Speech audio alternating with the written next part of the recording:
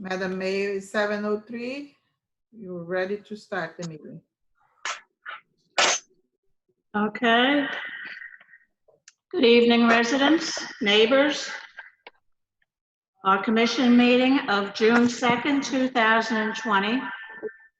It's 7 o'clock. And Roseanne, please do a roll call. All right, Mayor Hopping, Here. Vice Mayor Tudor, Here. Commissioner Kennedy, I'm here. You have Judy Hammelberg unmuted, and that's the background noise I believe we're hearing. Honey? Judy Hammelberg, Judy Sue at Bell's House. okay, got it. There you go. Okay. Yeah. Change his name. Why do you think the name? Rename? Did you finish with the roll call? No. Hold on. I'm sorry, I have to change Okay. something here. Okay, let's start over. Mayor Hopping, Present. Vice Mayor Tudor, Here. Commissioner Kennedy, I'm here. Commissioner Ross. Commissioner Ross, Yes, I'm here. okay. Commissioner Samara, Yeah. okay.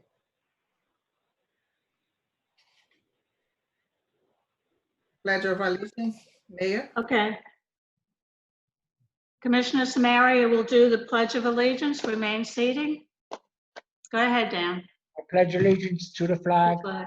to the republic for which it stands, one nation, under God, indivisible, with liberty and justice for all. Hoorah.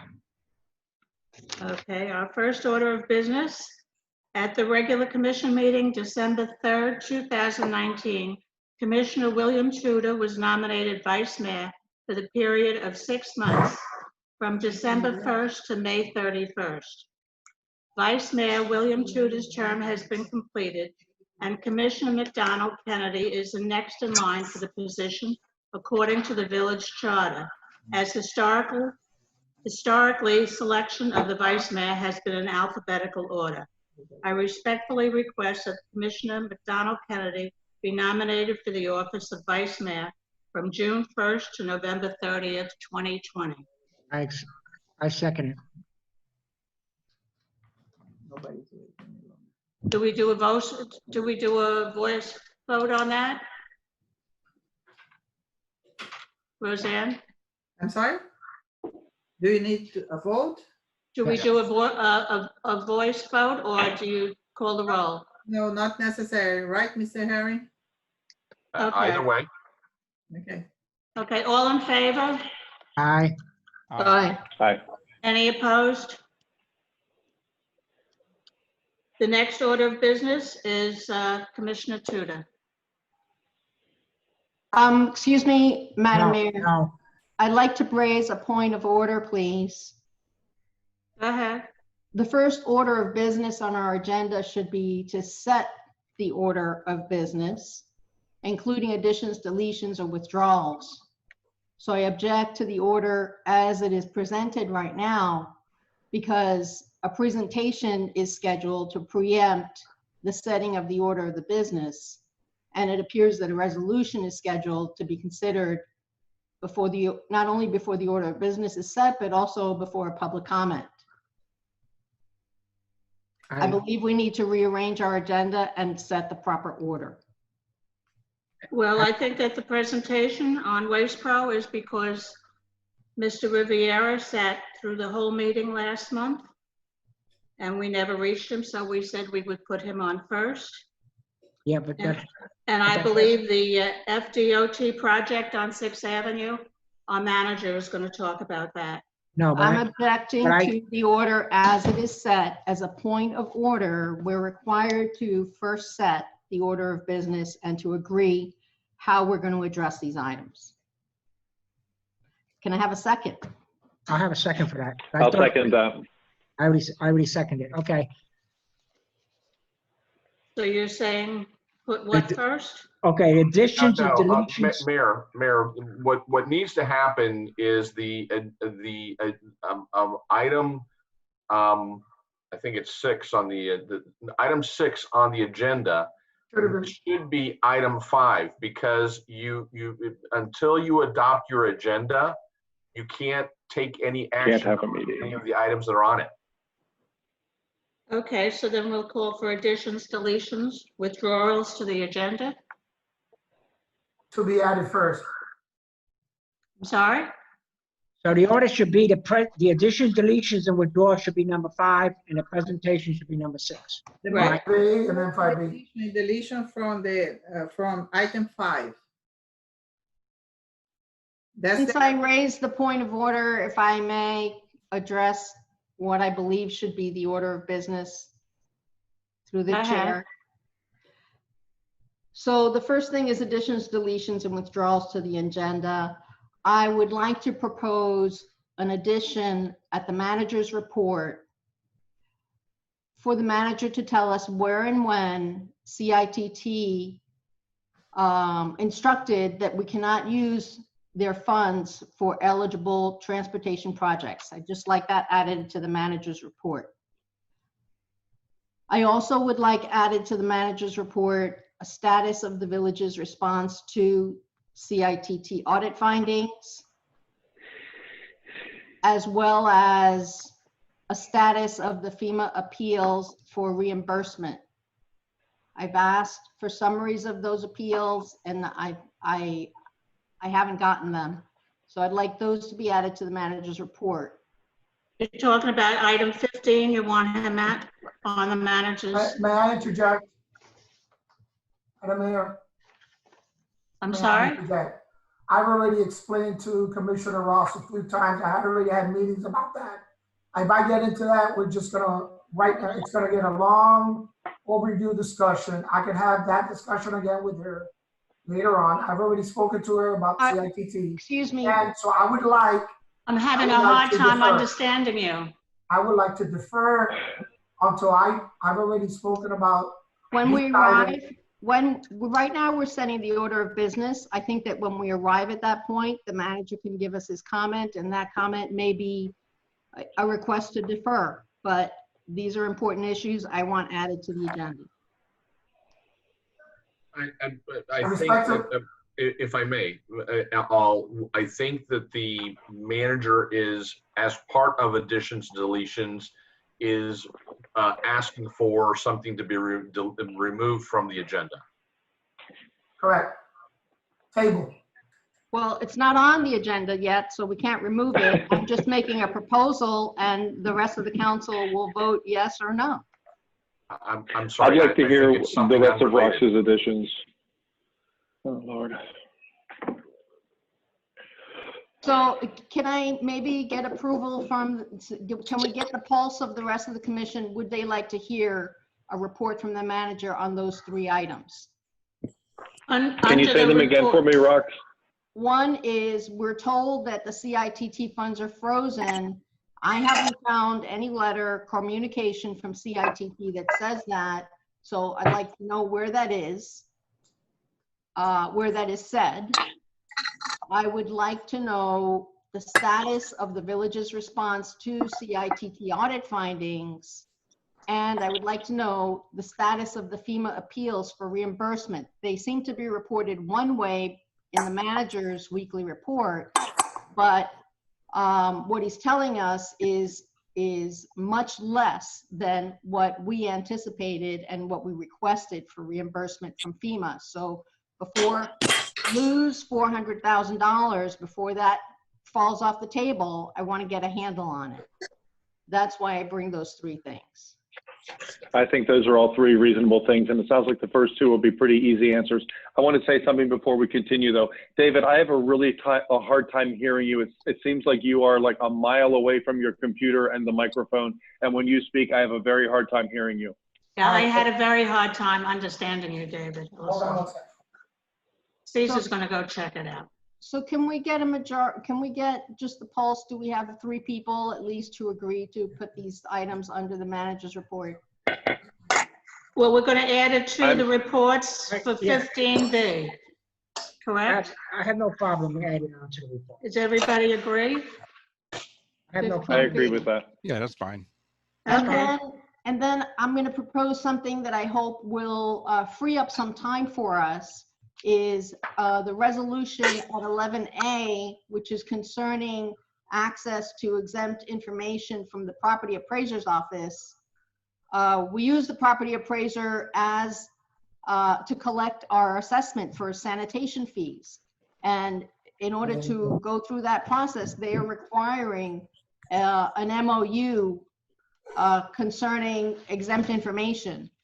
If we don't agree to the MOU, we lose the ability to collect our sanitation fee through their office. So I think that maybe we could move that to the consent agenda unless someone objects. Absolutely, I agree. I have no problem with that, to move that to the consent agenda. Okay, also, item 11C is the GMS Financial Services extending their contract for 2 years. They requested 3 years, the manager recommends 2 years. I don't think that anyone wants to see us change the finance director at this time, so I'm proposing that we move that item to the consent agenda. The consent agenda too. And what about the Giordano extension agreement? I'm gonna ask that that actually get extended for through 2021 rather than 2020, which is only 2 months away, because then we're gonna have to talk about it again in a month. I don't know if that could go to consent or if we need to have more discussion about it. Is there a reason, Roseanne, why it was done to August of 2020? They did not request for 2021. That was their request. On their That's their request? That was their request, but they wanted to sit down and negotiate. 2020 only. They wanted to negotiate a little bit more money for 2021. Okay, if they agree with that, Commissioner Ross. Then I guess we'll have to talk about it. I don't know. So you don't want that on the consent agenda? We could move it to consent, but it would If they're, yes. if they're in yes. agreement, they want to do negotiations in August, so. These 3 items really should have been placed in consent from the beginning, so we don't have to waste time on them. And Okay, how then about the tree matching grant? We're going to approve that also, right? there are some difficulties with the tree matching grant. One of There's some the issues there. board members pointed out some discrepancies. I asked the manager to correct them, but I haven't seen the correction yet, so I guess we're gonna have to talk about them one at a time. Okay, so the consent agenda will put A, B, not B, A, C, and D, That's 11A, 11C. And 11. and 11D on the consent agenda. One last thing. There was an item on the agenda earlier this afternoon when I looked at the agenda, was item 12D, commission compensation, and then it disappeared at 6 o'clock. So No, it's not. Go there. It's 12D. Oh, D. I looked at the agenda at 6 o'clock and it was not under 12D, it was removed. You look at the agenda where. It is gone. Ross, It's missing. I have it on my agenda. Where did you look at? Look online. Online, Online, I mean on the website, on the village website. Yes, on the calendar, or the complete agenda? On the the calendar complete agenda. and under the agenda, and also as the, separate PDF.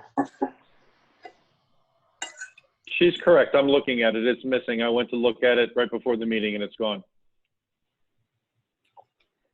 I thought maybe somebody was pulling it. So I just want to make sure we have it on. Is it on? If everybody agrees we're on, then Yes, it is. It's actually 12D. old 12D, Old as in business. David. Yes. it does not appear on the village website. It I'm has sorry, 12C yes. and then it has 12E. Yes, because I was changing the names of the commissioners with the position. I'm so sorry. I'm gonna do it right now, but you have the complete agenda, right? Okay, so as long as we're on, that's all of my It's suggestions. 12D. Anybody, anything else? I do, actually. May I go next? Additions and deletions? Yes. On the manager's report, I would like to have him give an update on the drains and the cleaning schedule for the drains. It seems to be a point of confusion. And given this unusual storm that we had recently and all the flooding that we had village-wide, I have been bombarded by concerns from residents about drains and when they're cleaned, how often they're cleaned, are they not cleaned? David, in his video that came out on Friday night or over the weekend, whenever it came out, indicated that the drains are cleaned twice a year. I'd like David to report more thoroughly on that. I asked for some backup on some evidence that the drains have been cleaned, when they were cleaned, invoices, things like that. I haven't received anything yet, but I have a lot of residents contacting me with some very serious concerns about our drains, and I'd like to hear David address that, please, specifically the cleaning schedule for the drains. I want to hear when they were last cleaned and when they're scheduled to get cleaned again, specifically. Is that okay, David? Yes. On his report, I'm sure he'll discuss that. Okay. Okay. Thanks. Let me see here in my notes. Ross covered a couple of my things as well. Well, I was hoping to see at this meeting, at the last meeting, Dan presented a fundraising event that he did, and he raised quite a bit of money for a good cause. And I thought we were coming back to approve it. I thought we had to vote to approve it. It's not on the agenda. So I'm wondering why it's not on the agenda. And I'm hoping that it comes up so we can finish that off, because I know there's money there that's waiting to be donated. And if we don't approve it, it can't be donated. So I'm hoping that was an oversight. I don't think we're getting involved with church and state. Can I address that? Madam Mayor? Well, right now we're just talking about the agenda itself. We're just at additions and deletions, so. Yeah. So I'm just bringing up the fact that at the last meeting, there was a presentation and it came up that we would have to handle that tonight, but it's not on the agenda. So I think that needs to be added. And at that point, Dan can update us on that. And I had one other thing that I think I'll skip for now. So that's it for me. Okay, so With that, I would like to make a motion to approve the agenda as amended. okay, is there a second on that? I'll second it. Mayor Halpin, Yes, excuse me, yes. Vice Mayor Kennedy, Yes. Commissioner Samaria, Yes. Commissioner Ross, Yes. Commissioner Tudor. Yes. Thank you.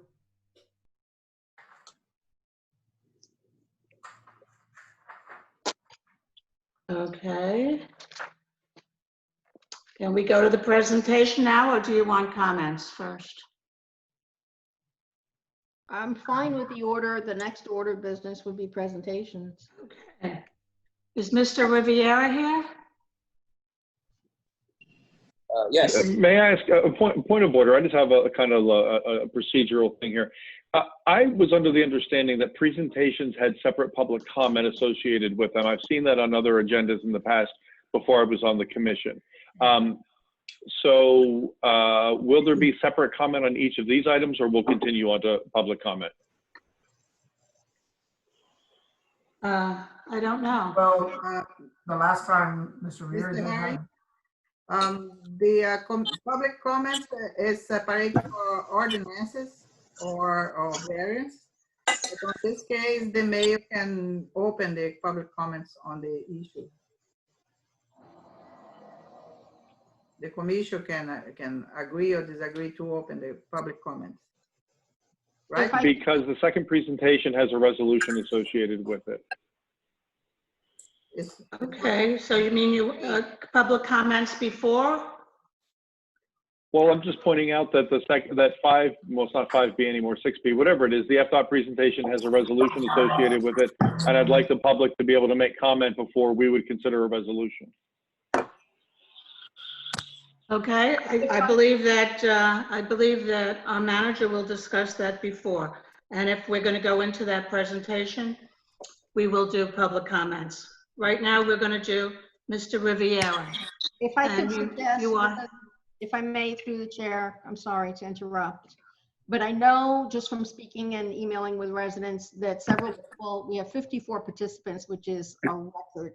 And many of those people are here specifically for in response to these two presentations. So if we could indulge the people who want to speak to Waste Pro after his. Okay, I'll let them speak after the presentation. And then the same for the FDOT project. I think that After the manager Hernandez speaks, I will do that.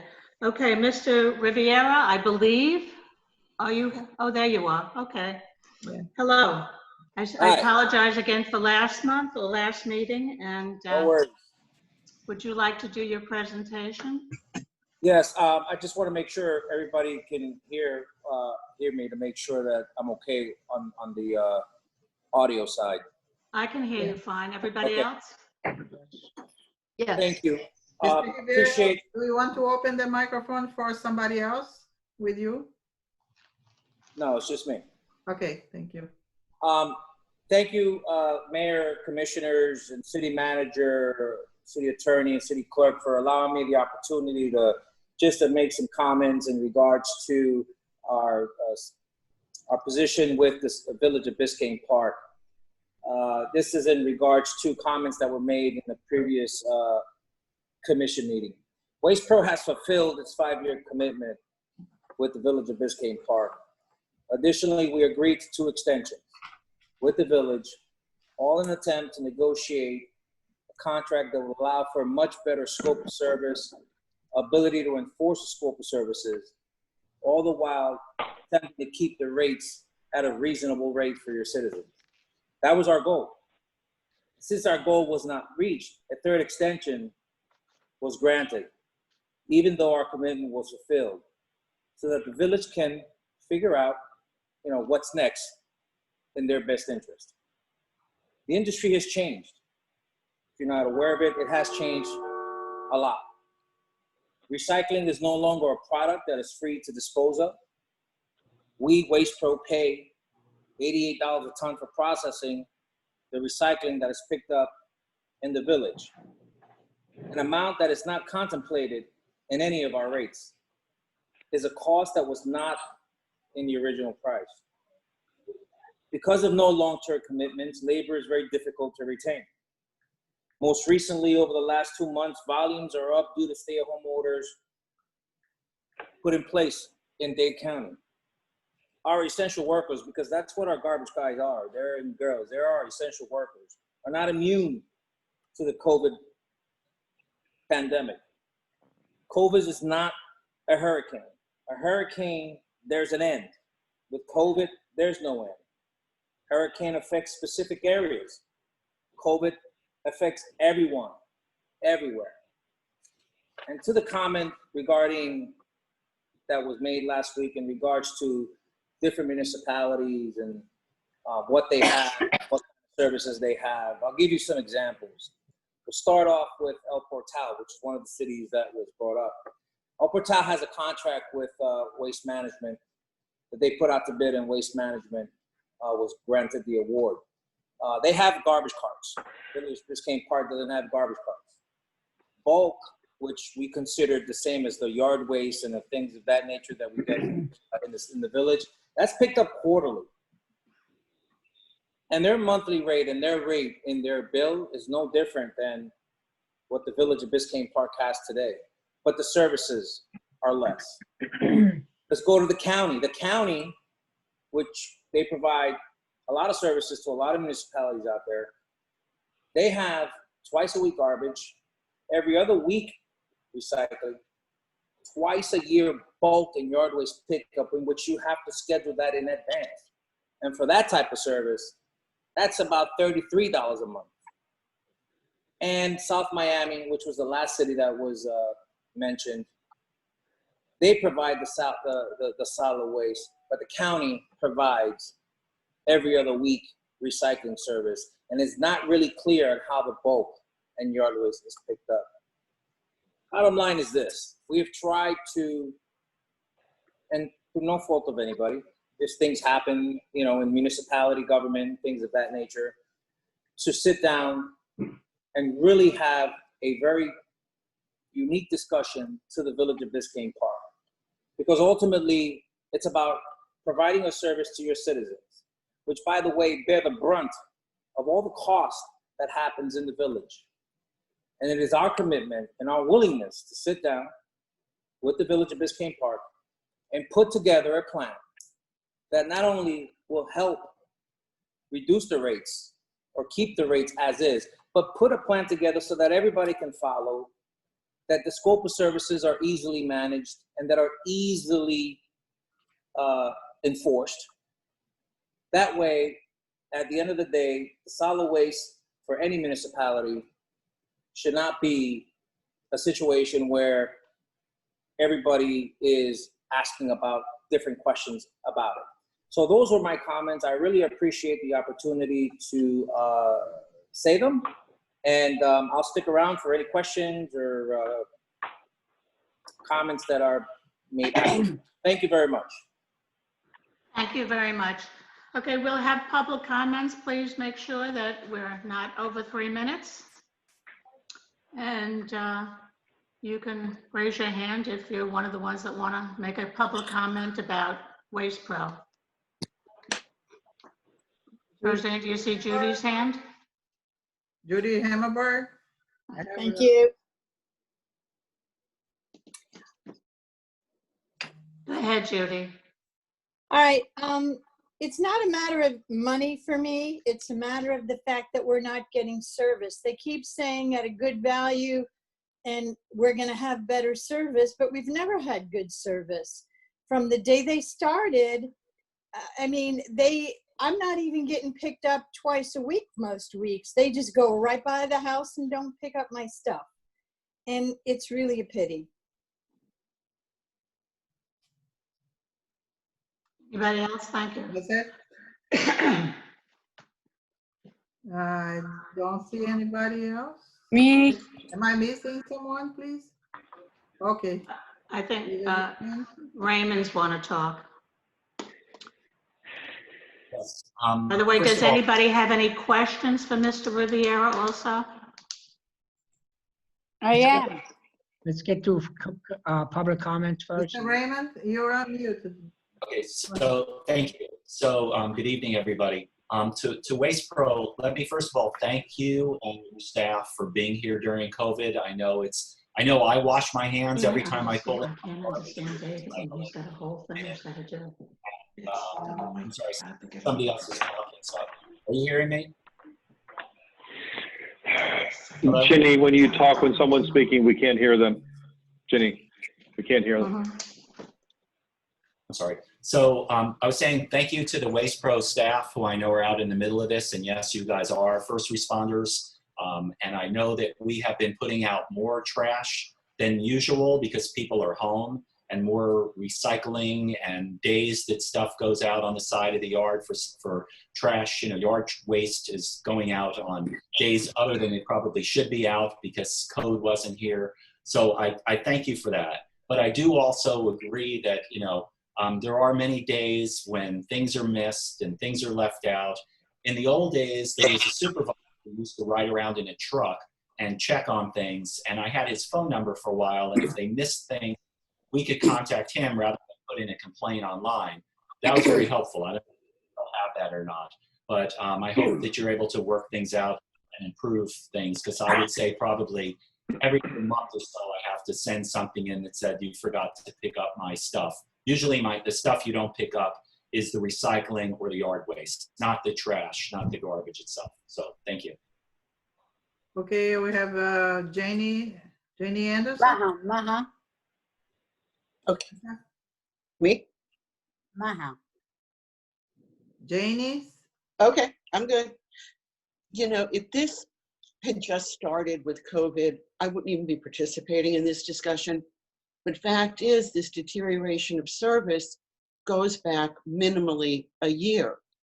I mean, for anybody who remembers back to 2014 and the promises Russell Mackey, I believe is his last name, made to us, inclusive of dedicated crews, enough manpower and equipment that we wouldn't have the kind of service problems that we were starting to get with our own in-house people. Well, that didn't happen from square one. And it's just the odd mistakes that they make. Like today, which is the day after the yard waste should have been picked up. They pick up my loose trash, they leave my can full. Now, ironically, on Fridays, the yard waste can, they do empty and leave it in the street. It's these sort of careless errors. It's the fact that we've gone from a promise that trucks would be in our city only 2 days a week to now they're here as much as 5 days a week. And again, it didn't just start with COVID. That's a false equivalence. That's not the, it's been playing out for well over a year. People have their garbage missed 2 or 3 times in a row. That would be bad enough if we live in Pittsburgh. In South Florida, that's really nasty. And the issue, my concern is if we don't start holding them more accountable, if we don't start holding every vendor and every employee more accountable, we're going to have this problem no matter where we go. Thanks. Okay. Thank you. I have a person that raised their hand, but the only identification is iPhone. Yes. Okay, go ahead. Hello. Yes? Yeah, let's speak. Can you identify you and your address, please? Are you talking to me? Yes. Yes. Hi, how are you? My name is Maha Quad. I live in 610 Northeast 121 Street. I was waiting for this meeting. I've been talking to Mac for the past few months with the same problem with the West Pro. It's the same thing with the issue with the other residents. They keep missing the trash. If it's not the yard, it's the garbage. If it's not the garbage, the yard. We never had this problem. It just, for once, can we solve it? We agree on something. Why are they doing this? I see them pick up the other street across from me and they're missing mine. Why this happen? And I see them so aggressive, the way when they empty it, they throw it in the middle of the street. Why? And sometimes I witness my own eyes. I hope the manager listening to me for the company. The driver, I saw him. The worker want to do the job. Why they doing the job? He drive for them not to continue. It's just for them to stop and leave. Something has to be done. It is not right. I was talking to Mac. He's very helpful, and he promised this is going to be solved for once. Thank you. Thank you. William Pierce? Does anybody have any questions for Mr. Riviera? I have another comment. No, William Pierce. Can I hear you, sir? Mr. William Pierce, please, you can talk. Hi, sorry about that. I was trying to unmute my phone. Good evening. William Pierce, 650 Northeast 115th Street. I have to agree with a few people that the old garbage that we used to have is definitely the way we should have gone. I would have paid more money just to have those people because they took care of us on a daily basis. But one of the things I wanted to ask, and I think a lot of people probably have the same question, is can they clarify why, like today, when they picked up our garbage and recycling, that they mixed both the garbage and the recycling into the same truck? Do they separate it? Because we all spend a lot of time separating our recycling and trying to do our part to be green, but then they all throw it into the same truck. I would imagine that they don't have a separator and that's their facility, but maybe they do now. Can you answer that, Mr. Riviera?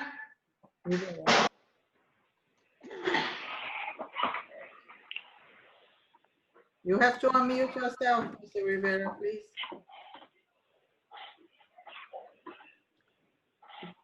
Mr. Rivera? Gotcha. Sorry about that. Yeah. To the question regarding the separation, we take all of our materials to a facility where they have both the trash and they have the recycling that is separated. And it's done, and that happens to every municipality. The separation happens at the processing facility. So it's a very manual process. So the plastic goes with the plastic, the cardboard, things like that. So if I may I ask a follow-up question since he's addressing this topic? Go ahead, Ken? Ken, if you are separating things at the facility, in answer to William's question, why are we separating it here on our end? Why do we have recycling in one can and trash in another? Why are we not mixing it if it's all being manual or all being separated there anyway? Now, remember that over the last 5 years, the industry in terms of trash and recycling has really, really changed. But the only time that there's an issue with, the trash truck and the recycle truck look identical. There's no differentiator in that. And so if there are times where the contamination of the recycling is high, then it gets into the trash. But right now, as it stands right now, it costs more to process recycle than it is to throw away trash. Where we take our solid waste, which is a local facility by a public company, they separate everything. That's kind of where most of the issues happen. Even if it's just regular trash, all the recycling, and not everybody recycles, that's a fact. All the recyclable materials that are in the trash even get separated, at the disposal facility. So even though it may not be done at the curb at that moment, and I know we run recycle routes, on the days where on Fridays. So that is a scenario where we take our materials to the same facility, and it all gets separated at the facility. So at some point, it does get recycled. Not everything is recyclable anymore. They've limited it now to cardboard, paper, plastic, and aluminum, or metals. So glass is not even part of the recycling scheme anymore. They just put that in the trash and it goes to the trash. Cardboard is really clean cardboard. Pizza boxes and things of that nature are no longer recyclable. So it has changed a lot. The issue we're having, not Waste Pro, but us as an industry, is there's high demand for recycling, but the business side of it is completely different, because now for the same amount of volume that is generated for recycling, and the commodity had a price per ton for it, that has been wiped out clean. Where you used to get, and I don't want to get technical with the recycling stuff, but it used to, any company that had a recycling facility used to get $150 a ton for cardboard. Okay, that price now is $30 at the highest, when processing costs are still in the $40s and $50 per ton. So there's a big change in the industry. So I know at the street level it doesn't seem that way, but on the back end when it comes to processing and cost, it has completely changed. So one of the things that we do is we try to, educate with staff and everybody that's involved with what we're looking for in terms of the materials in the recycling bit. Okay, so Ken, it's Mac again. I appreciate you answering these questions. So can you assure everyone listening to you right now that I'm sorry. our recycling, I'm sorry? I'm sorry to interrupt. There is another, two other people that want to speak. Well, I want to ask about what talk. Ken just said, though. Okay, Ken just said something, and I want to ask him about it while the topic is fresh. So Ken, are you assuring us that our recycling is in fact being recycled, even though it gets mixed together often? Well, you guys, as a village, we pick up probably about 80 to 90 tons a month in recycling. And I can assure you that 99.9% of that material is going into a processing facility. That processing facility markets that. That's outside of our control. So they market it. So whatever they have in recyclable, it absolutely. Okay, go ahead. So you're assuring us that's happening.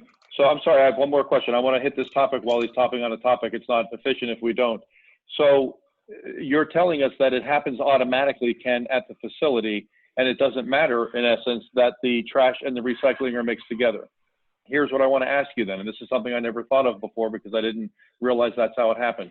In the interest of getting everything picked up better, would it make more sense for instead of having a recycling truck go through the village and a trash truck go through the village on the same day, would it make sense for a truck to take everything from one house while they're there? I can speak for myself and tell you that sometimes my trash gets picked up and my recycling doesn't. Sometimes it's the other way around. So one truck clearly makes it past my house and the other one doesn't. What you're telling us is it doesn't matter that they're separated or not, that it's happening at the facility, then might it make sense for the truck to take both cans while they're there so they're not making extra swings through the village all day? That might, I would think, minimize the number of missed homes for one or both. That is a possibility. From an operational perspective, absolutely, that's the perfect scenario. Don't know how you're going to be able to convince everybody that that's the case. You see what I'm saying? Well, you just gave us 99.9% assurance that it's being separated properly at the facility. Right, it's being separated, but I understand that, but not, your citizens aren't going to the facility. So, and the facility is not a Waste Pro facility. It's a facility that is a public company that we take it, and either the county or the other company that we use, and they've been around 30, 40, 50 years, and that's what they do. So, but if it were up to me, absolutely. So you're saying that you'll collect both at the same time and not have separate truck doing the garbage pickup? What I'm saying is that that's something that we would have to sit down with the manager and figure it all out. And because there's a lot of education involved in it, because at the end of the day, it's about recycling right, not really about the dollars, but recycling correctly, because that's what it's about. So, that all requires a sit down and talk through it and work out all the the education piece and all this other stuff, and that can be done. What is their education to be done? I'm a resident. I put both my cans out there. The truck comes and takes both cans. What do I need to be educated on as a resident? So that's something that we would have to sit down, talk about it with the manager, and see. There's a little bit more involvement to that, because it's one truck picking up everything, more volume, one truck. But again, we'll just have to sit down with the manager and work all through that. It just seems to me that it would be I'm more not sure efficient. I understand all of that. Yeah, exactly. Mr. Riviera, it seems to me that it would be more efficient if the same truck picks up both cans, and it would be less time. I'm with you. The same volume of material either way. That's not what our current contract says. So there's got to be, all that has to be sat down and talked about. Okay. Roseanne, you said there's other people on the line? Yes, we have Art Gonzalez. Good evening, everybody. Good evening. Hello. Yeah, go ahead, Mr. Go ahead. So I just wanted to follow up on something that Janie said. Obviously, we've been having issues with Waste Pro way before COVID arrived on our shores. But the difference was that in prior years, we had a follow-up. We would sign into that easy thing and complain that our things weren't picked up. Someone would call, someone would show up, someone would email you. Now it just seems to be going into a black hole, and absolutely nothing or no one follows up or calls or care. It also seems to me that we've put ourselves and we've put Waste Pro in a very difficult position. And as a community and as our elected leaders, you all need to figure this out and get this fixed ASAP. Because we've put ourselves and them in a difficult position. That's all I have. Is there anybody else, Roseanne? I have Mr. William Pierce that wants to speak again. Go ahead, Mr. Pierce. Ken, sorry to throw you off guard on that question. I don't think you were ready to answer that. It was a good question. But my question is, can you share the company that you deliver this stuff to so we can research who they are so that we feel more comfortable for those of us who do want to actually find out where that all your product goes to? It's routers at Waste Management. Is there any way to share that information? I can get with the city manager and we'll work it that way. That would be great. That way everybody has the same information, and then whoever wants to contact and find out and research and see what their background is, then we can and feel more comfortable about it all around. Roseanne, is there anybody else that wants to talk? I've seen Raymond. Amy Raymond. you need to raise your hand. I'm sorry. You need to raise that. No problem. Okay, go ahead. Okay. Oh, so hi. I understand that people want to have the illusion that they're recycling. You know, we understand how the recycling works in this country, and they only have to take by law like 10% out of the garbage. So my question is, and I understand people want an illusion, but an illusion really doesn't work. So can't we just put everything together? I know that's why you don't want to do it, but can't we explain this to everybody and put everything in one garbage can? Wouldn't that make it better in a lot of ways? And then when it gets there, they'll recycle. And if everybody has a problem with how Miami recycles, then they could do that on their own and start working on it. That's my question. Mr. Riviera, do you have an answer to that question? Yes. Look, at the end of the day, the processing facilities, it's a business. So their commodity has to be worth something. So, because at the end of the day, it goes to a mill and they're looking for the virgin product to make sure that they recycle. Again, from a to the curb, set it and forget it standpoint, yeah, that would be the most optimal scenario. But from a worthiness of the commodity, that's why they have the separation in place. But again,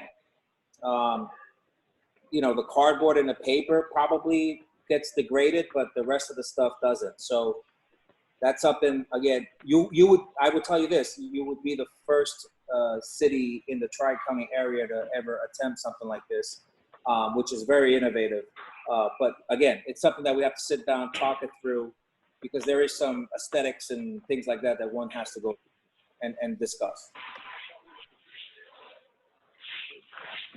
Thank you. Is there anybody else, Roseanne, that's on that wants to talk? No, I don't see anybody else. Please. Oh, okay. I have Lori.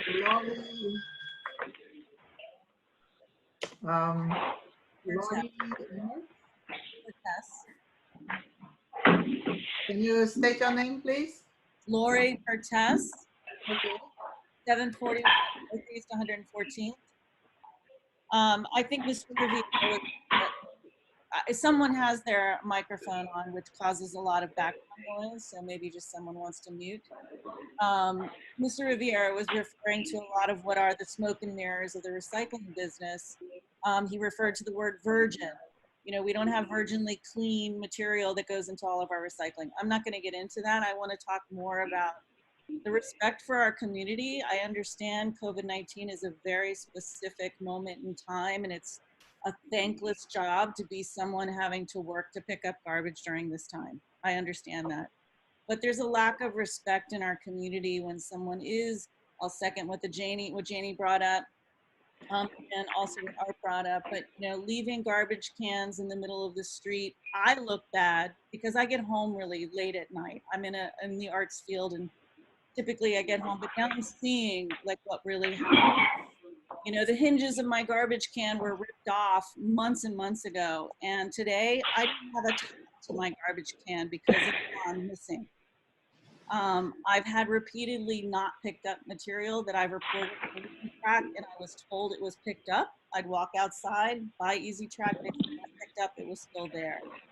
So I just feel like whether this is a situation of COVID-19, I'd love it if Mr. Riviera just said we're understaffed, things are really difficult. This is a moment in time to hold on, and we'll address this later. Or is this a more pandemic issue that has been ongoing, because I've tried not to complain through this, but it's just really gotten a little bit much. So, Thank you for that. I'm very sorry. I didn't catch your name right quick. Lori Mertes. Lori, I listen, you're right. You know, there are times where we have dropped the ball. There's no denying that, and I'll be the first one, and I'm saying it in public. We have dropped the ball. We have some procedures in place that we didn't follow. The trackies, and we tout it about it all the time. We do get them, and it's my responsibility to get with that immediate supervisor to make sure that those items are being addressed. So I will not stand here and tell you that we're perfect, because absolutely we're not. Unfortunately, it has become a little bit more difficult for us to get back on track because of, it's not really, it's just employee issues in general, only because there's so much uncertainty in terms of the COVID and the fact that people are home more and creating more trash, and you know, we look at our employees every morning. They're not looking, you know, 100% right. We have to make a decision, send them back home, and then we have to make some changes. But I do agree with you, Lori.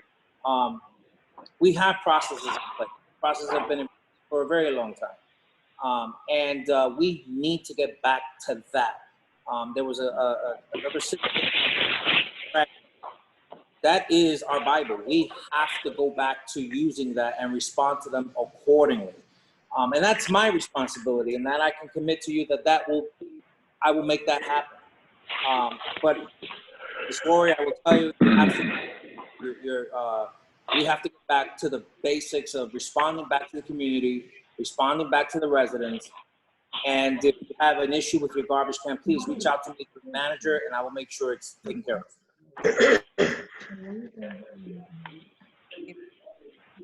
the person who's on the phone number, the last digits 139, should mute their microphone, just the first list. All of us. Lori, that's me. It's Mac.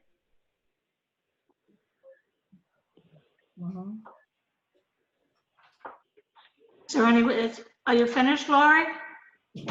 Yes, thank you very much. Okay, thank you. Roseanne, is there anybody else that wants to talk? I don't see anybody else, Mayor. On Waste Pro? Okay, thank you very much, Mr. Riviera. We expect to have you over. So Jenny, I have some questions for him, please. Discussion here. Go ahead, Commissioner Kennedy. Well, I mean, I really thought this was our chance to have a conversation, so I'm sorry if that frustrated you by me wanting to ask a question. So I have a couple of really quick questions for Ken. Ken, in the contract that we have with you, there's a section in there. Are you there, Ken? Yes, he's Yep. here. He's there. Hi there, Ken. There's a section about damages, and it's about how we get damages from you if the contract is, you know, if you violate the contract in certain ways. Is that section meant to pertain to you missing houses, you missing routes, you not finishing a route? Or is that section of the contract about other contract issues? Because the only thing I see in here regarding you know, us enforcing this is that section about liquidated damages. And the prices are pretty steep. So I want to know if that's supposed to be our, I'm going to use the word muscle, if that's meant to be our muscle to enforce this contract, and when you guys fall short of your responsibilities. So answer that question, please. And then I'd also like to know how many times the village has claimed liquidated damages from your company for anything that you have done wrong in this contract since we signed it. The liquidated damages are those standard contracts, standard language that's in, you know, most, if not all of our municipal contracts.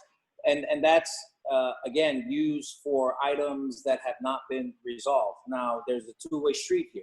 So, for example, if a resident says they missed my yard waste, okay, let's say in the Village of Biscayne Park, they said they missed my yard waste, but it wasn't missed. It's because it's 7 or 8, 9, 10 cubic yards of yard waste.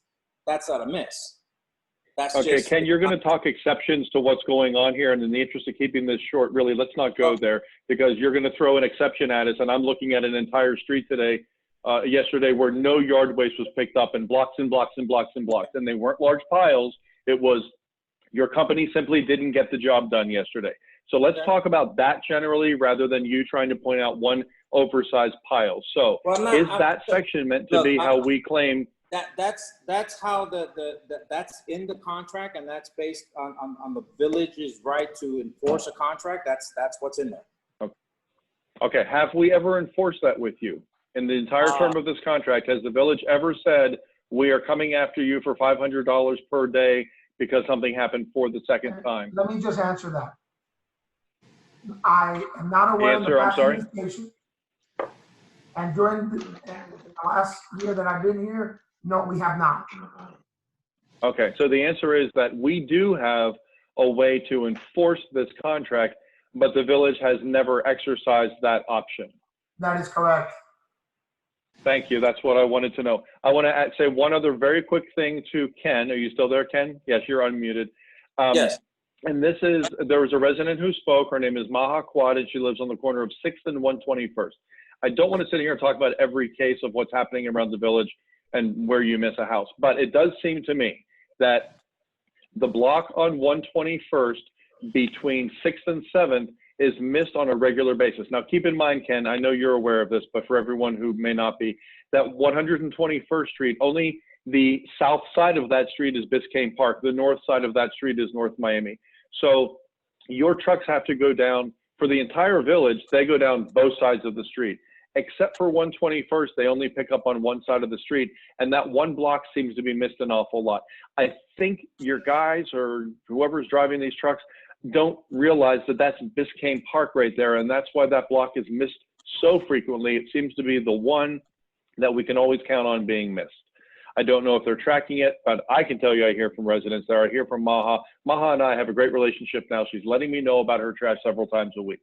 So I would just ask you to make sure that everyone is aware that 121st Street on the south side is Biscayne Park, especially that block. I think they're coming into the village and simply not making that turn. And they're going up and down and following their route and missing that block. So if I could ask you to do that, that would be a wonderful thing for us, please. Yes, sir. Thank you. I'm done. Thank you, Ginny. And Commissioner Ross, did you have anything to say? Yes, I do have a couple of comments. First of all, I'm a little confused about this element of the recycling. I understand that industry-wide there have been major changes in recycling, and that material doesn't have the commercial value that it had years ago for multiple reasons. But I don't understand. It seems to me that if you mix the recycling with the rest of the trash, whatever value might have been there for that cardboard or other material is going to be spoiled. It's Contaminated, right? going to be lost. So, you know, to put everything, both bins, into one truck and haul it away, and then expect someone to pick through what is the gems that are still recyclable, it seems counterproductive to me. But it's your industry. You're saying this is the way to go. And if it is the way to go, I'll have to do some more research, but if it is the way to go, we're going to have to do some serious re-education for our residents to understand that process. Education was one of the things. Garbage. How could you get someone to sift through that? Mayor, I request there is a participant called Don Roy. I'm muting him, but he unmuted himself. So please, sir, if you wait. Hello? Hello? Yeah, wait 1 minute, please, Mr. Roy. Yes, can you hear me? Yeah, Hello? we need for you to mute yourself, please.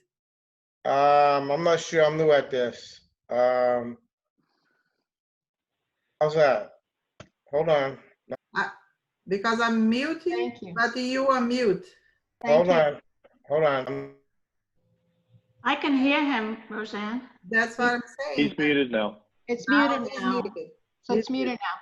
Muted. If I can go on. Commissioner Ross, go ahead. Sorry. Okay, so one of the terms that we came to when we first negotiated the contract was to have an education campaign. Waste Pro and the village were going to work together to, at that time, it was to promote more recycling for people, for people to encourage them to do more recycling.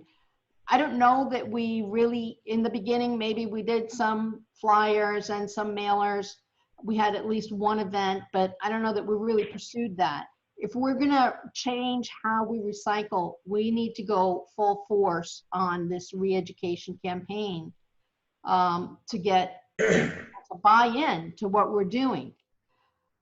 Thirdly, and this is more about the manager and the administration, is when David first came on to be the director of the Public Works, we saw a marked improvement in Waste Pro's product. And that was somewhere around February of 19, because David implemented this system where the drivers or the supervisor would call him when they finished a route, or if there was a problem with a route. And it was really fantastic oversight, and it worked very well for a couple of 6 or 8 months. And then we saw a kind of a drop off, a decline on that. So it's imperative, whatever system happens or whoever we contract with, that the administration really have oversight and a better control to make sure that the terms of the contract are complied with. My last comment, or next to last comment, is the contract that we signed called for quarterly reports from Waste Pro to let us know what tonnage is being tipped and how many complaints, easy track complaints there are, things that were resolved or not resolved. If I have seen 3 of those reports in the whole life of the contract, that's too many, and I certainly haven't seen any at all this year. One of the reasons it concerns me is because you say that recycling is not marketable anymore. And if it's not marketable and you're throwing it in with the trash in the regular pickup, that means there's got to be a drastic increase in our tipping fees for the things that are no longer getting recycled. I heard someone make a comment about there's extra garbage and tonnage because people are at home. I think that it's more likely that there's extra garbage and tonnage because more things are not being recycled. And I'd like the village and the decision makers to have a handle on what that tonnage and tipping fee is and how it's changed and where we're going to go with it in the future. And we'll need that for contract negotiations. And my last comment is I appreciate Ken Rivera coming with your presentation, and if we're gonna stick with Waste Pro, I think what we need to find is some other contract you have with a city that offers the similar services to our city. One of the major factors one of those major factors in our city's contract is that our garbage and recycling and yard trash was hand-picked, not using a claw. And that was like a major selling point for us to go with Waste Pro, because that was the promise. I know other cities, they are not so sensitive to their swales and protecting their green space, but we are, and it is a priority for us. I don't know if you're going to find another city that has that requirement and that has that in their contract, but it's important to me. And if we're not going to go with a Waste Pro, if we're not going to go with a piggyback from another city's competitive bid process, then we're going to have to do our own competitive bid process. And we're running out of time, which is why I have kept asking the manager to please produce a timeline for us to have that bid process. We can track both things at the same time, find with Waste Pro a deal if we can find with Waste Pro a deal, but I don't want to be backed. We're already back with our backs against the wall, and I want us to have an option to bid out for another vendor if that's the way we have to go. That's all I have to say. Commissioner Tuda, do you have anything to say? Yeah, just real quick. I see in tonight's agenda on this item, there's that memo that I had from last meeting. I think with this process, I think the village needs to be open to looking at all possible alternatives. It's my impression that historically we kind of get a little bit with blinders on and we get focused on one thing. Let's renegotiate with Waste Pro. Or I think we need to be looking at everything, looking at the possibility of piggybacking off of another city's contract.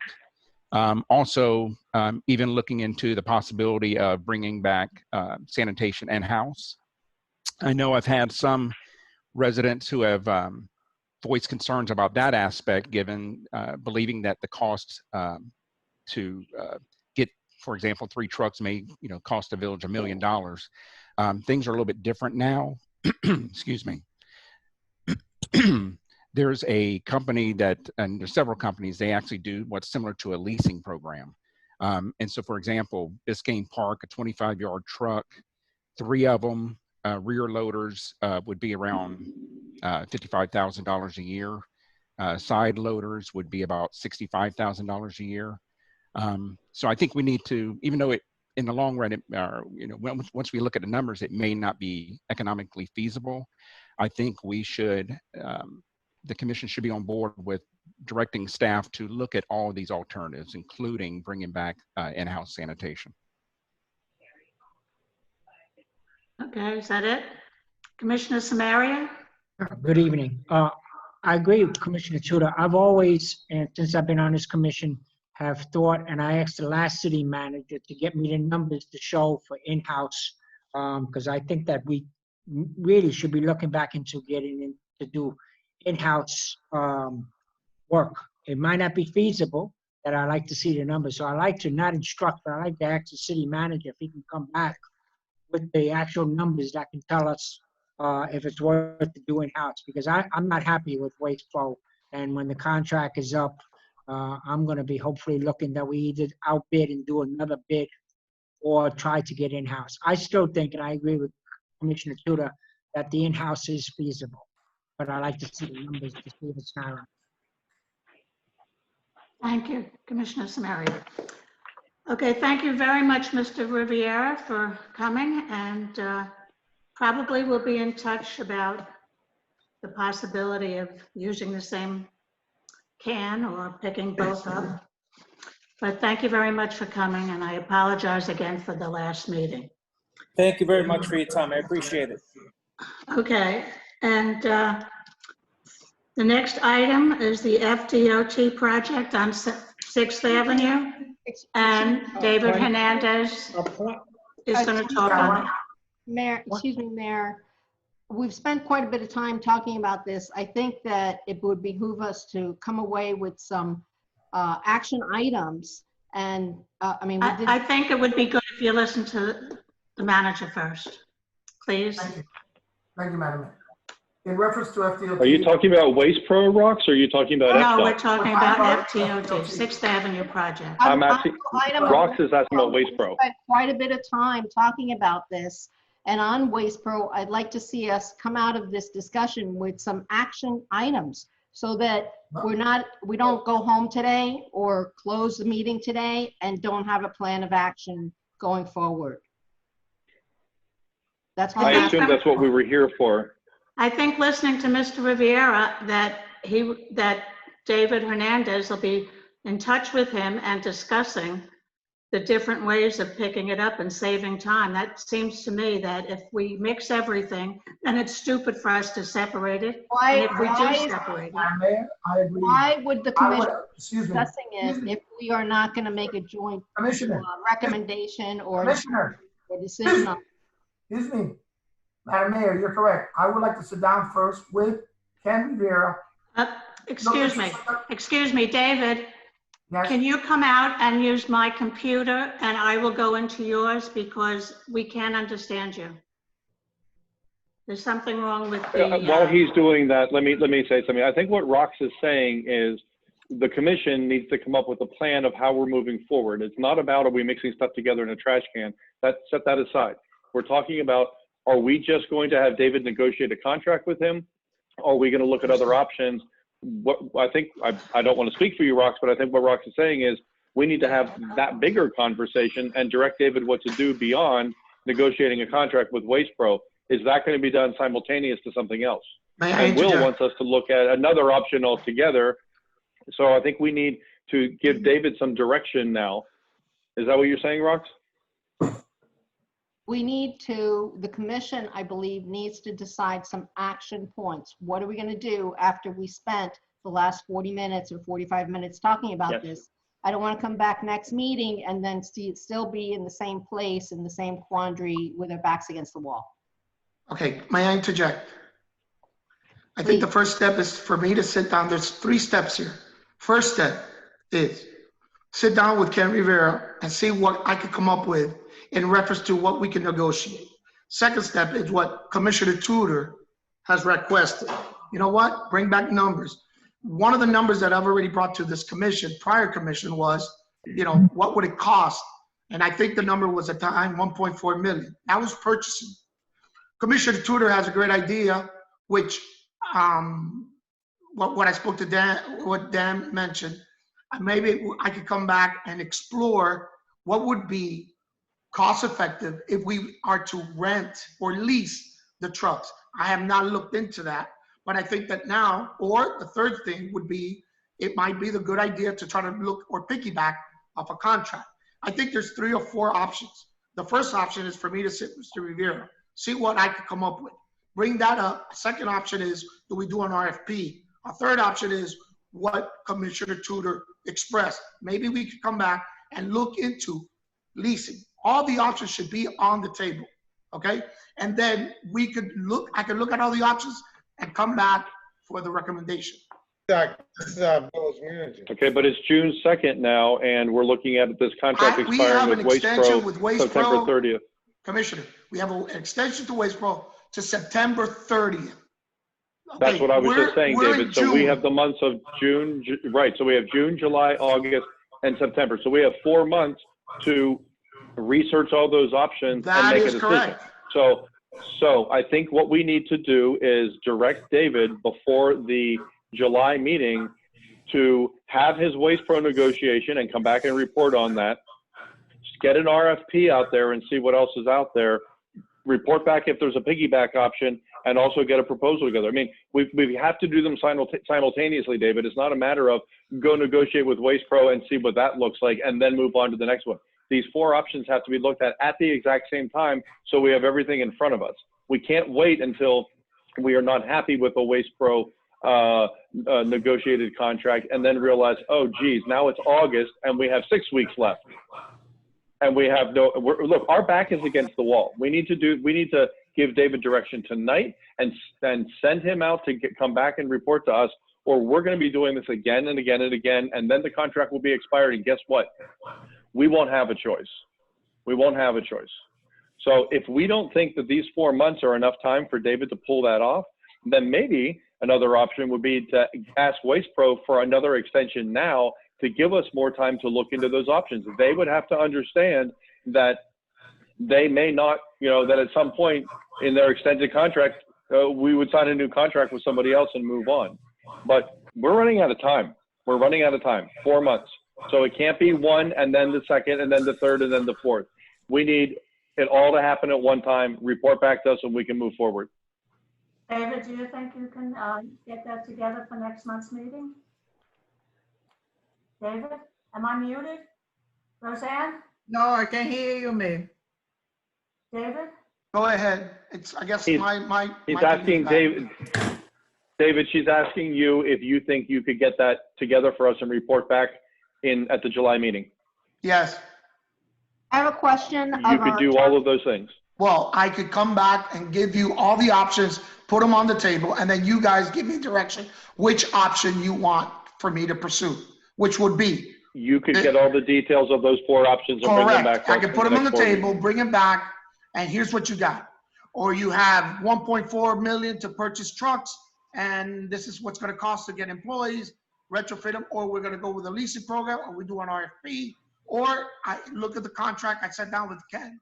This is what we pretty much negotiated. Do you wanna follow up with it? I have 2 questions here, if I may. Go ahead, Commissioner Ross. Thank you. Number one, government Yeah, has a particular way of doing procurement. And there's Florida statutes involved in it, and there is village charter provision involved in it. Particularly when you're talking about a contract that is in the several $100,000 range. I don't believe that Florida statute allows us to just pick one vendor and negotiate a deal with them. I believe that you have to go through a competitive bid process, or you have to piggyback off a contract that was negotiated by another city through a competitive bid process. The only exception to that, and I'm going to ask our attorney to tell me if I'm wrong, the only exception to that is for the commission, under certain conditions, to waive that process. To say, no, we don't think that we have to follow the law on this. We're going to waive it, and we're going to stick with this one vendor and negotiate a deal with them. So that's my first question, and I don't see John on my immediate screen, but John Herron, if you're here, please let me know if I got that wrong.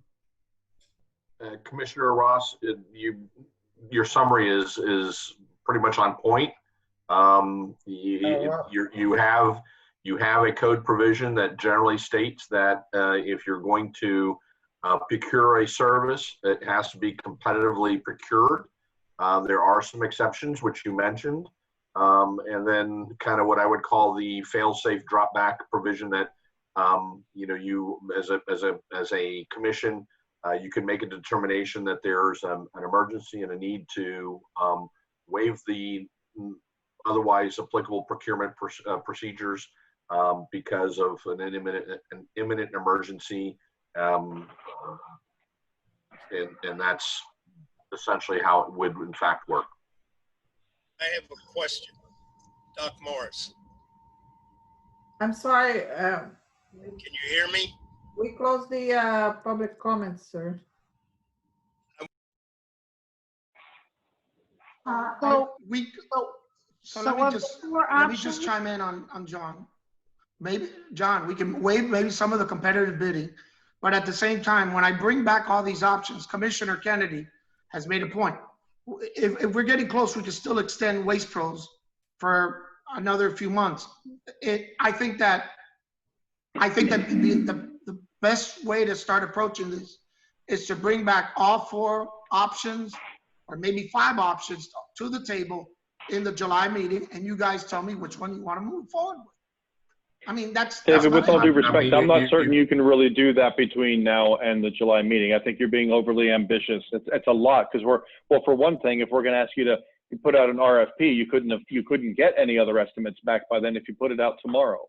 So you can't report back fully in a month on a negotiated Waste Pro contract, piggybacking, and an in-house proposal and competitive bids from other companies. You can't do that in the next 4 weeks. You might be able to do it by August, but at that point we have less than 2 months for us to make a decision on that.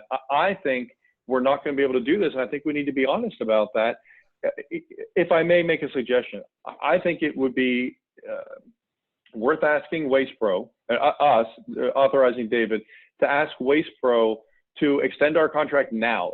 It now expires the end of September. Give us until, I don't know, the end of November. Just extend it now so we have this secured. Clearly, we're not happy. Residents are not happy overall, it sounds like, judging by what I'm hearing and who showed up here tonight. But we need to make sure we have trash collection. If we get it extended to the end of November, that gives us time for David to go do what we do need him to do, which I just outlined, and we are not backed into that corner. But I would want the extended contract with Waste Pro to say something along the lines of, they understand that at any point in that extended contract term, if we decide to go in another direction, David comes back, he gives us the options, and we decide to go lease trash trucks, for example, Will's suggestion, that at any point we decide on one of those options, we are able to cancel the contract with them and move on with like a 30 days notice.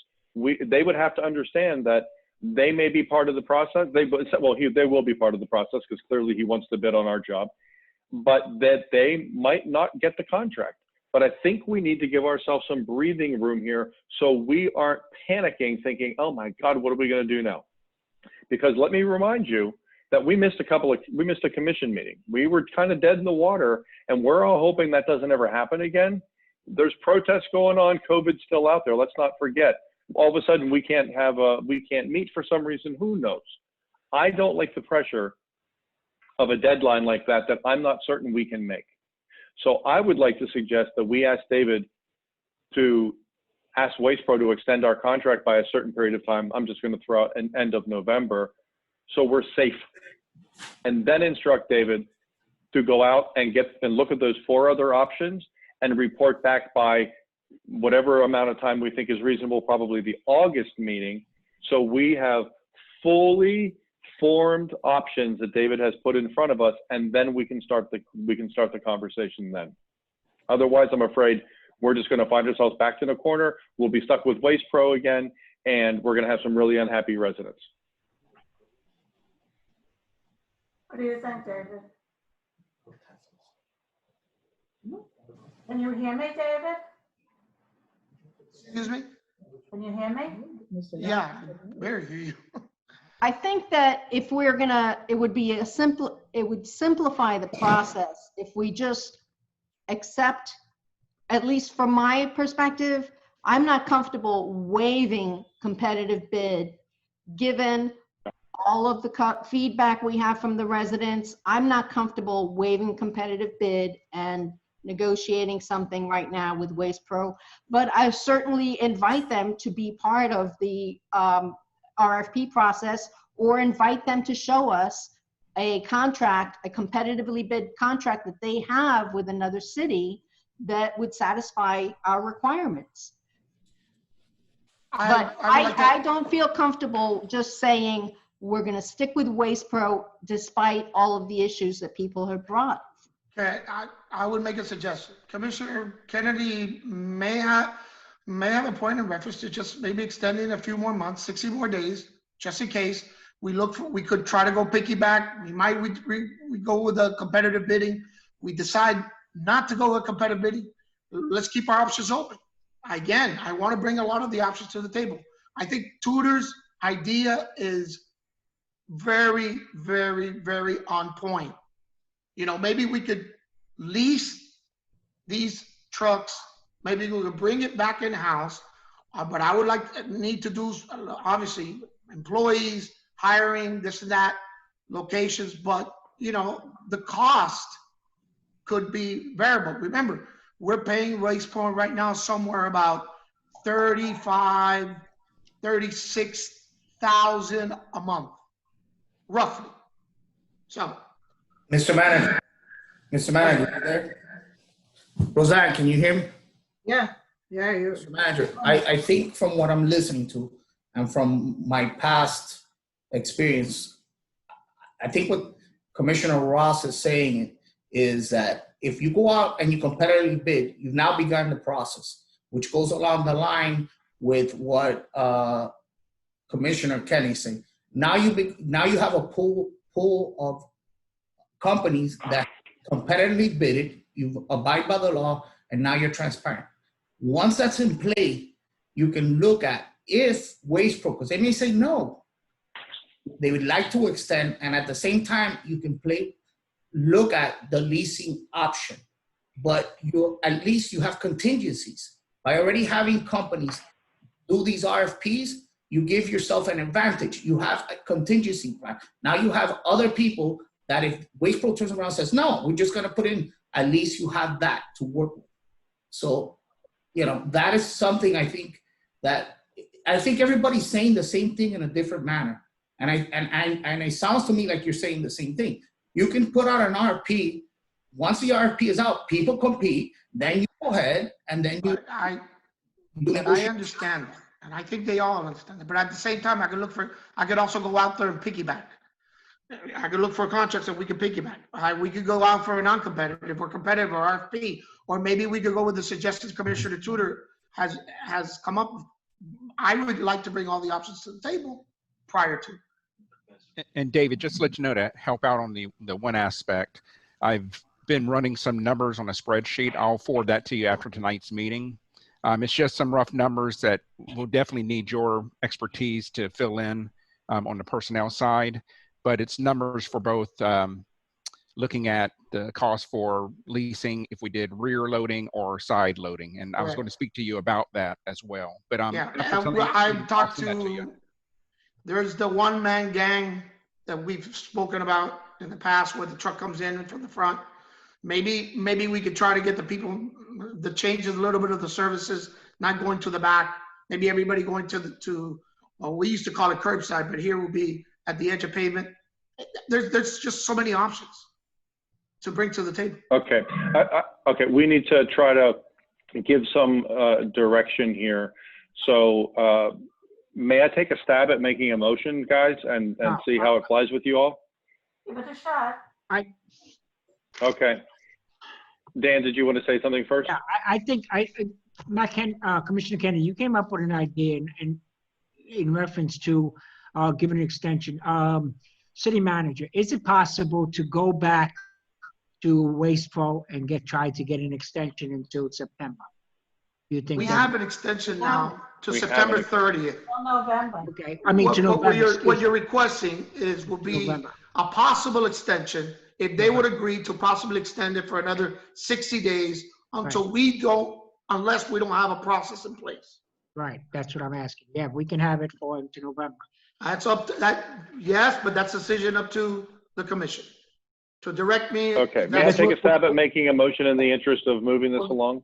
We're going around. We spent so much time on this one item, and we still have a lot more work to go here. That's why I would like to try to take a stab at making a motion here and see if we can move this along. I'd like to make a motion that we instruct David to ask Waste Pro to extend our contract to November 30th with a stipulation added that at any point during that extended contract term, we move in a different direction, any other direction, that we have the ability to cancel that contract with a 30-day notice, the extended contract. That would be the first thing I'd like to ask David to do in the motion. The second thing I'd like to ask him to do is at the August regular. Well, it's all one. Well, I was trying to wrap it up all in one motion. I'd like to second that. Okay, then we'll end it there. Okay, then we'll end it there. So I'd like to make a motion that David ask Waste Pro to extend to November 30th with that stipulation added to the contract that we can cancel it at any time on 30 days notice if we and put it in there if we contract with someone else or go in-house. Okay, I'll second I have a second on that? Yes. Can you hear me? I know his microphone doesn't. Did you hear me, Roseanne? Okay, I second it.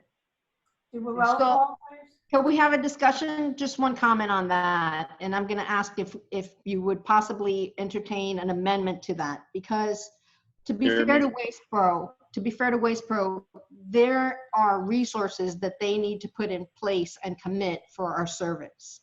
And whether that means hiring people or making sure the trucks are available, you know, even though trucks may break down, it seems unfair to me to say in 30 days, we can cut you off and string them along. The process of doing an RFP and negotiating a contract with whoever the successful bidder is on that RFP will take at least 60 to 90 days. Okay. Also, the process of, if we decide to lease trucks, a process of leasing trucks and hiring a crew and training a crew and getting all of the equipment in place, that's going to take considerably longer. So I really don't see us switching services before November 30th. And I think it's better. I'm fine taking that out of my motion, Rox. Okay, thank I you. was just trying to giving us a little bit of flexibility that if something did come up that was better and we could hop on it, that we would have the ability to do that. But if it makes it easier for us to get through this, I'll happily take that out and change the motion to instruct David to ask Waste Pro to extend the contract to November 30th. Okay, and I'll second that motion with that for 30 days. You want to do a roll call, Roseanne? Yes, Mayor Hoppin, Yes. Vice Mayor Kennedy, Yes. Commissioner Ross, Yes. Commissioner Samaria, Yes. Commissioner Tudor. Yes. Okay, now I'd like to make another motion that we instruct David to explore all 4 options and report back by August, to present at the August 2nd meeting, all of the options for us to consider fully. I would also like him to report, I would like to see a report from him every 2 weeks between now and then, so we see how he's progressing in case there are any hiccups or things we want to address with him individually. I would like to hear back how it's coming along every 2 weeks between now and the August meeting, which is 8 weeks from now. And the 4 things that I would like him to investigate would be, 1, come back with a negotiated contract with Waste Pro. 2, investigate Will's idea for an in-house service. 3, look into piggybacking with other municipalities. And 4, get an RFP out now. And I mean like now, get an RFP out immediately tomorrow so we can start getting bids from other companies and hoping that we could get bids back at that August 2nd meeting as well. So I'm going to ask John Herron or Rox, is it possible to get it, if we got an RFP out right away, can we get bids back by then? So I think there's inherently a problem with putting out an RFP, but at the same time negotiating secretly with Waste Pro. Because when you put up an RFP, there's a cone of silence and you have to treat every vendor the same way. I think it would be So is there no way that we can, there's no way that we, because we're in a contract with them now, is there no way that we can discuss that with them at the same time, John? Well, I think it's putting the cart before the horse. I believe, for whatever it's worth, I think that the best practice for the commission to direct staff is to put the service out to bid so you know what your options are. Maybe Waste Pro puts in a bid. They probably will. So you'll know what their position is through that bid process. If you can always then throw out the bid, you have that right under your code and under the bid documents, and then potentially enter into negotiations with directly with Waste Pro if there's a determination by the council that that's in the best interest of the village. Okay, so we can't negotiate with them even because they're an existing vendor. Okay, then I'll amend my motion to just be the RFP, get bids back here, get the in-house proposal in front of us, and options to piggyback with other municipalities by the August meeting, so we can take a first stab at this in August. Commissioner, I think John didn't understand the question. John, I think what he's asking is, can David now have a discussion, not on bidding or anything like that, on extending from September 30th forward, okay? And then if they decide to bid later, because they may not, okay, then there's a cone of silence at that point regarding future services. Well, I'm presuming that the direction that was given by the commission on the first motion, which was to authorize David to extend the existing agreement with Waste Pro for an additional 60 days, that motion was to do so on the same terms and conditions as the existing extension.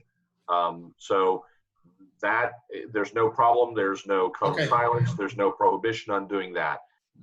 Where the potential prohibition and problems arise is if at the same time that the town or that the village has a bid out on the street, and one that Waste Pro may or may not respond to, that the village is at the same time negotiating a long-term extension, not a short-term extension, but a long-term extension or a brand new agreement with Waste Pro. That's where there's an issue. Correct. We already discussed. So that only leaves 3 instructions on the table. Is that right, Mac?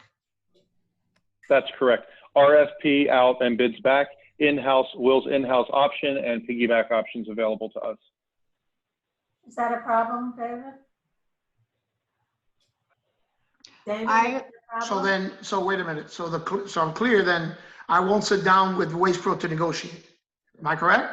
No, the motion is at the August meeting, you'll come back with bids from an RFP that will go out immediately. You'll present an in-house plan, and you will present piggyback options. Those are the 3 things that you'll present to us at the August meeting. Correct. But we already passed that we will extend, you already have a motion to extend the existing contract from the 30th of September to 60 more days, correct? Correct. That's correct. That's a separate Okay. motion. That's that already fine. passed. Yep. Got it. Okay. I second Mac's Okay. motion. I'll second Mac's motion. Okay. Vote, Mayor? Yes, Okay. Mayor Halpin? yes. Vice Mayor Kennedy? Yes. Commissioner Ross? Yes. Commissioner Samaria? Yes. Commissioner Tudor? Yes. Thank you. Now, Mayor, somebody, a resident is texting me and asking me how what we just decided to do impacts the, oh my goodness, the tax, what is it called? The tax that we have to turn in. The assessment. The assessment, I'm sorry. It's an Yeah. we do have to, and usually the village in May determines what the assessment is going to be. I know in Miami Shores, they had it on their agenda for tonight. I'm sure that there's a deadline coming soon, sometime in It'll June. be on your next agenda, commissioners. The assessment resolution. So It's going to be tricky On to the figure July. out what that will be because we don't know whether it's going to be in-house or outsourced. Or, We've already had some conversations internally concerning that matter, and the approach that staff is going to take and will be taking and be presenting to you at the next meeting is our best estimate of what that cost would be based upon all the information that we have, that we'd be able, that we've already gathered and that we will continue to gather between now and then as to what that cost will be. So, John, does it, once we submit that number, are we locked into that? Can we change it later? No, you're locked in for the year. No. And are we required to base that on some piece of paper that we're looking at, or can we really make something up here and maybe shoot high or take our best stab at it? No, you're taking your educated best guess based upon the documentation that your finance department will provide to you. Got it. Perfect. Thank you. Okay, are we finished with Waste Pro? Okay. David Hernandez, would you please? Yes. Okay, I want to bring now FDLT. However, I know they've been here, they've been waiting, but I do want to just clarify something. I want to talk a little bit about this project, and then I'm going to request that we table this. But I wanted to get some information out there because I think there's been a lot of misconfusion. I think that FDLT was approached somewhere around October of 2018. They were approached by the city, and the initiative was to kind of replace the sidewalks for a lot of safety reasons. However, when I started Public Works in December of 18, I was instructed by the village manager at the time to work with FDLT on the proposed improvements for 6th Avenue. Roughly around June of 19, FDLT got on board with a design team, outside consultant design team. During that time, there was a lot of conversations back and forth, me letting know what the manager at the time was and some of the other elected officials. The project was the proposed improvements, which was including sidewalk, drainage, lighting, crosswalks. And I also brought up to the attention of some of the, during my discussion with FDOT's design team, and we were gonna probably have an issue because some of those right-of-ways extend from private property into the right-of-way, some of the hedges. So during that information conversation, we spoke with the design team that maybe, possibly, that's gonna be something that's gonna impact the neighbors. So right now, I would like to table the actual discussion with FDOT and create a workshop so the residents could have a little bit more understanding. Now, I know that a workshop is just for all the residents in the village, but I think that FDOT could have this workshop somewhere, I think, for June 11th, so they could get more of an input of how it's gonna adversely affect and impact the roadway and the frontage of their property. So I would like to table this item and have a workshop where FDOT can speak to some, to the residents. David, may I ask you a question about that, please? Go ahead. The 11th is next week. I think, well, I'd like to hear what everyone thinks about waiting until we can have this in person. This is something that is very visual. And looking at a set of plans is easy for some people to do, and it's more challenging for others. And people learn and understand things in different ways. This is something that has a big aesthetic impact on our village. And I would prefer this workshop to be conducted in person so residents can see it up on a screen, really ask their questions properly, and see what FDOT is proposing here. I'd also like to ask you to request that FDOT, when they come in to do the workshop, that in addition to the plans that they presented to us to look at already this evening, that they present some other images as well, so people have a better understanding of what this will look like from the street level. So I'm not a designer, and I don't claim to be, and I don't know exactly what you would call that view, but FDOT certainly has the ability to put together a street view of what 6th Avenue would look like if you were walking down the median of 6th Avenue. In other words, they can take some photographs, they can Photoshop in the grass, the sidewalks, all the other elements, and they can show us what that will look like. They can provide a rendering, I guess you would call it. And then specifically regarding, and I'd like them to, put people on the sidewalks. I want to see what this is going to look like. I'd also like to see what it's going to look like when the landscaping is removed that will have to be removed to accommodate these sidewalks, whether residents choose to replace something or not. There is a huge visual impact on this community, and I think we all deserve to see what that would look like from the street level, not just as a bird's eye view looking at white stripes on a piece of paper. That's one way to look at it, certainly, but I'd like to see the street view. I'd also like them to put together a view at night that shows us what the streets would look like illuminated with the lights in the locations that they are proposing. Again, that's something very visual. So I'd like to see street views. I'd like to see some of them to be at night. I'd like to see the landscaping removed as well, so we can all really see what this is going to do to one of the main streets in our community.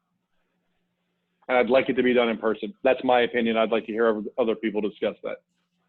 Commissioner, he said July 11th, just for the record. June 11th. Oh, I'm sorry. I thought you said June 11th. I said June 11th. June 11th. It's next week, Louis. You said, yeah, he said next month, and then he said June. You meant July 11th, David. No, he No. said June 11th.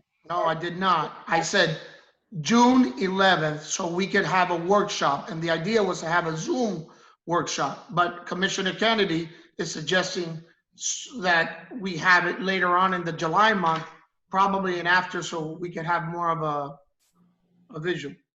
I think we should investigate the rec center and see if we can have it in person in 9 days, and let's see about the spacing that we can do. Okay, so, Excuse me, Mr. Manager, Mr. Rebeck from FDOT wants to speak.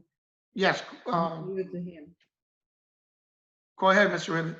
Yes, good evening, everybody. I just want to mention, follow up on what Mr. Kennedy mentioned. We are about to submit the 90% plans for this project, and we really need to meet and do this workshop. You know, the soonest the better, in order to finalize our design. So I'm not sure how soon we can meet in person with the community. Well, we were supposed to have a planning and zoning meeting at the log cabin last night, so apparently they didn't meet quorum, so they didn't meet, but apparently we have the ability to meet in person. We'll investigate to see whether it's possible to have more availability for spacing. And we can always have people. We do that, Madam Mayor, if we do that direct center, there should be no problem doing this. You think that would be enough You space? could also Zoom it at the same time. That's live streaming, yes. Hi, this is Bao Ying from DOT. I've been hearing this conversation regarding the Northeast 6th Avenue. I appreciate the commissioners here and the mayor here to provide the opportunity for us to continue coordinating with the project with you guys. As long with the public meeting or public workshop format, FDOT have a procedure to go by. If the village would like FDOT to conduct a meeting, I can tell you by procedure, we are not able to make it on June 11th because there is a protocol. We have to go by procedure, and there's a time limit to send out invitation ahead of time. As part of the design project, we also will have a project workshop as well, or project public meeting. However, the format is going to be, we can discuss further internally at DOT based on the information collected here from the commission meeting. Of course, if the village is willing to conduct a meeting and inviting FDOT to attend, we'll be happy to do so. If the village would like FDOT to conduct a meeting, then we have to go by the FDOT public meeting format protocol. And I will need to discuss with the public information officer at FDOT to see how we can make it happen based on the comments we collected today. Okay. When could you do it, Bao Ying, in person? It takes notification. I wanted to say, I think for this format, at least 2 weeks notification prior. Oh. And with the information we requested, such as showing the nighttime vision, things like that, at this time, we need to allocate sources to produce that the rendering if that's exactly you guys would like to see, because producing a rendering in that extent, it takes time. It's not going to happen in a week or two. Bao Ying, I'd like to chime in. I'm Rodolfo Romy here with the PIO for this project. So typically, as she stated, as Bao Ying stated, it does take about 2 weeks of advertisement using local newspapers to announce that this meeting is going to take place. So it does take a little bit of effort. It also takes some time as far as mailing out some notifications to the public to be aware. This, I mean, includes mailing out postcards, sending out press releases. So it takes a little bit of time, but as Bao Ying said, if you guys were to invite us, and that would kind of change the story as far as the public meetings take place. But that is particularly how the public meetings take place. There is additional work that takes prior to having it. Okay, so can Okay. we Well, for the 16th of June, and we'll coordinate, our manager will coordinate with you on how we're progressing and see if we can do a June 16th, which would be 2 weeks. I think they might need more time than that, is what they're indicating. Why don't we give them a look? First of all, it was just my idea to have them come back with those things. So I'd like to hear what everyone else thinks. But again, I'd like to state that we're talking about a major physical aesthetic change to this village that is permanent. And FDOT folks, if you correct me if I'm wrong, but I think this will be the first time that the public has ever had the opportunity to see your plan and to provide any kind of input to us or to you. Is that correct? Correct. Okay, so you guys have been working on this for, you know, the better part of a year or more. I think David said 2018. I thought it went back to 2017. However long you've been working on it, you've been working on something that's going to impact our community in a very significant way, but we've not had a chance to see it or to comment on it in any way. So I would have thought, now look, I'm not a government person, but I would have thought that you would have had some kind of a workshop prior to you even getting this far to get feedback from the community about what it is we desire before you got this far in your plan. So you're telling us you're 90% along in a proposal that we're now seeing for the first time. So I would think that this first workshop would have happened a year ago. You would have gathered our community in a room and said, Biscayne Park, we're coming to show you some love. What do you want to see? What do you want this to be like? And then we'd be looking at a plan that incorporated that to whatever degree you could accommodate us. But now we're seeing it for the first time. I think it's very important that we do this the right way, because this is a permanent aesthetic change to our community that we can't reverse. We have no ability to reverse it if we don't like it. And it's impacting people's homes. Understood. Just for the record, I believe that the department approached the village of Biscayne Park during the planning phase, which was like a year ago. And we initiated the design of this job 7 months ago, just for the record. So you did approach the village, and is it Ribbeck? Did you request that a workshop take place, and were you denied that request? I'm not sure about those details because we were not part of the planning phase. But I understand that the people that were involved in the planning phase, they did approach the village. If I'm not mistaken, David, I don't know if you can. Yes. And again, like I said, in December, going back to October of 2018, there was conversations between the commissioners and the manager with DOT to start the design of Northeast 6th Avenue, which included, at the preliminary stages, sidewalks, crosswalks, okay? Later on, as time went by, I was instructed by the manager to work with DOT, so when DOT became on board with their design team in June of 2019, we will start talking about and we ended up adding meetings with improvements. Now, again, this is a DOT road. That's why the bottom line is, that's why I'm asking. David, please make sure you're speaking on our behalf here. No, I'm just telling you. Well, please make sure you're speaking on the village's behalf here. If I can express a few comments on this. Wait, hold on. What did you say, Matt? Nothing. Let Rox say her thing. Go ahead, Rox. So I didn't finish. So let me finish. Okay. So when they approached me for the design, we started working on probably the design team. Now, what I'm asking here right now is to table it so we could have a workshop. Now that's what I want to do right now. If not, we're going to continue talking and talking and talking. I want to move forward.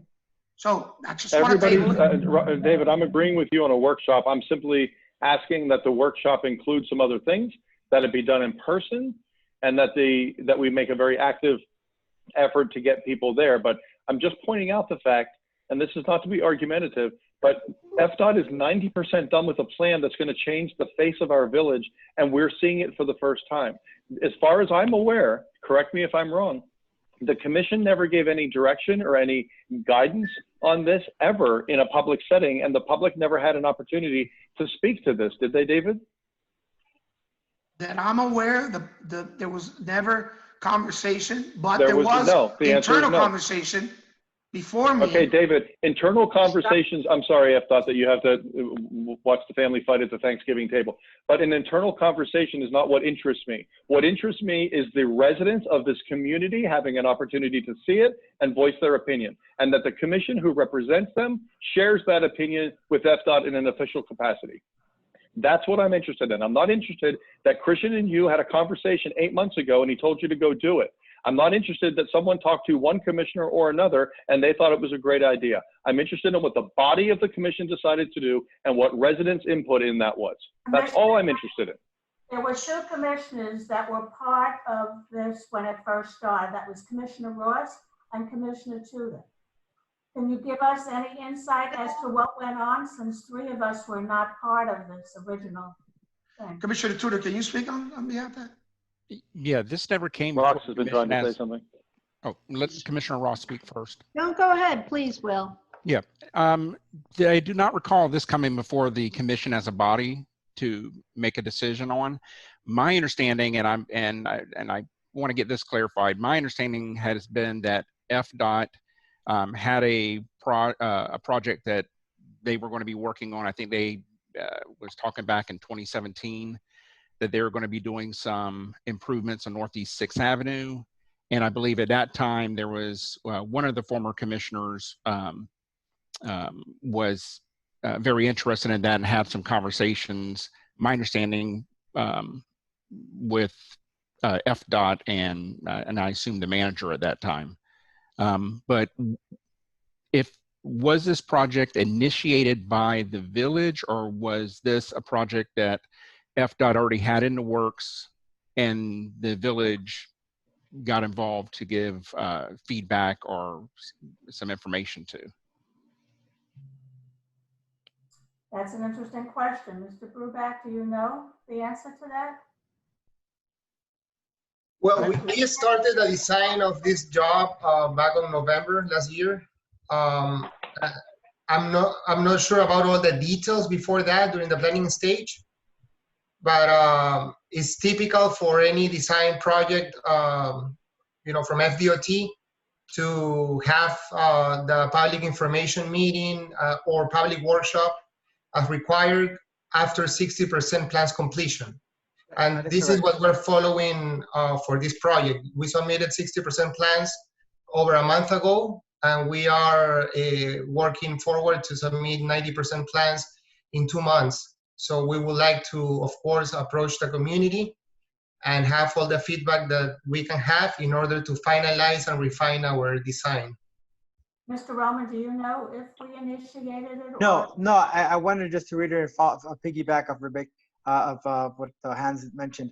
Yes, that's how it typically, the public meetings or public workshops typically take place between the 60% and 90% phase. And as Hans mentioned, it was submitted about a month ago, and we still have about 2 more months to go into the 90%. So as far as our procedures, we are where we're supposed to be.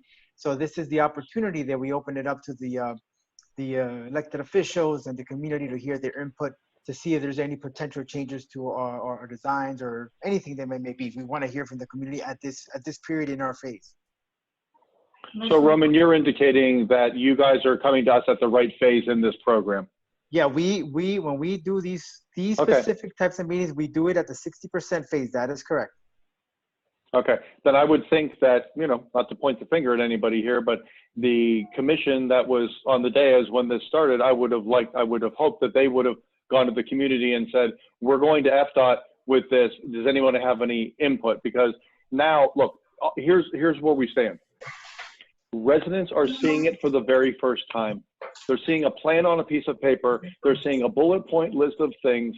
And it's the first time anyone's asked them what they think. So whether FDOT should have done it before or the commission should have made this more visible from the start, it sounds like you're telling me, Roman, that we might have done that better. Here we are today. I think we need to just make this happen for the public. I prefer it to be in person. I'd like you to provide some more things so everyone can get a full idea of what this really looks like. A bullet point list on a piece of paper and a bird's eye view of a street of the village with white lines photoshopped on it. With all due respect, I can do that on my computer as well. We need to see what this is going to look like. We need to feel this. This is the main avenue running through our community. And I'll say it again, when it's done, we can't change it. I'm going to try to get a word in edgewise here on the topic, if I may, Mayor. Go ahead. Thank you. So to the question of the people who were on the commission before, I was on the commission at the time that it's referred to, this was going on, and I had not a clue that this was in the works or that any commissioners were meeting with the state or the manager on this issue. The last I heard of FDOT's involvement on 6th Avenue in our area had, there was a report issued February 2018 where one of the commissioners had a real interest in getting a traffic light put on 119th and on the north end for us, 119th and Northeast 6th Avenue. And apparently that commissioner met with FDOT and the manager. They got FDOT to do a report. And in February 2018, FDOT came back and said that a stoplight was not warranted for that intersection due to the density of the traffic. And they made some recommendations. For example, we had a radar capturing speed as you enter into the village near that intersection. They said that was in disrepair because of the hurricane. They recommended that they repair that. They also recommended that the line of sight be improved on some corners because there's overgrowth of hedges and so it makes it difficult to see. And at that time, there was no talk about sidewalks, installing sidewalks. Prior to that, it was back in 2014 and 15 where the village asked for FDOT to help us put in crosswalks.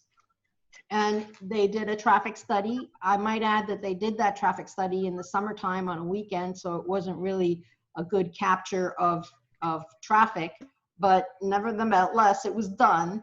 And the report came back and said, no, you don't really have, the crosswalks are not warranted along that stretch of State Road 915 because there's not that much foot traffic. And so those were the two discussions that I recall going back to 2014-15. But here's the bottom line is government agencies collaborate all the time. And it can be a collaboration, and it should be, because we have different areas of interest. The struggle is, FDOT's main goal is efficient transportation, efficient and safe transportation. And the village's main role and its elected officials, their main interest is to maintain the local quality of life. So, you know, I understand that there's sort of a give and take that we have to have here. And my priority is maintaining that quality of life. Working with you to try to help you accomplish your goal, but we can't just, you know, ignore what our residents and our constituents want to see happen or not happen. So that is the part of the discussion that has been missing apparently from the village residents and village property owners side of it. And I appreciate your volunteering to do a workshop and bringing us in to educate the community about your plan. But we also have to advocate for our local constituency. So I hope you understand that. Okay, can we just adjourn this subject and let people talk about it and do the public comments thing? We're going to have a workshop somewhere within the next 2 to 3 weeks. So that'll get set up and everybody will be notified. I don't think we can pull it off. Okay, and so we will close the subject. We will. So, I'm sorry, Mayor, are you saying that we will have the recreation center open and be able to meet there? See which one is more feasible, the recreation center or the log cabin? Mayor, Madam Mayor, can I jump in here? If we do that, then the workshop should be done somewhere in the month of July if we're going to do a physical, so the rec center can be open. So then I would suggest that we do, if then possibility, what Kennedy wanted. So maybe we could do the workshop and give some time to FDOT so they could bring back some type of rendering. So I think more than likely, we should pick a date somewhere in the July month. Well, whenever we can work it out, it'll be done before we proceed on anything else with the 6th Avenue project. So whenever we can work it out with FDOT? FDOT, right. Okay, And so also I would suggest for FDOT to tell them when they're ready so that we can set up a workshop. Yes. And you'll have the. Roman, when you come back, can you bring us views of the street where you Photoshop in the sidewalks and the grass and give us a good street view and give us you don't have to do every square foot of every linear foot of the street, but can you give our residents and the commission an idea of what this will look like from street view in the daytime and nighttime? Commissioner, we will work very hard and grab you some good information there that's very easy to read and understand. So we will work with our team to put something together that you guys can look at and really understand. Okay. Very friendly. I appreciate that. Manager. It will help everybody enormously. Okay, Mr. thank Manager. you very much. One last Manager. thing, Mayor, if I may. We have 56 people online, and I'm guessing that a large part of those, maybe 40 people are here for this specific topic. It might benefit the Department of Transportation. I'm going to open it up to public comments. And you're going to open, it might benefit them to receive that commentary. We're opening up to public comments. Very good. Okay. Mayor and the Commissioner, if I may, this is Bao from FDOT. I would like to highlight one thing about the lighting, because currently along the corridor, they were decorated lighting, and those, it became really bad. So as part of coordination with the village in the past, the village would like to have a new decorative lighting. So with a new decorated lighting design, FDOT requires the village for a local fund contribution. We're looking into a dollar amount, approximately $384,000. That's part of the DOT's position here. Would like to seek for that funding from the local government. And I'm afraid we don't have $384,000 right now. yeah, also if the village is not able to contribute for the difference on the decorative lighting, then FDOT will propose the standard lighting that FDOT traditionally maintains and propose along the corridor. I would like to highlight these items here. Okay, Bao Ying, is it possible for you to give us some addresses and locations of lights that you would put there? Whatever that light is that you're going to include, give us a location that's somewhere near Biscayne Park. Sure, we have a picture to show you. If you can give can we share? I understand a picture. Yeah, and we need an address so people can go there at night and see what it looks like when it's turned on. A picture of a light is one thing. Driving underneath it at night when it's turned on in the pitch black is another thing altogether. I'd like to see if you could just provide one location within 3 miles of Biscayne Park where residents could go see this light in the daytime and nighttime. That would help us a lot. Again, we're making an aesthetic choice for this village, and I think we need to see and experience what that's like live, not on a piece of paper. We'll get back with you on the item for the standard lighting as well as the decorative lighting for the closest we can get from the existing condition. I appreciate that, Bao Ying. Thank you. Okay, thank you very much. I'd like Madam to Mayor. everybody before we Madam open Mayor. for public comments that we do have a curfew and we have employees here that do not live in the village. So please remember that as we're doing public comments. Please keep it down to 3 minutes. Thank you. Madam Mayor, before you open public comments, let me just bring something up to the manager. And Yes. we have DOT here. I want to clarify something. I don't know why they're not explaining this. Number one, as the emergency manager, I don't recommend that we have public meetings until we lift the state of emergency. Number two, working with DOT on many projects that we've done together in my former job, it takes them at minimum to get a well-planned presentation with all the things that we're asking, which they usually do. Okay, it takes them about a month. And then the third thing that I want to bring up, just to inform the public, is that they have numerous meetings, not just one, and they take into consideration all the changes. And if you want to shift money and everything else that the public provides input, okay? So it's not gonna be just one workshop. No, this will go on for a period of time. Mr. Roman, am I correct? That is correct. In fact, we're gonna, let's be honest, sometimes we don't get everyone to attend these public meetings. So we go ahead and reach out to those folks that we look at our plans that are being impacted. We go door to door if we haven't heard from them. So yes, it does not stop at the public meeting. It's a continuation until we try to reach as many people as we can. Okay, well, But you'll be at 90% completion then. project. You'll help notify everyone. As Hans mentioned, we still have some time. We're working on it as we speak, so we have some time. But of course, it's essential that we proceed fast, so it won't have an impact on the schedule, as Hans and the rest of the team has mentioned. What is your 90% completion deadline? It's on August 20. It's on the proposal. August 21st. I'm sorry? August 21st. So August 21st, which is a little more than 2 months from now, is your deadline to be at 90% completion. Correct. Again, we should have been involved in this a long time ago. I'm not faulting FDOT on that. It sounds like I'm going to be faulting the village for not having set that up, quite frankly. But the fact remains is you need to be at 90% completion by August 21st, and we're talking about having our first workshop in July. This is very important that we pull this off. And the chief just mentioned that he doesn't want to have a public meeting until the emergency is lifted, and that's scheduled to be lifted in early July. So if we do it after that, we should be fine. Okay, can we proceed from there? We can talk all night. We have a lot on the agenda. I think we're finished with this. And we're going to open it up to public comments.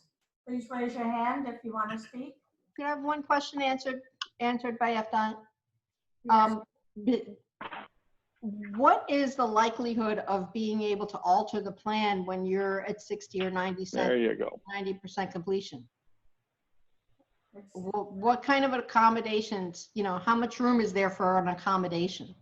There is the reason why we held the public information meetings after 60% is because we need to have a solid design in order to present it to the public.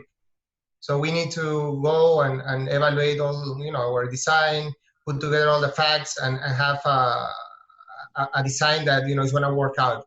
And then, depending on any request from the public, we can see, if there's some room to adjust the design. But between 60 and 90, yes, we can, of course, always revise the design.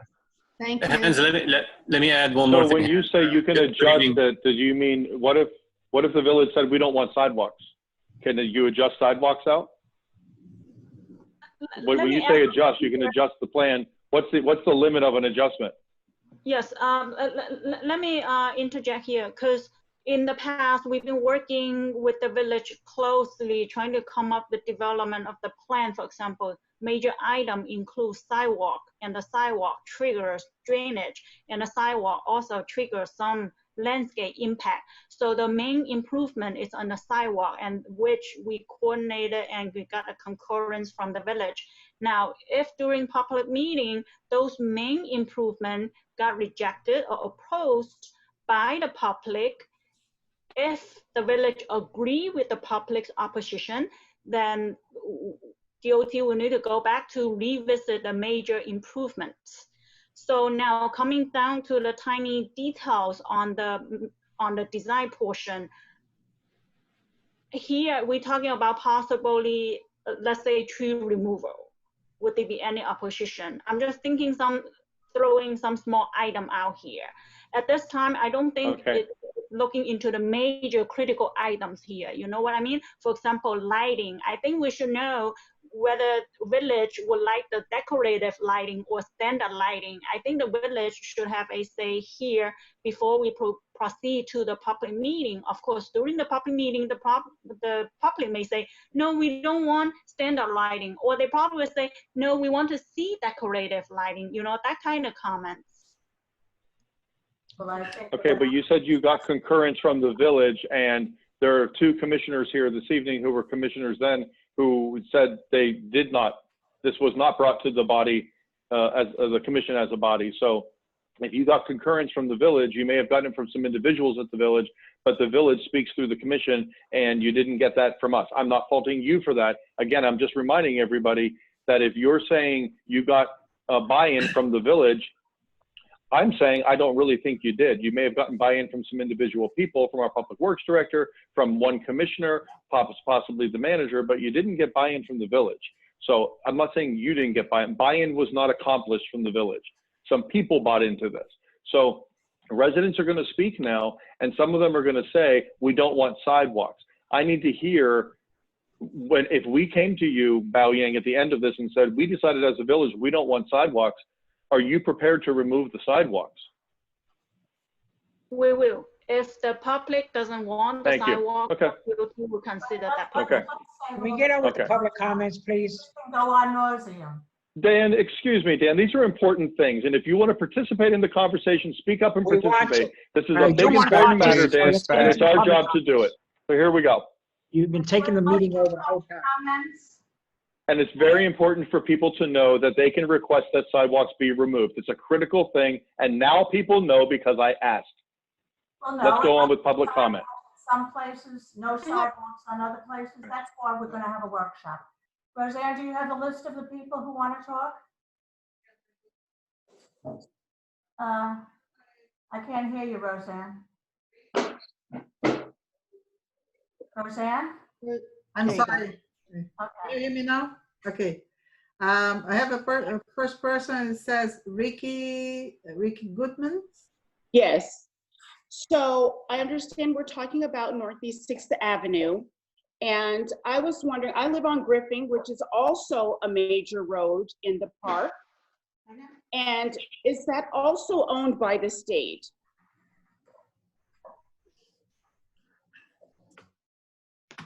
Where was it at, ma'am? Sorry, what was the you said Griffin Road and what?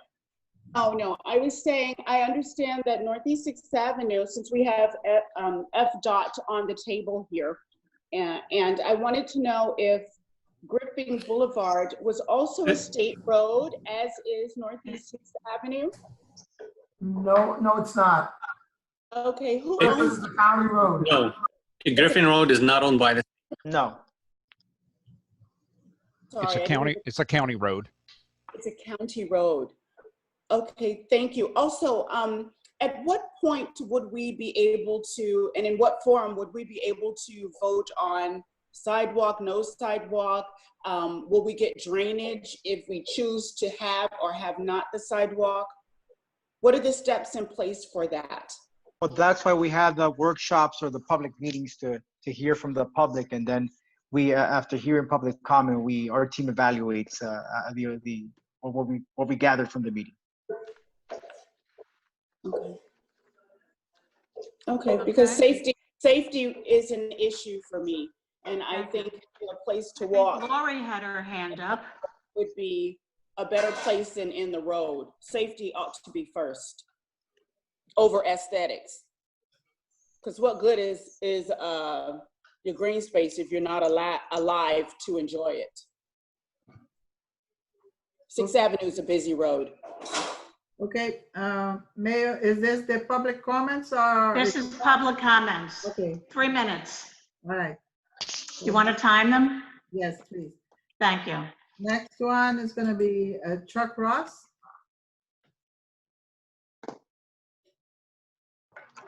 Hi, good evening, everyone. Hope everyone's doing well. Thank you to the FDOT for presenting tonight. First of all, I want to confirm that unfortunately, the people that were working behind the scenes on this project have never brought it to the public eye. We've heard about it recently, and that is, of course, not anything on the backs of the FDOT. I did have a question. In the planning of this, is it possible to convert the roadway for this stretch of 8 blocks from 4 lanes to 2 lanes, 1 in each direction, northbound and southbound, which would provide for a lot more room for the things that you want to do, because presently there are people who have very narrow swales, I think particularly on the east side, and there's no room in the front of there's frankly just no room in front of some of these properties. Thank you. Okay. Good. This person is gonna be Maria Sanchez. Hi, I'll piggyback on Chuck's comment because I am on 6th Avenue with a narrow setback. So we are concerned about our ability to park cars in our driveway without being able to honestly accommodate more than 2 cars at a time. But we also have a mature oak that's pretty close to what it looks like from that 30,000-foot view. The sidewalk impacts, and it looks like there may be a street light there. So I don't know that we have the setback in our mature landscape, and honestly, our ability to even park cars in front of our house to accommodate a sidewalk. I understand the desire, but we've been living here 3 years. I have not seen the foot traffic to warrant that amount of effort. So, you know, I don't see the benefit in our impact to our quality of life. Thank you. Next, Roseanne. The Raymonds? I'm not Yes, sure. thank you. Let me ask first, is this public comment for the whole meeting, or is this public comment only on the FDOT project? The whole meeting, all public comments on, right. Okay, thank you. So good evening, everybody. And I want to say overall, I think that the village, the commission, I say this specifically to the commission, that you are failing us on a lot of levels this year. It's 9:30 almost. You voted not to have 2 meetings a couple of meetings ago. Last meeting went till midnight. That's the first thing. This FDOT project, we've heard about on and off. David did his infomercial the other day about this and let people know what was going on, and was very happy of all the progress that he's made. And it hasn't been brought public.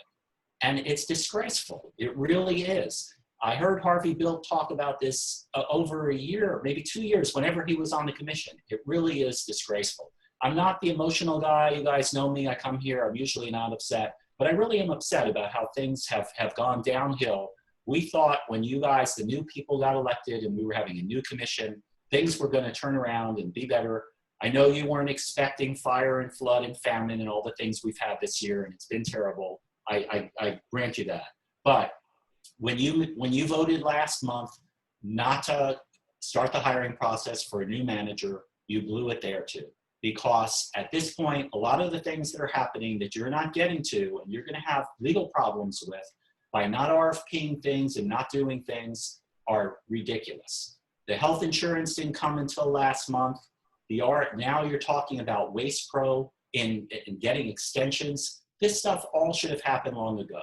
The drainage that David did his other infomercial about, the drains on what you like to refer to as my drains, they're your drains. You are not maintaining these drains. There are people on 121st Street whose houses were flooded out, flooded. I don't know if you've seen the pictures. Air conditioning units outside broken. Those drains were not clean this week, David. I'm sorry, they were not. Go look. The drains, when they're cleaned, are tagged. David does a commercial and says, we clean all the drains twice a year. I've already done my public records request. You have not cleaned the drains. And the only time the drains here were cleared is whenever I complain about them. There's no reason for that. Matt put together a proposal for you to have a village calendar. Please do that. Please have some organization and planning here. I know David is new to this, and you guys put him in this position. You put him in this position. You need to give him the guidance to help him do this job, because it's a very tough job to do, his old job and his new job. I'm not just blaming him for this. This falls really on the commission. And things are just falling apart with this, and you're going to see more and more. And I'm sorry for my frustration and the tone of my speech here, but I really don't think that you are doing what you need to do as a commission for this community. Thank you. Who's next, Roseanne? I have Davis. I'm not sure about the first name. What's the last name? Davis. Davis? I don't see her anymore. She was on. I'm here. Yeah, there she is. I'm here. It's Okay. Nancy. Okay. Nancy Davis, 11927 Northeast 6th Avenue. I'm sorry, FDOT, that you're going to have to hear some of this, but I have to tell you, this project has been going on for longer than Mr. Hernandez is saying, because I've known about it. I only found out about it because I pay attention and I saw some people surveying my street. I've been lied to. I've been insulted. I've been ignored over the 2 years that I've tried to find out about this project and get some sort of information. I haven't been able to find out anything about it. I have tried to give input and I've been treated shamefully. I want you to know it wasn't any of you people, but it was shamefully.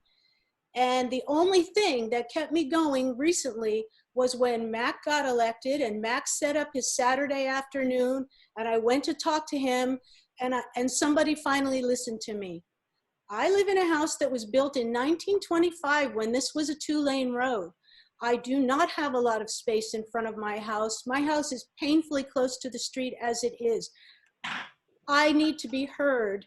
And I think that this has just been dealt with terribly. You have an opportunity to turn everything around and deal with it the right way. And I think you want to, and I'm slightly hopeful because of that. But I wanted this on the record because this has been going on for at least 2 years without me being able to find out one thing about it. Thank you. Thank you. Okay, Howard G.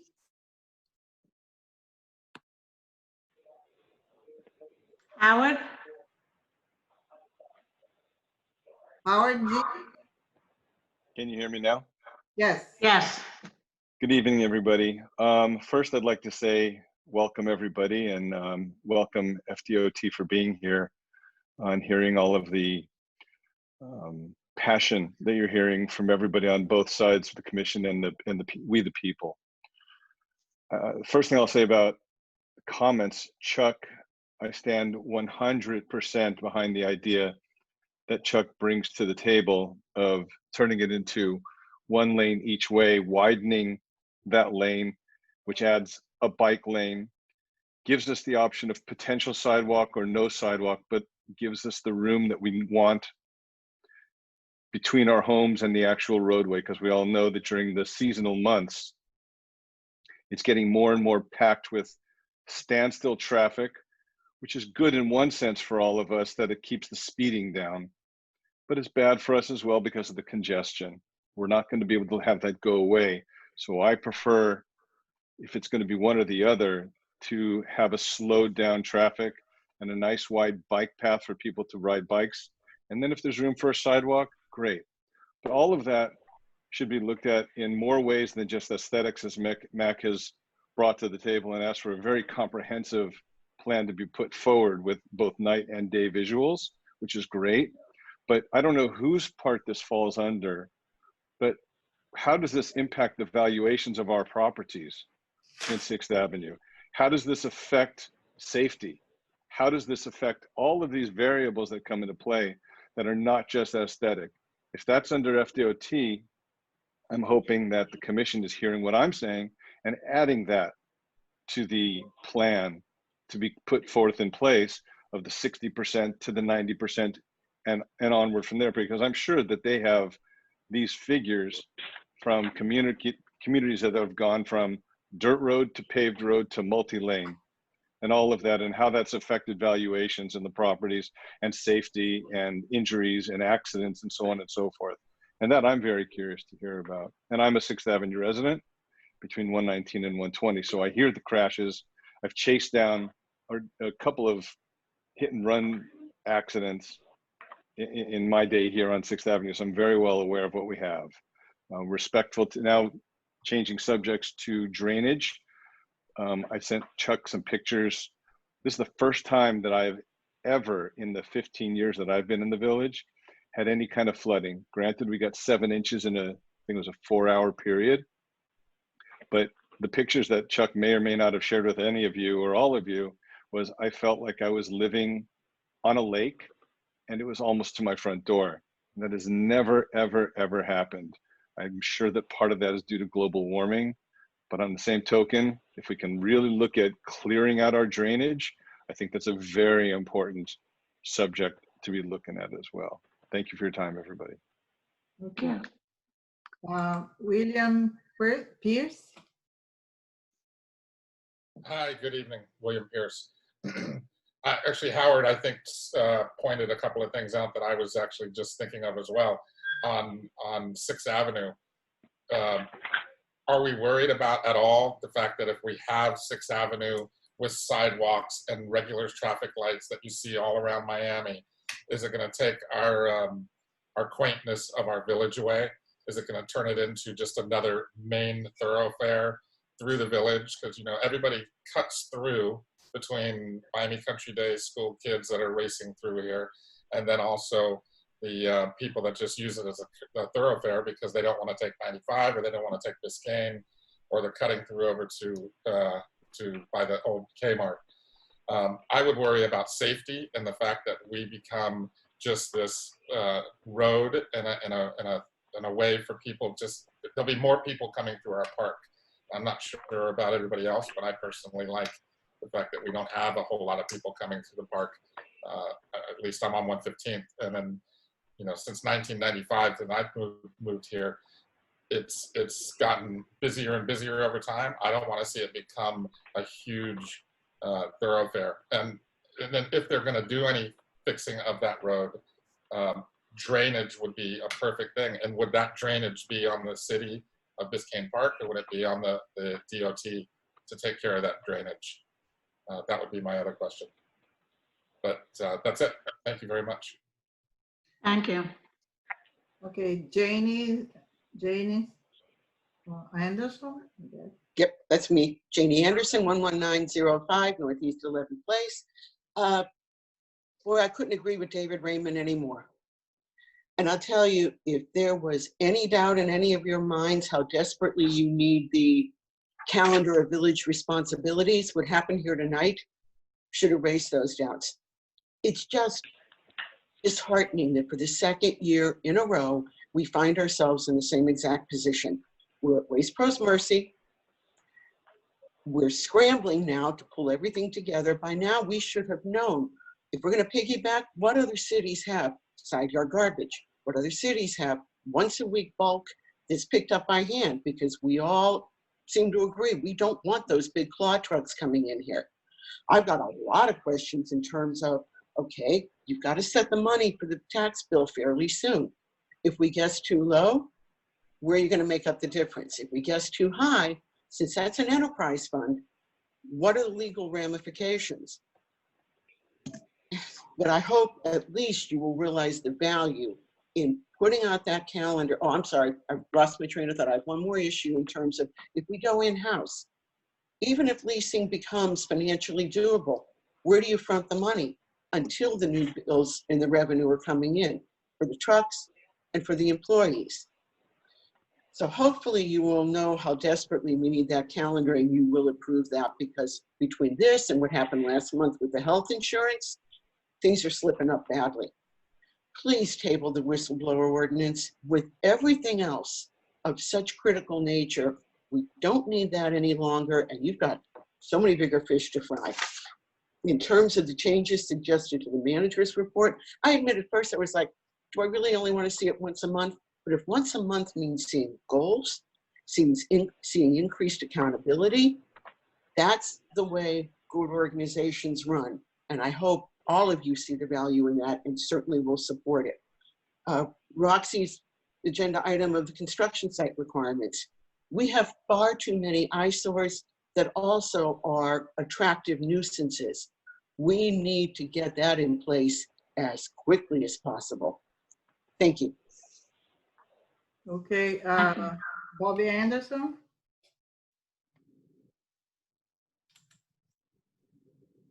Bob Anderson? You have to unmute. Yeah. Okay, I'm here. Okay. Bob Anderson, 11th Place, 119th Street. Part of this is already that I want to talk about. It's been discussed, but I'm going to discuss it again. Item 12C, the manager's report. I like the idea of having a monthly report to include what is planned for the following month and what was completed or what wasn't completed. I think it would be helpful for all of the residents to know what is going on. Item 12D, equal pay for all of the commissioners. I believe the commissioners should not receive an increase in compensation. I believe the money should, the $2,000, be moved into training in the commission's budget. After every election, we have commissioners that really need to have training to understand their jobs. And remember, we are a small village with a small staff. The commissioners do not have staff to guide them. 13B, calendar of village responsibilities. This is something that was needed for a very long time. A suggestion to add to the calendar the renewal date on contracts. We would have known the deadline to renew or go out with an RFP with our garbage services way before we're stuck now. Also, too, if we decide to do the garbage services in-house, I would like to hear from the manager's report when he gives it on the cost of what the EPA requires for the parking of the trucks on our property. Thank you. Thank you. Okay. Who's next, Roseanne? Art Gonzalez. Yeah, Arkansas is 10926 Griffin. I just wanted to give a shout out to Chief Cabrera and his police officers. I ran into an old friend of mine the other day and I told him I live in Biscayne Park, and he told me, oh man, I don't drive through there no more. Those cops don't play. So I'm very happy to hear that we're once again establishing that reputation that that people can't get away with speeding and taking stop signs, and we lost that for a little while. So just wanted to commend the police chief and his team.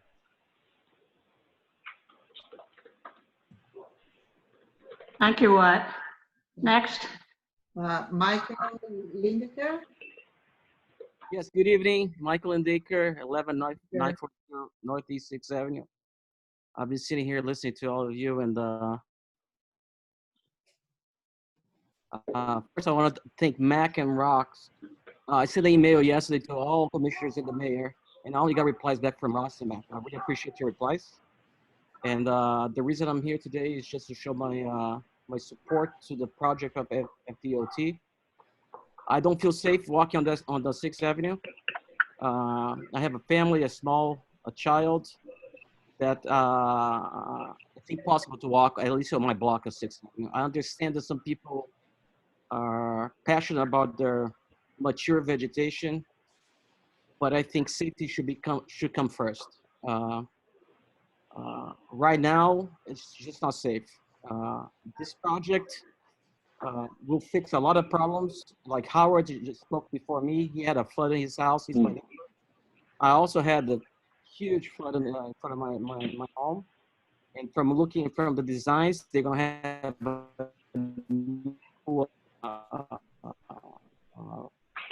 water when it goes away. So I'm just gonna show my support, and I want to make sure this thing goes through. And Max says something that he prefers to do this live. I don't think we can afford to do that. It's gonna be, we're not sure what's gonna happen a month from now. They're actually gonna open the city or not. So we should approach this as things are gonna be the same. So they should do this meeting in Zoom and just get it done and make sure FDOT can make their deadlines.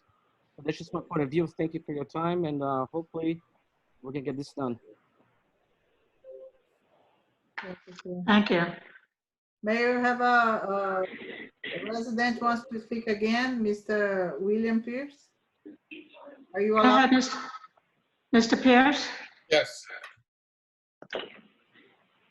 Go ahead. Sorry, I just wanted to say something. What I neglected to say was I do support the project in a lot of ways. I just want to make sure that we're paying attention to what the safety factors are of too many cars if they try to widen the road or make it 2 lanes, or I haven't really reviewed the plan in depth, but if they try to make it 2 lanes both ways or and a sidewalk, does that mean there's going to be more traffic coming through?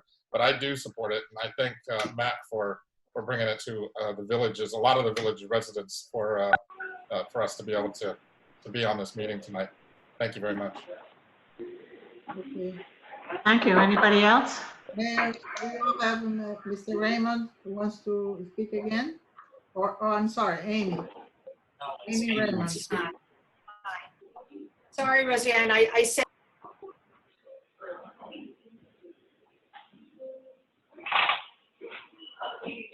She's muted, Roseanne. Can't hear you. Sorry, I'm unmuted. Okay, go ahead. I want to speak about the hiring process for the manager. That I heard from a couple of commissioners that this wasn't a good time because of COVID-19. And I think that this thing about it's never a good time, it's never a good time, it's never a good time, that's the problem here. We've got to start acting and stop waiting and waiting and waiting and not getting anything done. It's very frustrating. And a lot of lies, I have to say, about things that have been done that haven't been done. So all I want are people to be active, to be honest, the commission. I want you guys to please think about hiring a manager, because public works is enough of a problem right now. They're not, the tree was taken down improperly. The drains were not even done at all. And if you guys think that one guy can do these 2 jobs because of money, because that's all I've heard for 5 years is about money. Don't be penny wise and pound foolish, because that's what I see here. And I'm just, please think about doing that, and don't sit around and wait and wait. It's just, I can't even believe the things that I hear from some of these commissioners. I'm sorry. Amen. Okay, we have. Roseanne, who's next? Yeah, I have someone there's no name. It says iPhone only. Gage is waving. 139 iPhone? Yes. No, that's me, Jenny. Already. That's Mac. Oh, you're on 2 again? Roseanne, I talk on my earpiece. No, I have someone that people waiting. Okay. I'm trying, I'm on mute, but the person doesn't say anything. Like I have Lori, Lori. I'm here. I'm happy to talk. Go ahead. Thank you. I'm sorry. I can't hit *9 for some reason. It's not working. I would have said something sooner.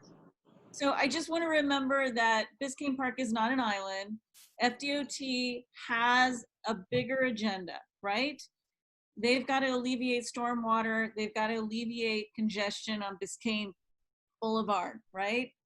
That's why they need a sidewalk. That's why they need access to public transit. We got to think about the why. How does it affect our community? It's not just about aesthetics. It's about the psychology of space. It's going to change the psychology of the space. I don't live on 6th Avenue. I'm not speaking for anyone who lives on 6th Avenue. But it's about the function, and I think that Ricky. Peaceful protest all day. We have been here since early afternoon. Sorry, someone's got their microphone off again. Okay, go ahead. Sorry. So both Ricky and Chuck brought up really good points, and those few comments that were focused on the particular 6th Avenue project reflect what would have happened if a proper design charrette had happened. I know that they talk about being at the 60 to 90%, but usually a design charrette takes the input from the community and helps build the design collaboratively. So the idea of going down to a single road, I don't know if ever has been part of FDOT's idea, allowing for bike path, allowing for also a sidewalk, rather than taking away the easements of the residents who live along 6th Avenue, would slow down traffic, which is the preeminent idea of what good urban planning is about, and creating a community in a village rather than creating a massive traffic throughway that is not safe. I'm terrified to be anywhere near 6th Avenue. I'm an avid cyclist. I can't even bike in my own community because it's not safe to even get to a grocery store. So I think there's great possible public quality of life improvements with this project if the public concerns are taken into consideration through a proper design charrette, which is not just held one night, not one workshop. You have to give people accessibility. People work at different hours. This is the first time I love my community. I've been here for 3 years. I normally have to work at 7 o'clock on a Tuesday night. But because of COVID, look at me, I'm finally home and I get to be part of this conversation. I want to participate and make our community better. I'm here for you all, and I thank you for listening. Thank you. Roseanne, is there anyone else that? Yes, I still have an iPhone, but doesn't indicate who is the person. It's unmuted. We have Gage also waving his hand and Nicole Susie. Yeah, I can see all of them because they are on the other page and they need to raise the hand on the Nicole Suze. Now I see it. Is Gage there? Gage? Hi. Is it, can I talk or is it my turn? Okay, Nicole. Nicole Susie, please. Hi there, Nicole Susie, 1030 Northeast 120th Street. For the lady who just previously spoke, I second that. We like biking with our kid. We don't feel safe biking in the neighborhood. Traffic's an issue. We totally avoid 6th Ave at all costs. We will never go over there. It is so dangerous. I don't know that a sidewalk would make me feel more comfortable either. Secondly, I totally agree with we need to find a manager. I think that David is doing the best he can in his capacity, but he is not a village manager. We need someone who has a previous work history as a village manager. Things are happening because we do not have a village manager in place that's qualified to do so. These seem like very simple things that are becoming problems where they should not. Thirdly, I would like to address code and the lack thereof code. Code has been completely dismantled. I understand it happened years ago. It's not getting any better under this new commission. I have commercial vehicles up and down my block. I have about 4 of them right now. I emailed the entire commission about it. And when I say commercial vehicles, I'm talking cargo containers, semi-trucks, box trucks, and cargo trailers, okay? I emailed the entire commission. I only heard from 2 commissioners, Mac and Rox. I didn't get a thank you, go to hell, nothing from any other commissioner. It was the iPhone lady, man. I kept pushing. That is extremely disrespectful, considering that's what majority of you ran on, was that you were not going to be like the previous commission and ignore us. We want to feel heard. We need to feel understood. And I'm not asking, you know, for you to envelope my house in rainbow colored umbrellas to protect me. I'm just asking for code to be enforced. And I really hope that moving forward, we can start just enforcing the rules that we already have in place. That's all. Thank you. Thank you. Thank you. Gage, let me find you. Okay. Gage? Gage? Hello. Hi, good evening, everyone. Quick question since we have Beth on the line here. Something a previous person spoke about that brought my attention to it. Right now, Northeast 6th Avenue has a very small right-of-way on both sides. I mean, if you look at the light post, it's probably 3 feet maybe. Is there any plans for eminent domain on making this road wider? Nothing has been brought up about that. I'm just curious what FDOT has to say about that.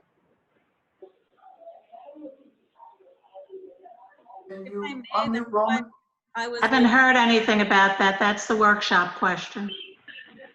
Yeah, but I mean, I've seen the plans, and they're nice wide sidewalks, nice wide, median.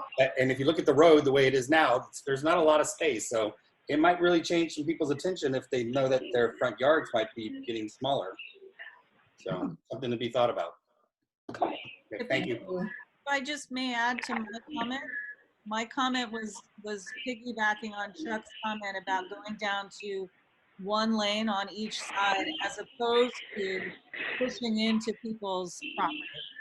I think leaving that space for a single sidewalk and a bike lane and a single lane is an improved quality of life. But again, that's a design charrette question that the community needs to participate in. Thank you. Yeah, I understand it, but I wasn't actually referring to your comment. It was a previous comment about somebody speaking about their oak tree in their front yard and how they have a historic home with a very small setback. So there's a difference between right of way and setback. So if they're going to start eating to your setback, there's an issue. Thank you. Thank you. Anybody else, Roseanne? No, I don't see anybody. Roseanne, I have a text message from Maha Idris that she's trying to raise her hand. Okay. Yeah, but I need to see here to raise a hand. Okay, Maha Maliki. I'm muting. Hold on. Yeah. Hi, this is Meher Maliki. No, I believe it's somebody else that's trying to speak. I believe it's a resident, correct, Commissioner Ross? Yes, yes, it's a resident. Her first name is Maha. I'm trying to find her on the. I see her, Maha Maliki. Hi. That's the Roseanne, how are you? Go ahead. I've been raising my finger for 5 times. I live 610 121 Street. The idea for sidewalk, I don't see any benefit for us. It is as it is traffic. I am against the sidewalk. There has to be more explanation. What's the benefit for us as a resident 121 Street, 6th Avenue? Thank you. Thank you. Anybody else, Roseanne? I don't see anybody else here. Unless the person is guessing. Okay. Make a motion that public comments are over. Mayor, if I may. Well, we're still actually in the I'm sorry, go ahead, Rox. There were 3 speakers who spoke before it was announced that this was public comment for the entire meeting. So exactly. If you want to close public comment for FDOT now and go on, but I think that those other 3 people. Our public comments were for everything. Well, that was not No, announced they weren't. until after these 3 people had already spoken, and they only addressed FDOT issues. Who were the 3 people? I have on my notes Ricky Goodman, my husband Chuck, who I know has other things to say, and Maria Sanchez. Well, at this point, I asked the mayor if it was a public meeting or is still under FDOT, and it was confirmed that it was a public meeting. After those. At the beginning of the meeting, I requested that public comment be added after each of the 2 presentations, and we agreed to do that. So Rox is absolutely correct.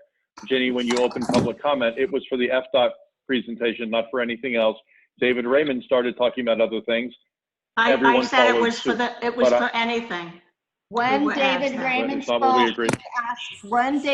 spoke, he asked if it was for the entire agenda, and you said yes, and then he gave his comments. But the 3 people previous did not have that. Okay, let them talk then. It's only 9:55. Now I have Chuck Ross. I'll be brief. I want to, well, first of all, when I made my comment about the 1 lane in each direction, that doesn't mean that I advocate for the sidewalks. I was only trying to provide a suggestion, and my comment was because the way I understand it, FDOT may have their own agenda, and therefore they may be under a mandatory requirement to install sidewalks. I don't know, but that's why I suggested it.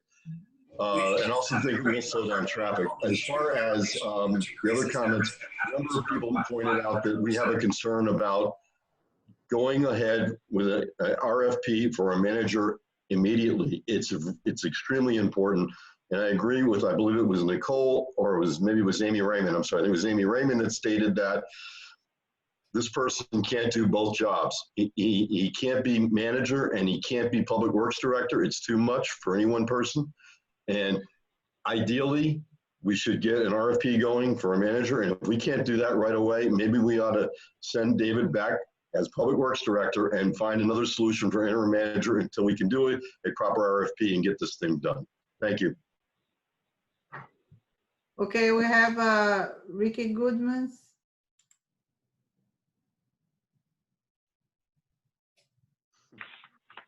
Got it? Is she still there? Yeah. I see her on. Ricky? Ricky, good. Hello. Yeah. Hi. Sorry. Yeah. So, my taxes pay for trash pickup, and I was wondering when is trash going to be picked up? Because it's to be picked up all year long, and again, no pickup this week. I'm on Griffin Boulevard. Do we know when that will happen? Okay. I think Maria now is Sanchez. Danielle Carbonera. Hi, no other comments for Maria on other items, just on the one lane each way on 6th Avenue. 6th Avenue in Biscayne Park, we're the only area that has a median. So could we suggest compromising on the median? There's no median in North Miami, no median in Miami Shores, which is adjacent to us on both sides, and look to gain the ground for the proposed additions there. That's so a solution. my only suggestion. Is there anybody else that wants to speak? Danielle Carbonera. Yeah. Hi, I'm the resident of 12001 Northeast 6th Avenue. I heard about FODT did some study in the past about walkaway, about traffic light. Which are the criteria you want to add today a sidewalk on 6th Avenue? So there was some reason, there is some roots on this decision, or is just an aesthetic add? Is that all, sir? Thank you. Is there anybody else? Can we have a motion to close public comments? I'll make a motion and then I have a question for you, Ginny. Make a motion to close public comment. Is there a second? Second it. Dan? I'll second it. Okay, all in favor? Say aye. Aye. All opposed? Okay, what's your question, Commissioner? Ginny, are the FDOT folks still with us? Yes. Are they here, Roseanne? Okay, I have a quick question for them. I made some requests that I'm going to send to David about things to provide when we do have the workshop, some street views and things like that. I have another request. I don't know if you can accommodate it or not. Because we're talking about taking a significant part off each side of the road, it's 10 feet on each side, in essence, widening the road by 20 feet total, you know, of development, let's say, not the street itself. Would it be possible for FDOT before the workshop to come to the village and spray paint, let's say 2 blocks on either side with yellow paint at that 10-foot mark, so residents can see exactly how far that is? Looking at it on a plan is very different than looking at it in person. I would personally like to see yellow stripes, you know, the stuff that washes away over time, painted so people can see exactly where the sod would be placed and the sidewalk would be placed per that plan, so they can go take a look at it. I think that visual would help people an awful lot, if that's possible. Sure, it's something that can be done. What we're planning on doing is to add the landscape that was planted within FDOT right away in our exhibits. So you guys can also see which kind of shrubs or trees might be, you know, within the path of the sidewalk that were planted within FDOT right away. That would be great. Thank you very much. No problem. Okay, can we proceed now to the consent agenda? Adding to the consent agenda 11A, Mayor. C, and D. Mayor, Yes? I'd like to, for safety reasons, ask FDOT a quick question before we get them off I can't hear you, Chief. I'd like to ask, for safety reasons, FDOT a question before Certainly. they stop joining us. Really quick, are you guys considering at all, I know Chuck brought it up and probably more than 8 residents brought it up, is within the plans you're gonna present, are you considering going to 1 lane each way and then creating some sort of bike path? Are you gonna present several models or are you gonna just present one? Right now, no, we don't have the analysis done. That's the simple, straightforward to the question. Secondly, if the village would like FDOT to consider that option, I would suggest village send a official request to my director or send it to me, and I pass it on to the director to initiate a planning study. Because to reduce from 4 to 2 lanes, it requires much more planning involvement as well as public involvement. Okay, and I'm just asking from a police aspect. I don't speak, you know, the commissioners and the residents will decide all that on a workshop. I just wanted to get an idea how, you know, if that is something that's on the table. Thank you very much. Thank you, Chief. Hey, Bao Ying, since you're talking, a resident just texted me a quick question that I think is worth asking. It's very direct. At this point, can Biscayne Park say no to the entire plan and just say thank you, but we prefer no development on 6th Avenue at all? Is that still an option for us? Absolutely. Okay, thank you very much. Okay, Okay, thank you. I'm asking on behalf of a resident, not myself. we have a motion on the consent agenda.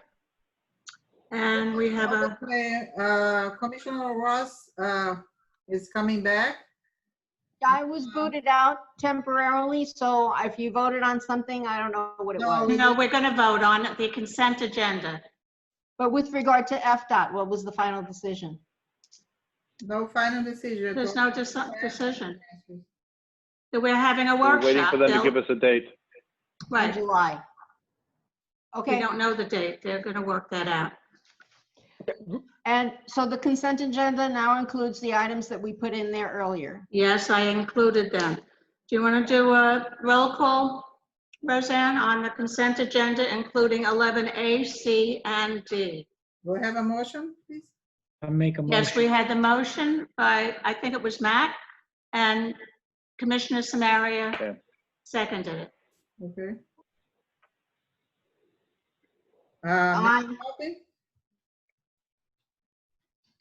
Mayor Hoppy? Yes. Vice Mayor Kennedy? Yes. Commissioner Ross? Yes. Commissioner Samaria? Yes. Commissioner Tudo? Yes. 5-0, thank you. Okay, the next item on the agenda is the tree matching grant program. 11B, you said, Commissioner Ross, that you had questions on that one? Can we, can you hear me, Commissioner Ross? I'm sorry, I was muted. I'm unmuted now. So there were okay. several items that were brought to our attention by David Raymond from the Park and Parkways Board. He worked, they worked as a team to put together the grant, and when he reviewed the document on the agenda, he realized that there was some information that was down wrong. I could go through it with you, or maybe we could invite David to help us work through those corrections. Although I asked the manager if he would make the revisions and present them so that we can get through this in a smoother process. That didn't happen. So I think David is probably the best one to speak to it. Is there a rush that we have to do that this, or can we put it over till the next meeting with the revisions? I believe we're on a deadline. It has a deadline. To the county. Okay, then Commissioner Ross, what is the what's the changes that's necessary, if you would? Okay, it's going to take me a minute to locate David's email. Okay. Rox, I have them here in front of me. He sent the same email to me. Would you like me to run through them quickly? Yeah, please do. there's an expenditure date that says July 17th that the county authorized us to change to September 17th.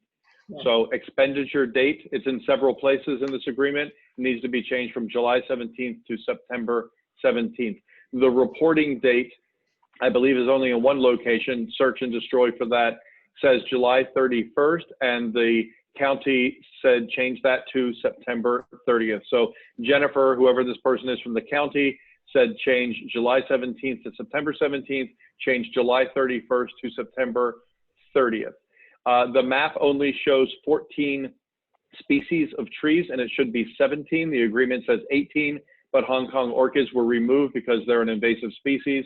So the number of species should be 17. When you look at the map, on the key on the map, and you count them, it only shows 14 species of trees. So three species of trees are missing, not 3 trees total, but 3 types of trees. Okay. The other thing is, David Raymond also pointed out to me that if we change the tree species when Parks and Parkways goes to select these trees, they have some flexibility. So for example, if they're to select a live oak, I'm making that up, and they don't find they only find 3 of the 5 live oaks they're supposed to purchase, they can substitute other trees on the list that will affect the budget. So we need to be mindful of that, that the budget, the final budget reflects the trees that are actually purchased, not the trees that are on the budget. Okay, are those the Did I only miss anything, changes Brock? That's that what was- David sent to me. Those are the only changes that this was incorrect? That's what I have noted. So we want to make sure we correct them before we send it back to the county signed. Okay, can you make a Absolutely. motion to change those things and pass this resolution 2020-27?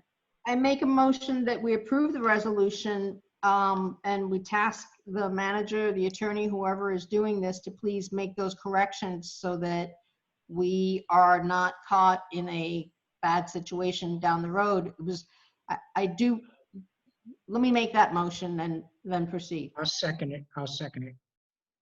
Okay, then just a Aye. quick comment on discussion is I want to give my thanks and my gratitude to the Park and Parkways Board, all of the members. I'm not going to name them all, but you know who you are. We could not have gotten this done without you. And thank you, David, for picking up. Thank you, David Hernandez, for getting us the extension from the county. And thank you, David Raymond, for picking up the crossing the T's and dotting the I's for us on this agreement. Can I make just one comment? Okay, can we take a vote on that? Is all the discussion over? No, Well, no, I just, city manager wants to make a comment. on the deadline, the September 17th deadline, David, you're echoing. I have close your door. And you've got to sit up closer to that. Okay, wait a second. Okay. please excuse me all, but my mic is not working correctly. I just want to make a comment before. The deadline, I had gotten an extension for the deadline, but let me be clear with the deadline. We've already discussed it with the county. The deadline is more of a deadline so we can act upon it. Right. We've explained there's 2 issues here. One is if we get into some type of hurricane season and we can't meet the deadline, they are going to extend it. Okay? That's not the issue. The other issue would be that we have not done the locates for some of the 60 locations. So I've already talked to the county. We might not be able to install these trees, all 60, in the proposed locations based on the map because we haven't done the actual underground locates. So some of these locations might be changed.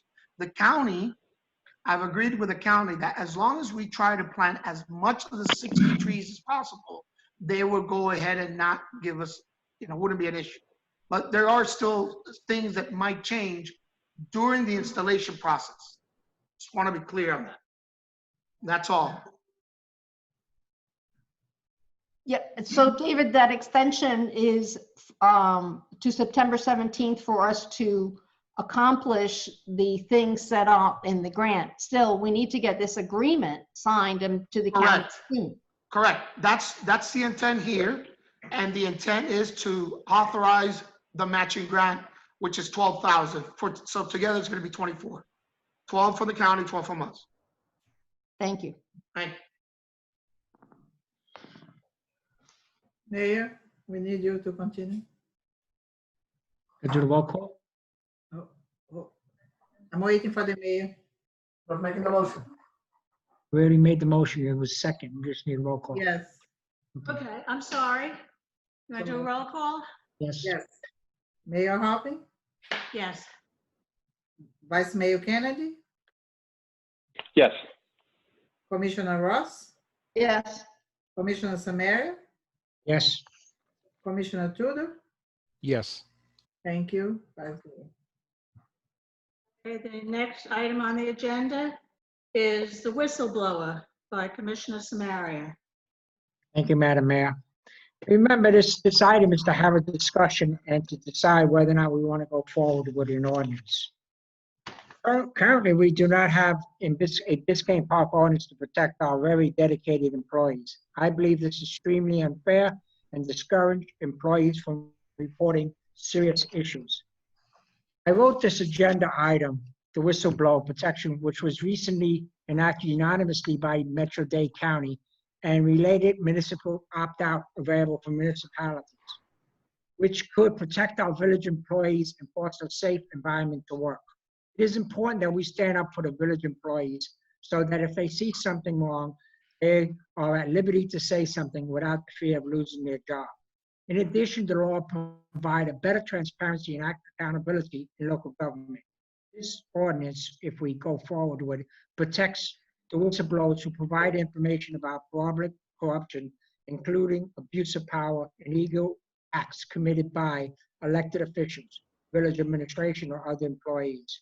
The law will protect these employees who report wrongdoing. Currently, whistleblower is fired, his retribution needs to hire an attorney, file an action to get their job back. Union contract employees included. The law is already written by county attorneys, investigators, or handled by county agencies. And the expenses to the village is only the cost of the following documentation provided by the county: advertisement and adopting an opt-in for the village, appointing a point person to receive whistleblower complaints, and that a person may even be an outside county or partner in city agency. By taking these steps, the village would show our employees that we appreciate their loyalty and their support for the right to work in a non-hassle environment. Okay, can we have a motion before we start a discussion? I am not finished with my comment. Oh, go ahead. I'm hoping that this commission does what the last commission did not do, is to move forward with an ordinance. If we go forward, there'll be questions that I would want to answer, so I'm not going to ask that until I know for sure we're going to go forward. The reason I strongly believe that in the past we've seen an example of using the police to weaponize and investigate for political reasons. If an employee sees wrongdoing, they would create anything. This would create another layer where we will be targeted by another employee just because they're being something to blight. Also, we had, that's just basically, Muddy's open up for discussion. Hey, you want to make a motion? Or, yes, I make a motion to open it up for discussion. Is there a second? I'll second the motion. Okay, discussion on the whistleblower resolution. Anybody? I'll go if no one's going to jump in. A couple of quick things. Does this, I would like someone to answer this. I believe John Herring can answer this. Does this apply to non-union staff only? Because we have two union groups here, the police and public works. So they have unions. So does this apply to our staff members who are members of those two unions, or is it for non-union staff only?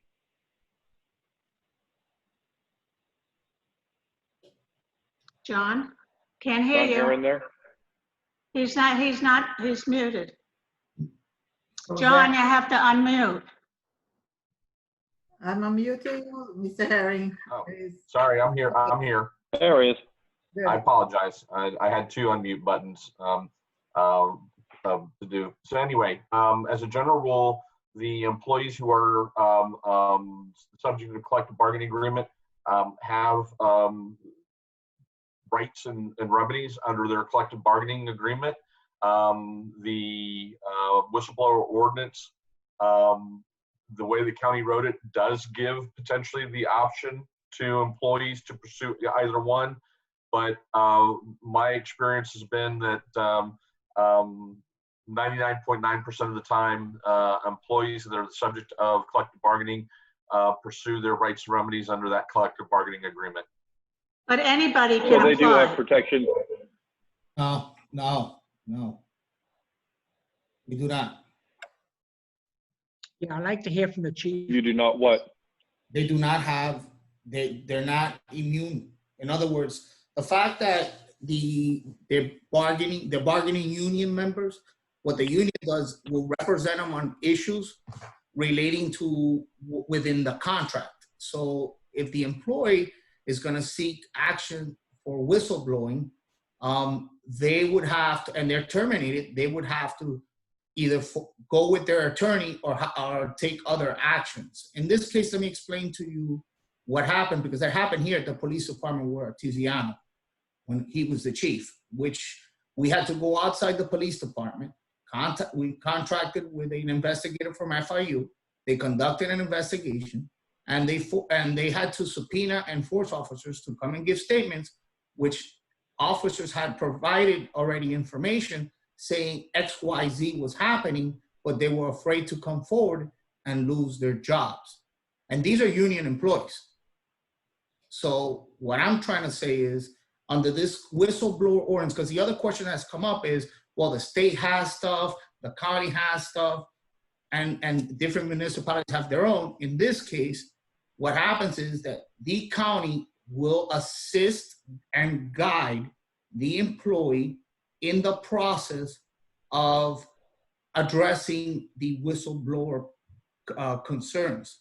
And it will also afford the employees the opportunity not to be retaliated upon while the process is going on, whether you're union or non-union commission. So Chief, are you saying that your officers do not have a level of protection from the union, or are you saying only while they're employed and they're a member of the union, that if they got fired, for example, are they no longer a union member at that point because they got fired from their job and they lose their protection? Is that what you're saying? So let me give you an example, because it happened it's happened before. So if the employee gets terminated, let's say I terminate an employee because he's gonna run forward and say something about me. Let's use me as an example. Okay. Union will fight me on the termination.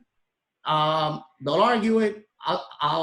We'll go maybe to a mediation, but at the end of the day, they'll represent them in that course of action.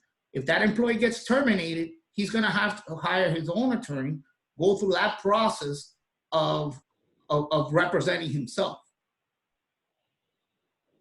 Okay, but this is regarding whistleblower only. So if for whistleblower issues, you're saying while they're employed, they have a measure of assistance from the union. Is the same true for, well, okay, so did he just contradict what you said, John? You're muted, John. John, you're muted. You're muted, John. He can't hear us because he's muted, Mac. Okay. Roseanne, you don't have to unmute me. I'm doing it on my end. But if you haven't already, I recommend that each and every commissioner read carefully the ordinance that Miami-Dade County has written, because it's not as simple. It's not as easy as it has been suggested. To your question, Commissioner Kennedy, an employee, any employee of the village has the option to pursue their rights and remedies under either the collective bargaining agreement or the whistleblower ordinance. It says that in the whistleblower ordinance. They have their option to do so. But it's not just about the county is going to do this.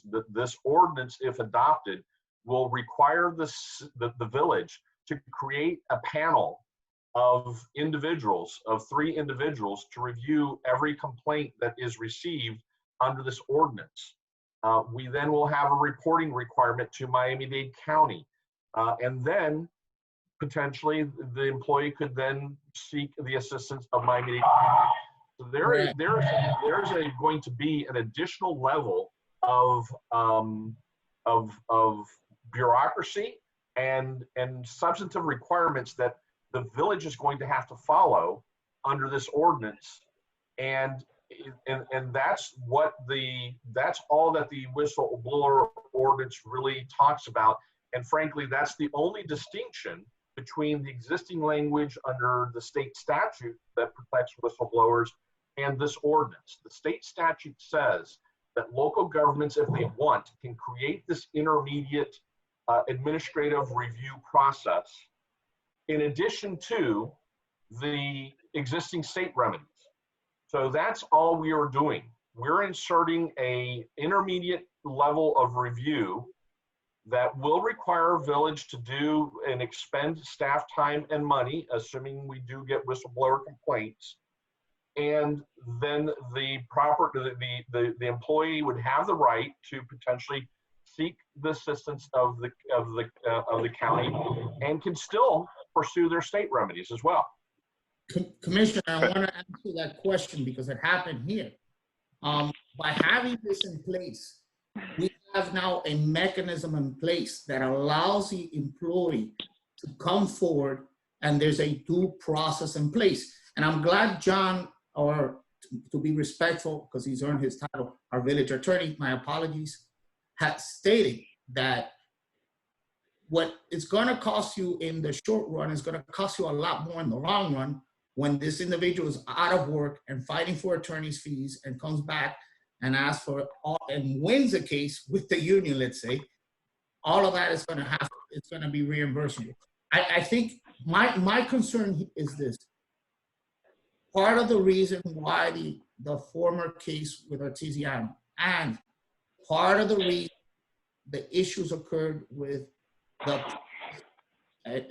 previous, let's say I'm going to leave the previous administrations, is that there's no mechanisms in place that people can come forward and during the group they have some sort of level of protections. In North Bay Village, the chief was fired. I'll give you an example. And he hired his private attorney, fought the system, negotiated, and everything, including a large attorney's fees, were reimbursed to him. So having a process, and you as a commission, you've always stated this, transparency to process, this allows for that. Okay, thank you. And let me just clarify or respond to the comment of the chief said, because I think it warrants an explanation. As a general rule, and we have, full disclosure, during my tenure as your village attorney, we have not had a whistleblower situation that I'm aware of. But as a general rule, whistleblower claims are covered by your, if someone were to file a whistleblower claim under the state statute, the League of Cities insurance coverage that you have would kick in and cover that claim, both from a defense standpoint, and that the League of Cities would assign one of their designated law firms to represent the village's interest. And assuming the scenario that the chief said, where there's an adverse ruling, the League of Cities would cover that that claim and any award of past due or unpaid wages or things of that nature that may be claimed. So it's not as if the village is without recourse or protection from whistleblower claims. Again, the point that I want to make very clear to all of you all, so you have as much information available to you to make an informed decision, is that there are substantive requirements in this ordinance that the village is responsible for. Before anyone ever goes to the Inspector General or anywhere else. And so those are substantive requirements that will fall upon village staff to comply with and do that if an ordinance is adopted. It's obviously a policy decision for the commission to decide whether or not you want to move forward with that ordinance. But John, let me just reiterate something, and you're absolutely right. But if we are for due process, then we don't have to go the FMIT route, because if the employee was fired because of they were discriminated and then brought stuff forward or anything within the whistleblower, it's caught prior to litigation occurring and a claim being filed with FMIT. Plus, I think it's important, from seeing the trajectory that we've seen in the last 2+ years, one with one administration and one with a rogue police chief, that employees have a mechanism in place where these things can be not only caught, but allowed for the judicial process to address as needed. Well, it gives them an administrative relief mechanism if there is retaliation against them. The whistleblower complaint is about, I complained and I've been retaliated against. It's not that there's a process in place for someone to report the improper conduct. That is out there and available to any employee anywhere under both state law and our employee manual. This mechanism is nothing more than an intermediate administrative process that it's an additional remedy that the employee has available to them. It doesn't mean that they still don't have the right. I'm sorry. John, which would require employee to seek legal counsel, because remember, I already did my homework on this. The state represents in the process, they represent state employees. Counties now, because I asked the county, I asked the county general, whatever they're called. I said, so if we didn't opt into this, would you still represent? No, they said, no, we represent county employees. That's why we're allowing municipalities to enter into this, because if not, you would have to seek private legal counsel. Yes, they would, and they have that right anyway. Okay, well, I mean, again, this is nothing more than creating an additional step that is already available to employees. That's all I'm saying, and that's all I want to emphasize, is that the remedy of the state whistleblower statute is always there, and this doesn't replace that. This is just an intermediate step that they can avail themselves of if they want. They don't have to. They can go straight to the state whistleblower statute and file the complaint through the state mechanism.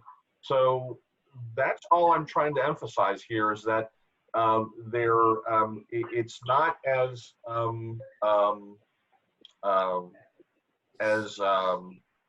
labor neutral as it may have been suggested.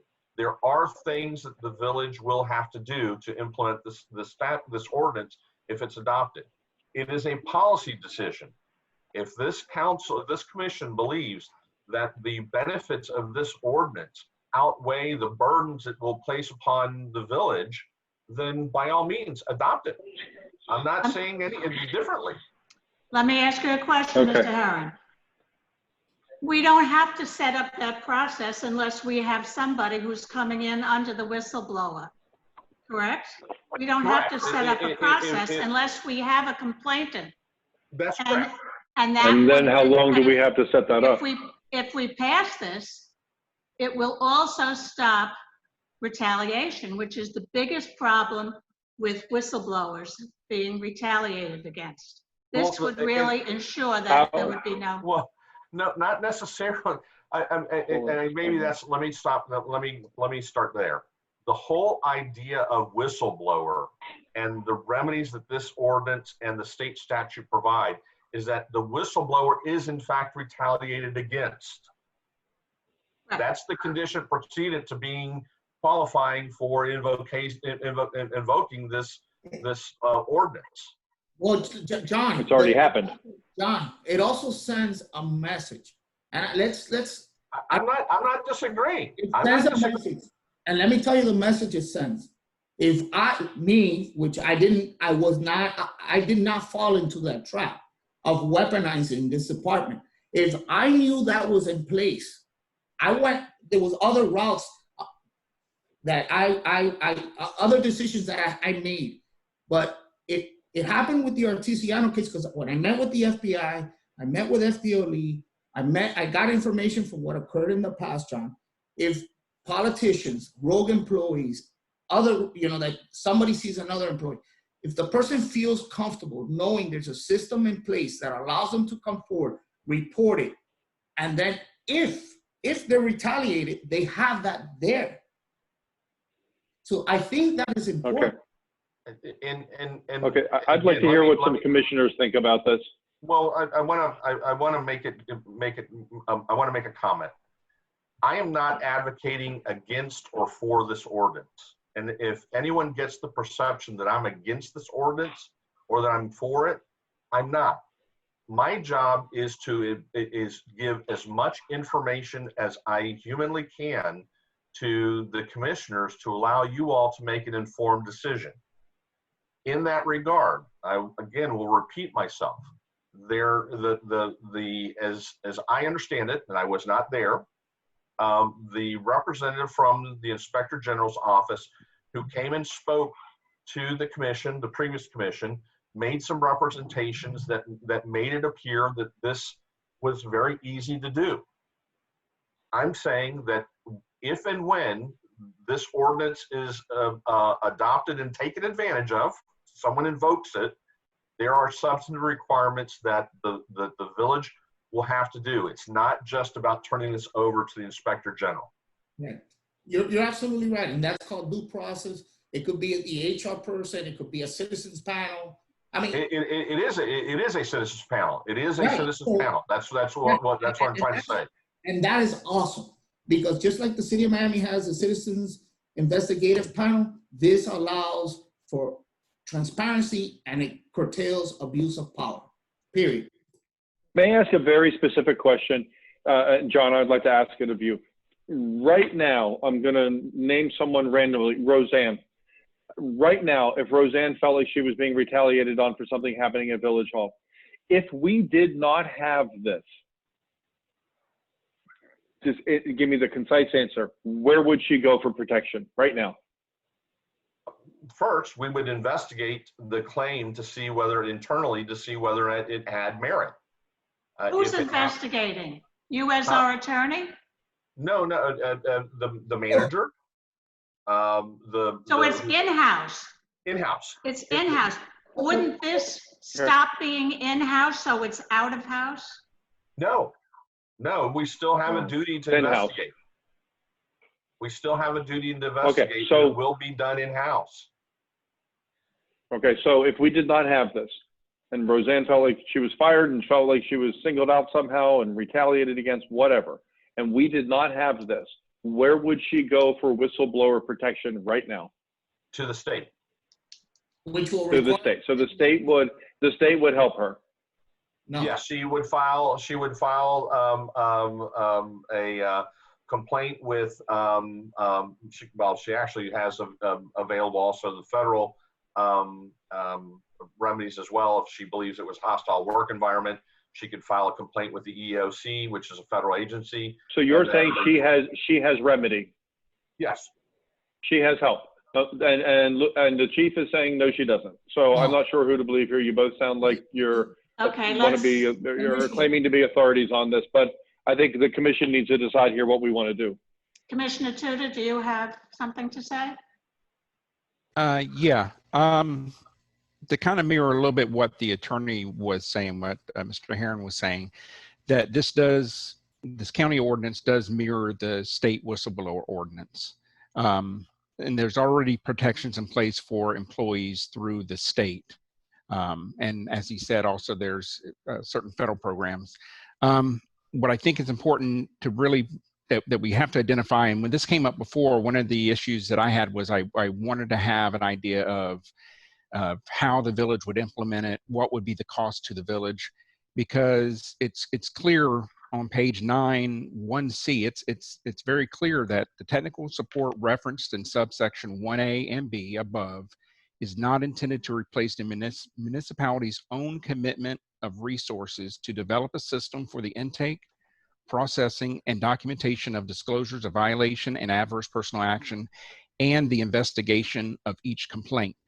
So that's a very labor-intensive process, and that really needs to be, for me personally, that really has to be fleshed out, so that so first of all, we know, is it cost prohibitive? I don't have that information, so I'm not comfortable, I wouldn't be comfortable supporting it without that information. And the other thing that I don't know if Mr. Heron may know this, but has this been adopted widespread by other municipalities? I mean, what's going on out there with some of the other cities? I'm not aware of personally. I'm not aware of any municipality that's adopted this. That's not to say that they haven't. I've not done the research. Miami has. But in that regard, let me very briefly, because to address several of the questions have been asked. I'm reading from the state statute, the whistleblower statute, which I can forward to each and every one of you. Any employee of or applicant for employee with any state agency, as the term state agency is defined in section 216011 Florida statutes, and we certainly fall within that definition, who is discharged, disciplined, or subjected to other adverse personnel action, or denied employment because he or she engaged in an activity protected by this section, may file a complaint, which complaint must be made in accordance with 112.31895. And that means that they have to file it with the Florida Commission on Human Relations regarding the termination of the investigation. The complainant may elect to pursue the administrative remedy available under such an ordinance that we would adopt, or bring a civil action within 180 days after receipt of the notice. So what that statute very clearly states is that any employee of the village has the right to file a complaint with the Florida Commission on Human Relations that would do an investigation and make a determination whether or not there has been improper retaliation against that employee. We then also would have, if we adopted this ordinance, this intermediate review process that would also then kick in. And at the end of that, they could again still file the lawsuit in circuit court that is mentioned if they go straight to the Florida Commission on Human Relations. If I may interrupt, I have the memorandum from Carlos Jimenez, Mayor. And he states that the implementation of this ordinance could have a positive social benefit for the employees of municipalities who are the whistleblowers, and it goes on. Just want to know that. And also Sally Heyman is very much in favor of this. Let me just clarify. Again, I'm not passing or suggesting that it's not a good ordinance, or that it may have, that it doesn't have good, it would have a good impact. I'm simply saying that it to some degree duplicates the existing process that exists under state law and does impose substantive requirements on the village. That's all. Commissioner Ross?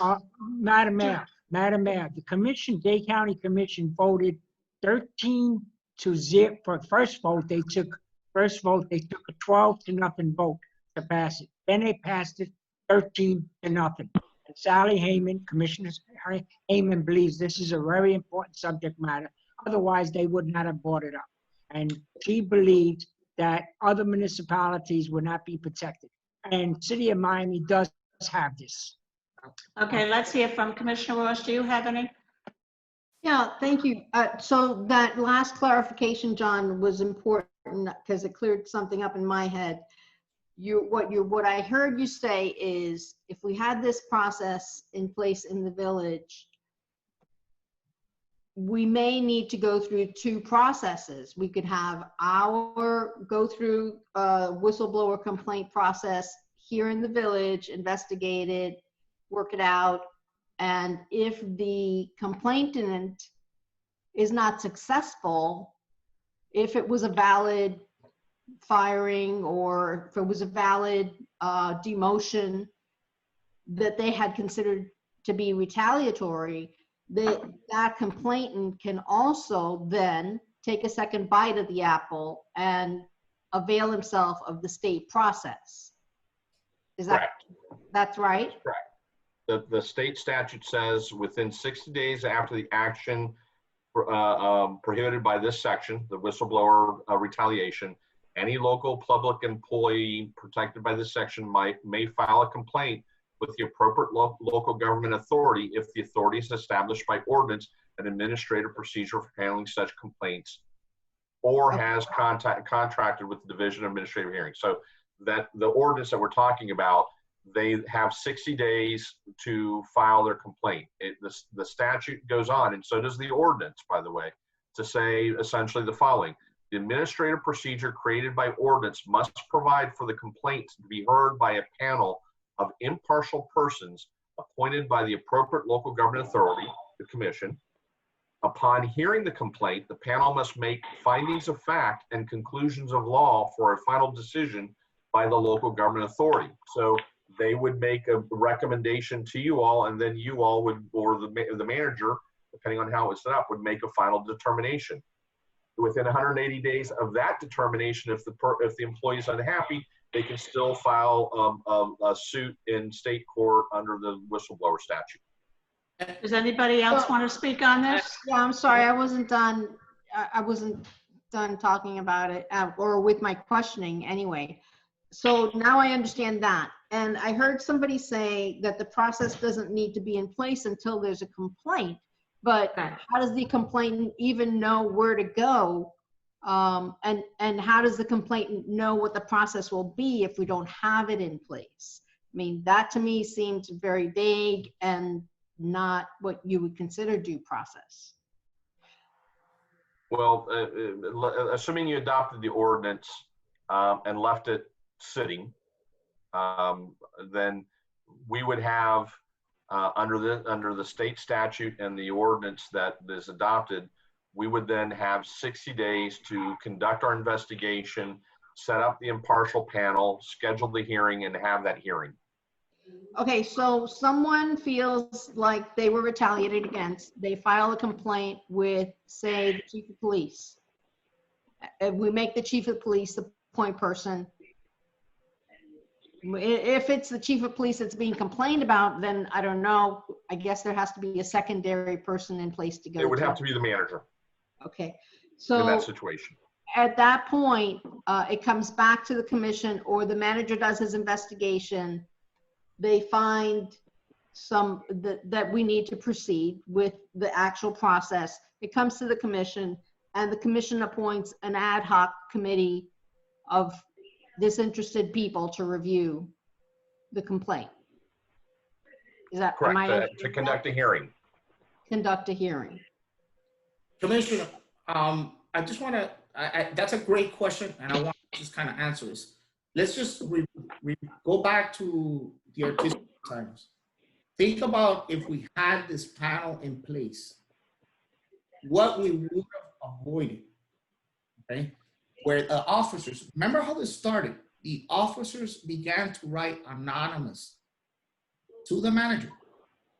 We had no process in place. But they were afraid to get terminated. So what happens? We have to go out, spend the money, hire a private investigator, which they contracted a former captain from FIU, go through this whole process. Then when the findings came around, they took it to the Florida Department of Law Enforcement, who eventually took another year and probably 100 charges or 1,000, whatever. Okay, no, Chief, I'm sorry.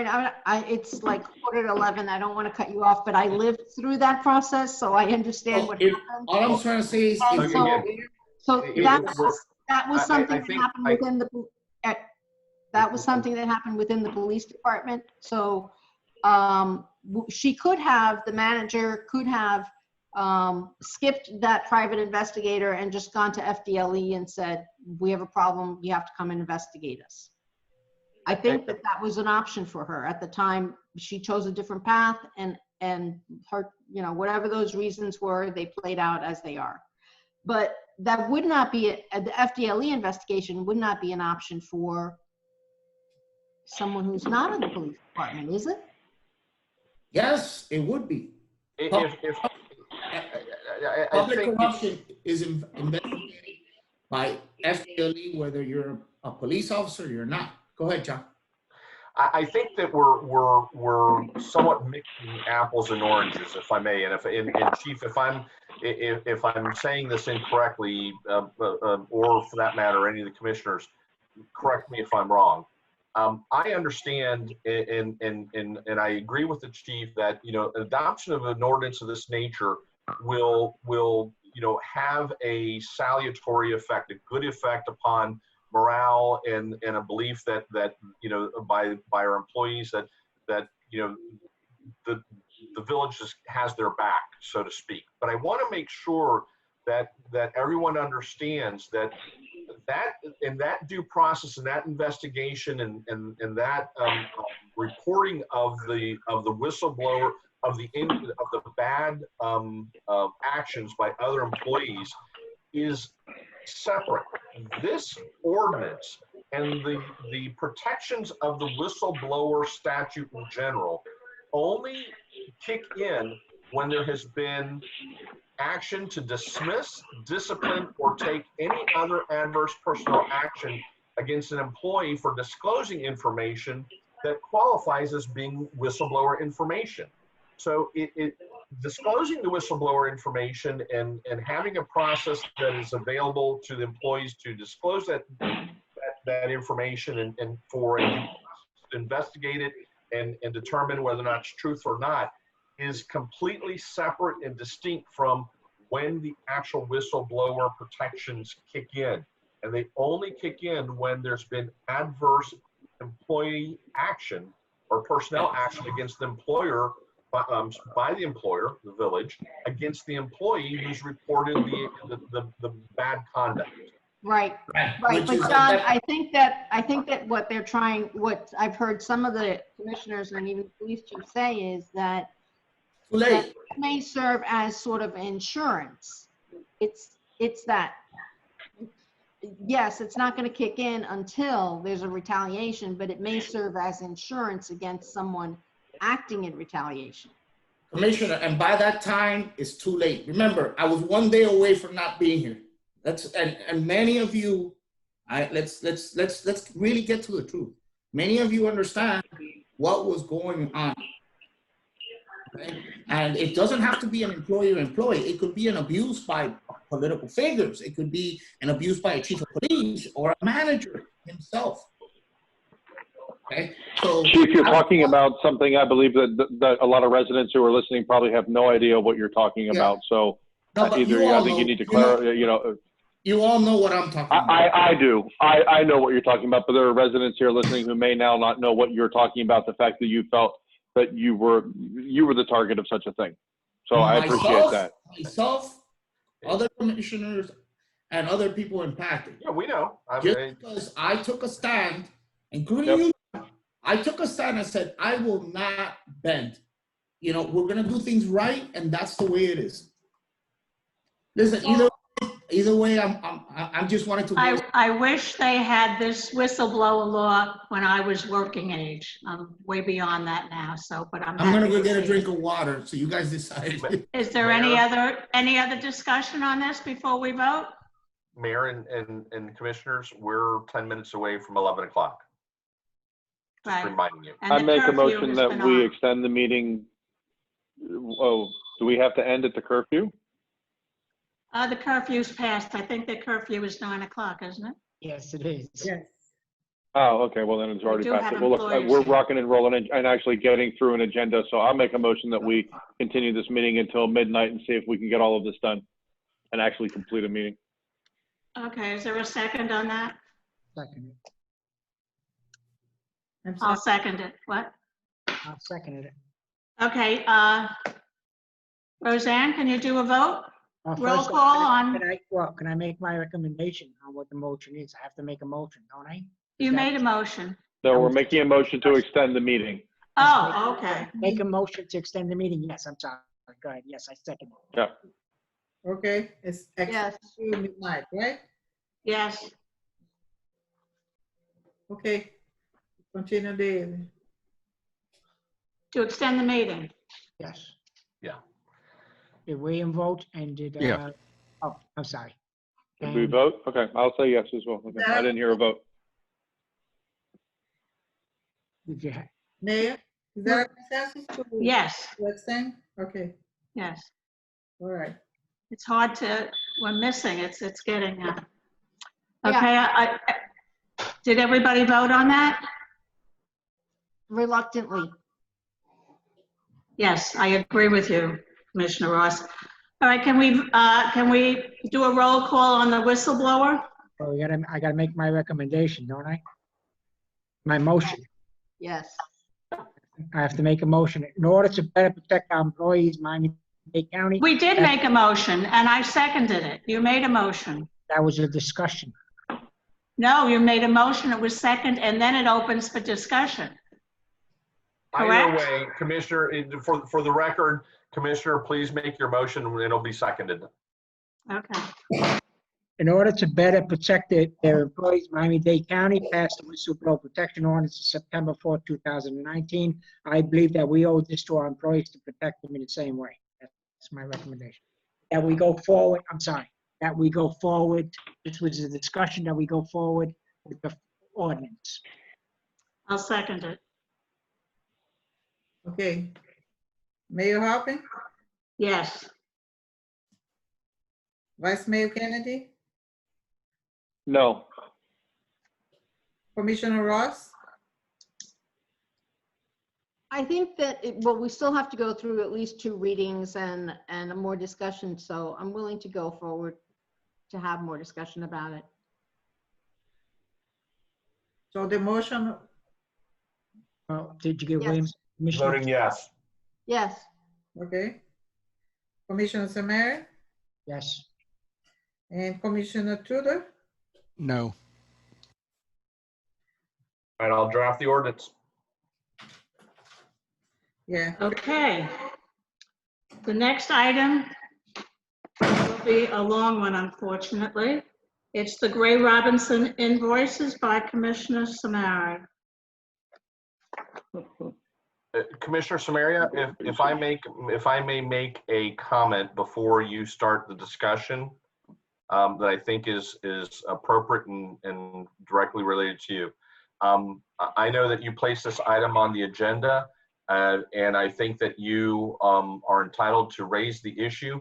But when it comes to vote on the potential invoices directly related to the litigation that was initiated against you, you're going to have to recuse yourself because of the conflict of interest. So what I would suggest that the commission do is take up all the other invoices except the 2 invoices that are part of your packet that pertain to Commissioner Samari, because he certainly has the right, and there's no conflict of interest of him in discussing those and voting on those. And then if and when we get to the invoices for Commissioner Samaria, he can declare a conflict and recuse himself and leave the chamber, the log cabin, because that's unfortunately required by county ordinance. So you're saying there's gonna be 2 different bills that we're gonna be paying? The balance of the 10,000 for my case and the balance of 15,000 for the other. So there's gonna be Yes. 2. Yes. I think that would be the best way to handle it, so you can participate in the discussion on the others. Okay, that sounds okay. Would you like to open this up for discussion?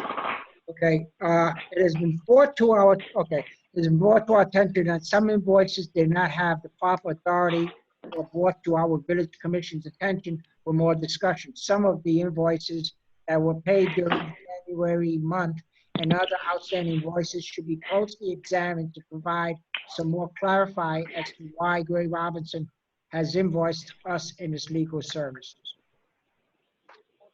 What I like to do is even with the items of the out of balance changes and let the commission have a discussion on the balance of the bills before I talk about the bills that I feel that we shouldn't pay. Is that okay, Attorney? No, I think that we're on the same page. I think that the easiest thing to do is indicate collectively which of the invoices, there's not necessarily a lot of heartburn with, and that to direct staff to go ahead and pay. Then we take up the ones that you have issues or concerns about, and then last but not least, the two invoices involving Commissioner Samaria's case. So I guess to me, if I kind of maybe lead the discussion, which of the invoices do you not have issues with? First, we need to have a second. All of them. All of them. I have a problem with this, so I need to have a second plus to have a discussion, so I don't know if I got the second or not. Okay, second. I'd like to open up for discussion. Okay, is this the first one? I can go really fast if you want me to go first. Yes. Oh, are we going to go item by, are we going to go topic by topic or invoice by invoice? Well, I think it'd be easier to do invoice by invoice, no? Oh, Jesus. Okay. I think it might be easier just to discuss topics and then direct staff to go pull whatever we decide not to pay. If we say don't pay anything related to blank, then let staff go pull them out and do it. If we sit here and go invoice by invoice, we're going to be here until August. Midnight. Okay, go ahead. Proceed. Well, I can make this real. I'll give my opinion very fast. Mine's easy. First of all, I just want to say that a lot of this falls on our former manager, Christian Manners. So if things weren't handled properly and billed properly and he approved it, he was our employee. And if he messed stuff up, we're responsible for what he did wrong. So let me just say that first. So it's really a lot of this falls on Christian. These basic things, I don't think we should pay a dime on. Anything in regards to the village versus Dan Samaria, I do not think we should be paying a dime on that. That violated our charter. The judge agreed with us. Our attorney should have been advising us not to do that, not doing it herself. So anything regarding the Samaria case, do not pay it. Yeah. I think we all know that's going to be the topic discussion. But because Commissioner Samaria has a conflict of interest in discussing those two invoices, I didn't know I couldn't. Okay, I'm moving on to the next one anyway. Yeah. Let me ask you a question, Commissioner Kennedy, first. When you say that our former manager did this, shouldn't the attorney that represented us know that these things were not approved by the commission? I'm talking about those other expenditures. Yeah, so Jenny, I absolutely agree with you. I'm talking about the fact that the invoices are very confusing and they're sloppy and things are combined, and he allowed bills like that to be submitted and paid them in the past. So I think that kind of stuff is on us. I think anything in regards to the January canceled commission meetings and the swearing in that did not happen, I think those should not be paid. She should have been the person making sure those things happened properly. So I think those should not be paid. I don't think anything on there, even a phone conversation, anything regarding the mayoral election, they should be paid on. It was very clear in our charter. And I know there were a lot of emails and phone calls going around with the attorney trying to figure out a way to not have a mayoral election so Tracy could be mayor for life, I guess. And so that they should have known. Yeah, so that we should not be paying. The Charter Review Advisory Board, you know, I want to say we shouldn't pay for that either because it was never approved by the commission for an attorney to be there, except I went to some of those meetings. Christian was sitting next to her. She was there with his full authority. She sat next to him at the meetings that I attended Shouldn't she have and fully known? participated. Shouldn't she have known Yeah, and but he advised? Right, but he was there with, that's just my opinion. Yes, Jenny, I agree with you. But anything for the Charter Review Board, you know, really, he was sitting there, so that one, So let me was run through my list Roseanne. and then you can say your piece. Yeah, I know, but Roseanne doesn't run the village, Christian did. And then the other, so those are the things I don't think we should pay for. And then the only other thing I would say is, and I'll let John lead us through this if anyone agrees, I wonder if we should have them sign, if we should sign a mutual non-disparagement agreement with them, or don't we care? I don't know that I have a feeling one way or the other. It's just something we should probably think about. And if they don't like what we offer to pay them, I would happily say that we should invite them in to have to attend a public meeting and to discuss anything that they think they should get paid on that we're not going to pay them. So if we say we're not going to pay you on these following items, here's what we agree to pay you. If they want to talk to us about it, come on down, send them all back, and they can come into a public meeting and they can stand up and defend what they did and how they did it and why they should get paid. I'd be very happy to set aside a meeting for that. Those are my comments. Those are my thoughts on that. There's so many things, including Commissioner Kennedy, when we applied our applications and she vetted us, and that was absolutely improper. That is the clerk's job, and the clerk knew that, but she didn't have a choice. But remember, I told you about her vetting us, and not only did she vet us, then we had to pay for that also, because that's on the bill. So You make a good point. There's so many things on this that. So those are the big things that I say, remove them, pay the balance, move on. Let's all get on with our lives, give them the money and move on. Well, on this trim issue, wasn't it that they did the papers wrong, or they did the whatever they were supposed to do, they did it wrong? So they charged us, and then they're charging again. Janie had said something about that. And yes, you're correct. So we shouldn't be paying that because we paid for it. And just because they did it wrong, if you know, she's the lawyer, she's professing to know what's going on. We should not be paying Well, that I think again. some of the problems with trim was also related to our finance guy. I thought something was, you know, an incorrect figure or something had been provided as well. So at any rate, you guys to discuss, you know my feelings on what we should not pay. You guys have your conversation, then we can decide. Okay, Commissioner Tudor, would you like to stick in on this? Yeah, for me, I think that since I'm not an attorney and I don't play one on TV, I'm not, you know, expert in legal billing. I would like to see our attorney, Mr. Herron, possibly go through the billings that are here before us, take a look and see if he thinks there's any concerns and identify any irregularities in the billing. I think that would go a long way in helping the commission decide what to pay and what not to pay. Because I don't know if we want to get into a situation where as commissioners, we may say, I don't want to pay them for that. But if the attorney was given instructions and she was following, the orders or instructions from the manager on certain items, some of those things I think we're going to have to pay even if we disagree with. But I'm curious to see if there's any billing irregularities or any items that were being billed for that the attorney feels are If I might add, Commissioner Tudor, I'm just not so sure that we would take a recommendation from our attorney on this, because I think there's a conflict. Because remember, the contract that Rebecca Rodriguez was working on as our attorney was a contract that had initially been signed by John Herron, because he worked for Gray Robinson. So I'm not so sure I want the recommendations from John Herron unless he really can say that there is no conflict. Well, I would have concerns with that if he was still with Gray Robinson, but he knows the parties very well, and it was under his contract. Yeah, but he's not an employee of Gray Robinson. If I can address that very briefly, and I'll be candid.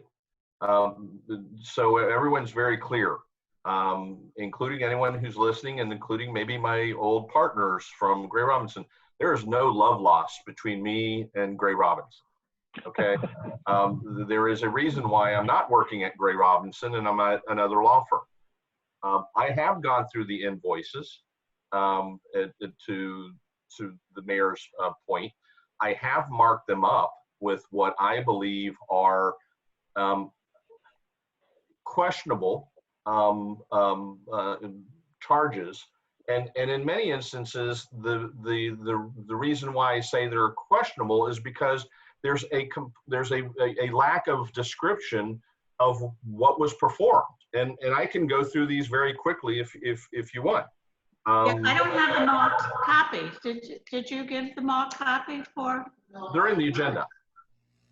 Okay, she said no. Okay. No. Would it be possible for you? I mean, would it be helpful to the commission if you have a marked copy there? If you were able to provide that to the commission, a report on, Yeah, I mean, some of them are my kind of my personal comments.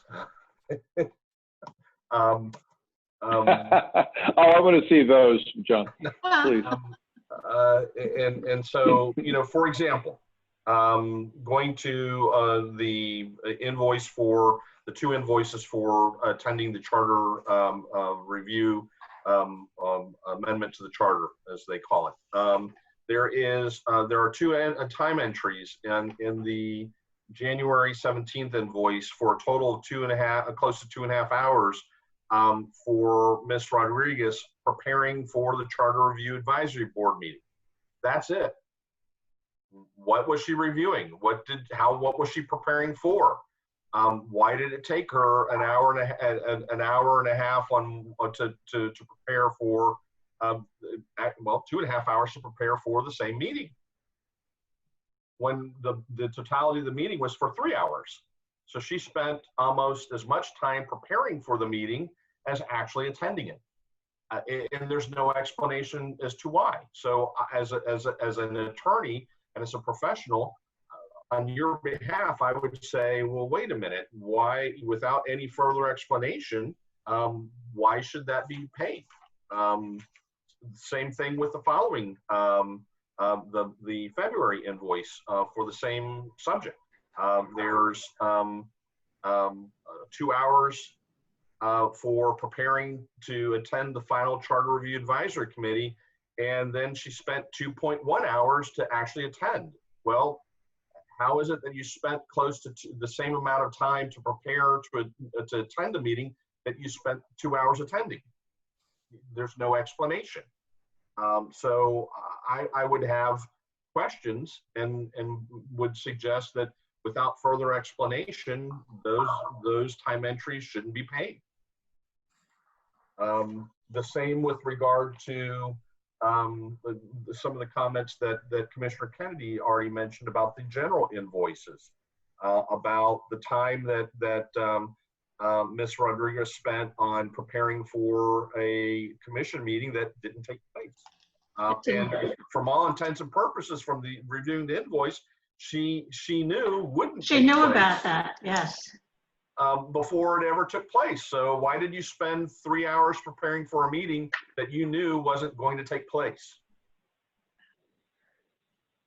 That is true. Well, I think at that point, they might actually say we were trying to figure out whether it should take place or not. I'm going to guess would be the answer. No, she was called in the afternoon.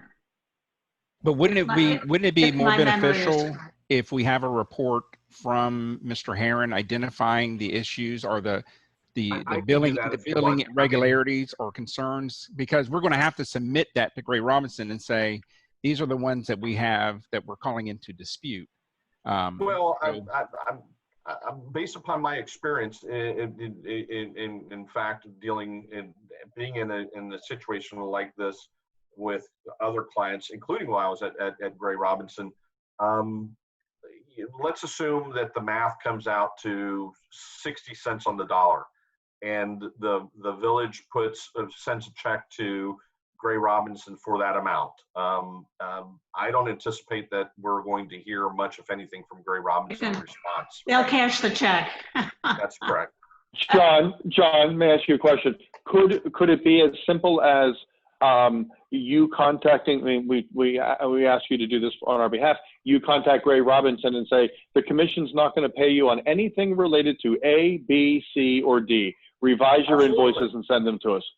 Let's have Gray Robinson do it. Let's just say we're not going to pay you for. I'll just go by my list. Anything regarding Dan, anything regarding the commissioners not being sworn in, anything regarding the canceled meeting, the mayoral election, the Charter Review Advisory Board, the trim. Give them a list and say anything remotely related to any of those topics, remove them from invoices, re-invoice us, and we'll take a look at them, and hopefully you'll do it right and we'll pay you. Get to work, Ray Robinson. Bill us properly.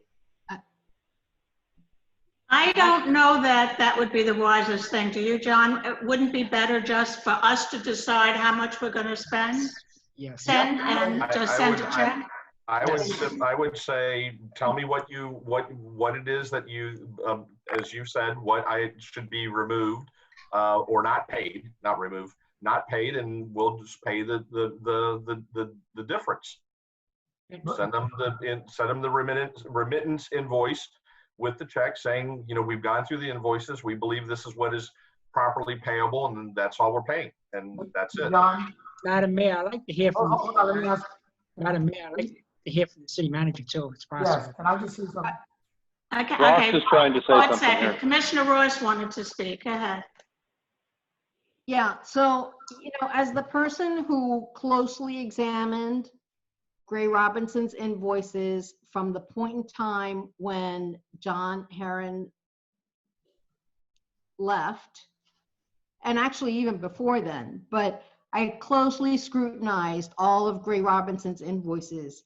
I created spreadsheets of months after months of time entries, and I shared them with the then commission, and I kept reminding them and telling them that weren't doing the proper oversight, and these invoices were getting paid, and we were being billed two and three different attorneys to come to the same meeting or to do the same work, and it all fell on deaf ears, including one of the commissioners with us here tonight. As that person, frankly, I'm sick to death of reviewing the details of these bills. So what I would like to do is, as some of you have suggested, broad strokes on categories, things that we should not be paying or filtering out or asking for further explanation have to do with the Charter Review Board, work on the Charter Review Board. For example, tonight we had a long discussion and two of us agreed that we should go forward with the whistleblower ordinance. So now our attorney is charged with drafting that ordinance for the village. It was our vote. That's what we did. But when things were done based on the direction of one or two council people, including maybe the mayor or the manager who didn't have the authority to do it, when those things were done and it was out of the public eye, I think that the attorney, being the village attorney, should have counseled against incurring costs and proceeding in those directions. So for that reason, I think the charter review work should be eliminated. I think that issues related to the mayoral election, particularly when they were investigating the candidates, that should be done away with. With regard to the trim compliance, the special invoicing for that, that was their mistake and we shouldn't have to bear the brunt of that. On the other side of it, there's the FEMA appeal, and that's been brought up as, you know, it was not appropriate for Gray Robinson to do the work on the FEMA appeal because the majority of the commission didn't task them for that. They just came in and said, we did this appeal, it was last minute, we had to rush through it, and they got substantial fees from that process. But they did come back to the commission and no one objected. So, you know, they had implied consent to go ahead and do that work. And so I think those broad categories of separate billings, we should just say, no way, we're not paying for it. Of course, throughout the whole billing, throughout all of their invoices, there were 2 and 3 attorneys billing for the same meeting, which they said they would not bill for. They said they wouldn't do it. But, you know, that was a year ago. I don't know. It's going to be hard to filter out those things. Maybe for these last invoices that are left, we can ask the attorney to give us a little report on that general bill, the big bill file of things that could be parsed out. But really, I feel like this is like long history and we need to spend our time on going forward. This is exactly. For example, if I may, I've heard several of you all mention the time spent by Gray Robinson regarding the mayoral election, and if I'm wrong, please correct me. But in the 2 outstanding invoices that are unpaid, I don't see any time entries related to that. Oh, I did read that. I just. They may have been from previous months where they did that and No, Rebecca worked on us applying, which was not her job. I understand. I understand, but I don't see time entries for that. If I'm wrong, point them out to me. That would be called the special election, not the mayoral. Right. It was a special election, right? Okay, so there is an invoice for January 2020 special election. $270 for conference with the village manager regarding campaign advertisement statutes, and then $45 for, that's it. I'm sorry, that's the only invoice that I have. Those are 2 things we shouldn't pay. So what is there in the January 2017-2020 invoice with regard to the special election, as well as the TRIN compliance issue, is prior balances, but we have no backup for those prior balances. So the invoices that were actually submitted to the village were regarding the trim notice was for $45 worth of work. There's a previous balance of $4,000 with no explanation. Similarly, with the 2020 special election, the only outstanding invoice that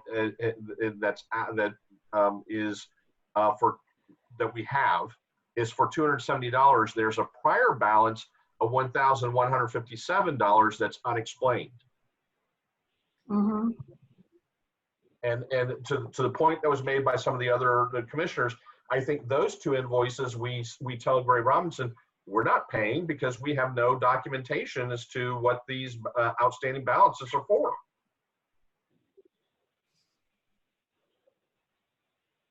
And that really then leaves us with Commissioner Samaria's invoices. At least I think that if I'm hearing the commission correctly, there may be a split, but there's a majority who are inclined to tell me to pay the FEMA invoices, which total $1,395 for the 2 invoices for FEMA. Pay the $999 for the threat appeal, which they actually won for the village. And then the questions about the general invoices and the amendments to the charter. But are you also including all these charges that she wanted for meeting the village manager in advance of the commission meeting? All this on the meeting that never took place? No, I have those flagged. I have those flagged. Okay, Commissioner Kennedy, regarding scheduling of this all pertains to the meeting that didn't occur. Correct. And trying to get a new meeting. I'm clear on that the instruction is not to pay those. Yeah. Is there any other areas we shouldn't pay? So John, could you read back the areas that you feel like that you hear a consensus, other than Dan's case? Can you read back the list of things that you're hearing us say we should not pay? The topics. Yeah. Absent any additional explanation, the 2 invoices for amendments to the charter. Similarly, just outright areas where we're not going to pay and we have questions, the January 17th and the February 13th invoice for general services. There's 2 invoices there. And then because of the total lack of any backup, the January 2020 special election, which I've already received, that you all saying just none of it. And then the issue of the trim, the $4,000 for the trim compliance. And the Charter Review Board. Oh, yeah, the Charter Review Board I mentioned before. The Charter Review Board is more along the lines of the general invoices where, hey, look, there's a lot here that we're not willing to pay because there's no adequate explanation. Or did the commission never voted to have the attorney at the charter review meetings anyway? Well, again, that's an issue. I hear kind of a split amongst you, the commission, on how to deal with that particular issue. Commissioner Royce, you're more familiar with that. Do you think that all the FEMA bills are appropriate? Because the commission was involved and got reports from the attorney on those FEMA bills, and they didn't put a stop to it. I guess perhaps they didn't have enough, they felt like it was already authorized and they moved forward with it. I find it hard, and then they go back, they go back for so many months. I find it hard to now say, no, we're not going to pay you when we've already paid them so much of that. And we should pay them more? Hey, I guess if we don't ask, we don't get. But yeah, we certainly have paid them a lot over time that probably wasn't appropriate. Can I chime in on that real quickly? Look, I have no interest in giving them a dime more than they earned. And I think they kind of, got us good for as long as they were representing us and gave us poor representation on top of that. But that's beside the point, right? Exactly. But, the charter review, I don't want to pay them for anything either that I don't think it should be paid for. But the fact remains is that the commission allowed that to happen. The commission knew those charter minutes were being approved. Meetings were taking place and minutes were coming out, and everybody knew she was there. It's not a secret that she was attending those meetings. The commission knew it. It's all very well recorded. So no one stopped it. No one on the commission said boo about that. I think some residents got up and said some things about it, but the commission didn't. So it's like, I think it's. I'm sorry. Go ahead. I'm sorry. I just wanted to interrupt for a moment because I think that those minutes never really came to the commission until the very end. It was all in a compressed period of time. So yeah, that's true. It might have been, unless they were there at one of those charter review meetings, and to my recollection, I think only Dan was there as a commissioner. Yeah, Dan was at the ones I attended. Yeah. So that's my feeling on that. So I'll go, if you guys say don't pay them on it, I'll agree don't pay them on it. It's just, I just always think that, there's culpability here on the commission. The commission allowed this to happen. The commission allowed a manager to keep paying bills that weren't properly looked over. I blame the commission for an enormous amount of this. And if Gray Robinson was able to kind of get us good on some bills, good for Gray Robinson. Aren't you happy, Matt, that we weren't part of the commission? Did you hear me? Yes, Ginny. Yes, I did. Yes, and I was. Yes. So, at any rate, if you guys don't want to pay him for charter review, I'll agree not to pay him for charter review. But I do want to make sure that anything related to the night that Ginny and I were not sworn in, because God knows they were trying to figure out a way not to get us sworn in that night. Anything related to that, they kind of stopped democracy dead in its tracks. Let's make sure they don't get paid for that. But also, she would, I think if my memory is correct, you might remember this, Mac. Wasn't she called, didn't she call in like 3 o'clock in the afternoon or something? Because they canceled something. I forget who they canceled. It was when yeah, she knew she knew that Tracy wasn't coming hours before, and she Right. could have figured out that that meeting should have taken place. Right. The other it was- commissioners that were sitting there that night should have known that as well. They all have a copy of the charter. They should have known that they had a quorum and they could conduct that meeting. Manager should have too, quite frankly. Well, So if we just want to kind of make some sweeping things and say, John, delete anything regarding these topics, I think that's the easiest way to do it. And either agree to let John do the math and give them tell them what we're going to pay them, or tell Gray Robinson to rebill us. Whatever you guys think is better. I'll go with either option. I just think, John, it's probably easier if we just send, like you had said, send them a check for what we think. And once they cash the check, that's called goodbye.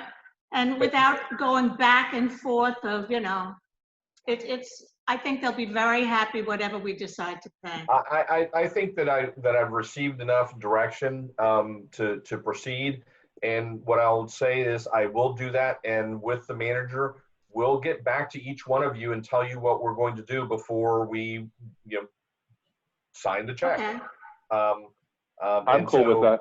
And with regard to these invoices, and then, before we move on to the 2 remaining invoices, I want to make sure, because he's not going to be able to participate moving forward. Commissioner Samaria, do you have any questions regarding the non-Dan Samaria invoices that we've just covered before you have to leave? The non-Dan Samaria. I like that one, huh? I like that too. I mean, I made a list of a whole bunch of stuff, but I'm gonna trust your judgment on this and the rest of the commission. There's a lot. I honestly don't believe we should pay any of this, because I honestly believe they got away with billing us and paid money in the past, and a lot of this was done afterwards. We brought this up in January of all the billing, and we just didn't have any commission meetings. I just believe that Christian approved stuff in the past that we shouldn't have paid, and these bills, I just don't think we should pay any of it. All right, and if you have specific comments about these issue that you want to give to the clerk, so she can then forward them to me, so I have them, I certainly take your comments into consideration. Yeah, definitely. Okay. So John, to Dan's point, can we now question bills that we paid? No, well, I'm just questioning the ones that we haven't. And the reason that's somewhat of an uphill battle. John, Let me ask one question, I John. wanted to make sure I heard him correctly. If we don't, if they don't accept what we came up with, then do we have the right to go backwards and start reviewing the bills that we paid? Good one, Jenny. If that's the, that was the point I was making. We'll cross that bridge if and when we get to it. But the answer to your question, Mayor, is yes. That was the point. Commissioner Kennedy, I didn't explain myself. That is the point I'm making. Is not to pay any of this. Okay. If they decide to fight us, then we go back on all the other items, because I can tell you. Oh, understood. Okay. Voices. And Commissioner Ross had big time stuff from And I want to meetings thank on what Commissioner. our past bills were. I want to thank Commissioner Ross. When I first brought this up, everybody complained that my backup was from Commissioner Ross, and my answer, from Ms. Ross, was that she knew this and she went through all of this. So there is plenty of ammunition, and we shouldn't pay any of this. And if they want to fight it, then we'll go back and backtrack on the other items. But I guarantee you, Again, based upon my past experience, they're gonna get that check, they're gonna cash it, and hopefully that'll be the end of it. Yeah, hopefully. John, do we get them to sign something at that point? I'm sorry? Does Rebecca still work for them? I don't know. John, do we get them to sign anything saying they accept this as final bill and our account is paid in full? So they can't come back and question anything later? We can ask them. sometimes they ask in return as well, you know, kind of a mutual release. I'll, you know, they just, again, based upon my past personal experiences, they're just going to take the check, and that's going to be it. That's going to be the end of that. Okay. Yeah. I just want to make sure that they'll come back. Can I just ask one other area? Is it proper on an ethics complaint when they had to go, some of our commissioners had to go, our past commissioners had to go before ethics? Is that proper when there's legitimate complaints that we have to pay the lawyer to go with them? Well, yeah, there's an existing statute, and there's existing case law that says that if a sitting commissioner is the subject of an ethics investigation, okay, and ultimately the ethics investigation is found to be without merit, that there's not probable cause, that there's not going to be any movement going forward with formal charges, then as a general rule, the government is required to compensate, reimburse the elected official for the attorney's fees that they incurred. Frankly, the majority of instances when that happens, the elected official hires an outside private attorney because of potential conflicts. And if in fact the commissioner is absolved of the ethics complaint, then the local government is responsible for paying that private attorney's fees. Okay, so that's a legitimate expense, even though I find it. Does ethics ever come back with something other than out and out gun robbery or, you know, murder? You don't have to answer that. A lot of advisory opinions. Let's just put it that way. Okay, can we get past this? Do we have to ask Dan to leave the long cabin to have the final part of this conversation so we can wrap this up? Yes, we do. At this point in time, it would be appropriate for Commissioner Samaria to declare a conflict, make sure that he fills out the paperwork at some point in the future with the clerk. And I have to carry my phone out because otherwise, you know, I'm not going to know whether. That's fine. Yeah, someone will text you. Yeah. Just go into the over there. You know, it's raining outside. That's okay. Should I mute Commissioner Samaria? There's a porch. There's a porch. Mr. Harry? Sorry. Can I mute Commissioner Samaria also? Yeah, go ahead. Just mute. That's the answer. Just mute me. No. He has to leave. He has to. He can't participate in the conversation. Go outside, Dan. Yeah, I'm sorry. And in addition, you should mute. Okay, he's gone. Can we do this quickly and move on? Got a couple of other things we'd like to get through. If I may, very quickly, I'll give you what Commissioner Samaria's invoices, in my opinion, clearly fall within the category that you all have already discussed, which is the incurring of these expenses were never authorized by the commission.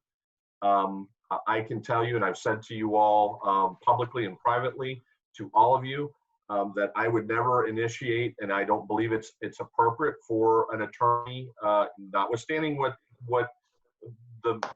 how some may view the existing charter language, which I believe needs to be clarified as a side point.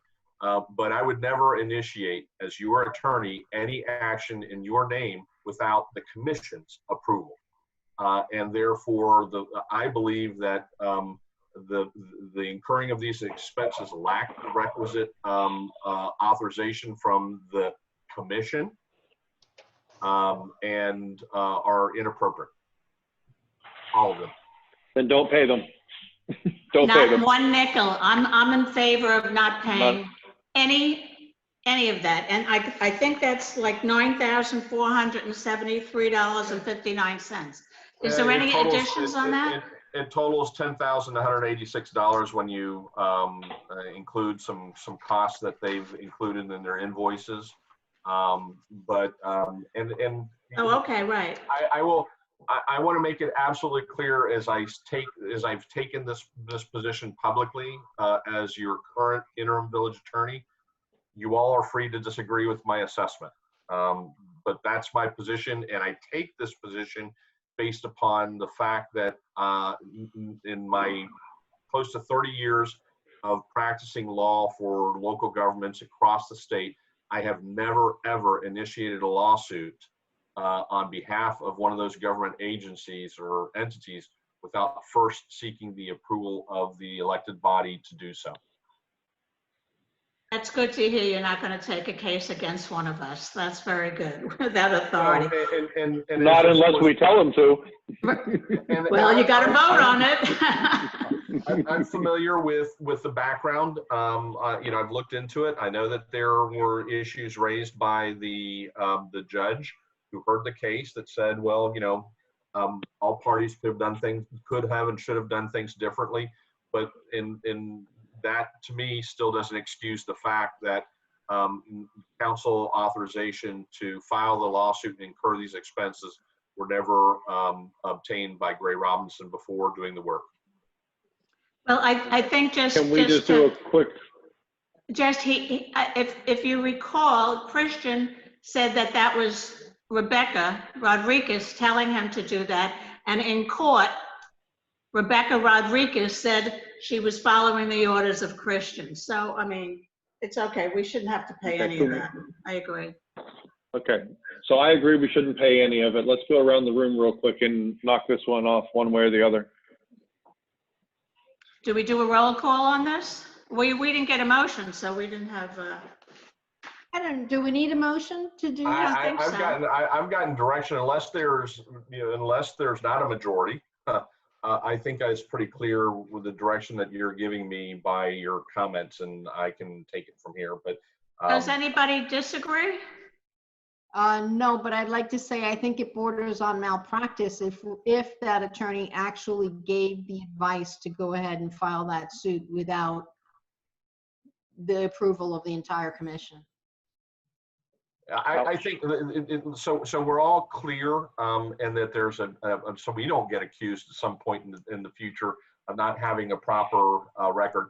If you all want, if there's a motion to direct the attorney to proceed in accordance with the conversation that we've all had with regard to the Gray Robinson invoices, I'll then, you know, and there's that'll be reflected in the minutes that the vote was taken, and I'll do so accordingly.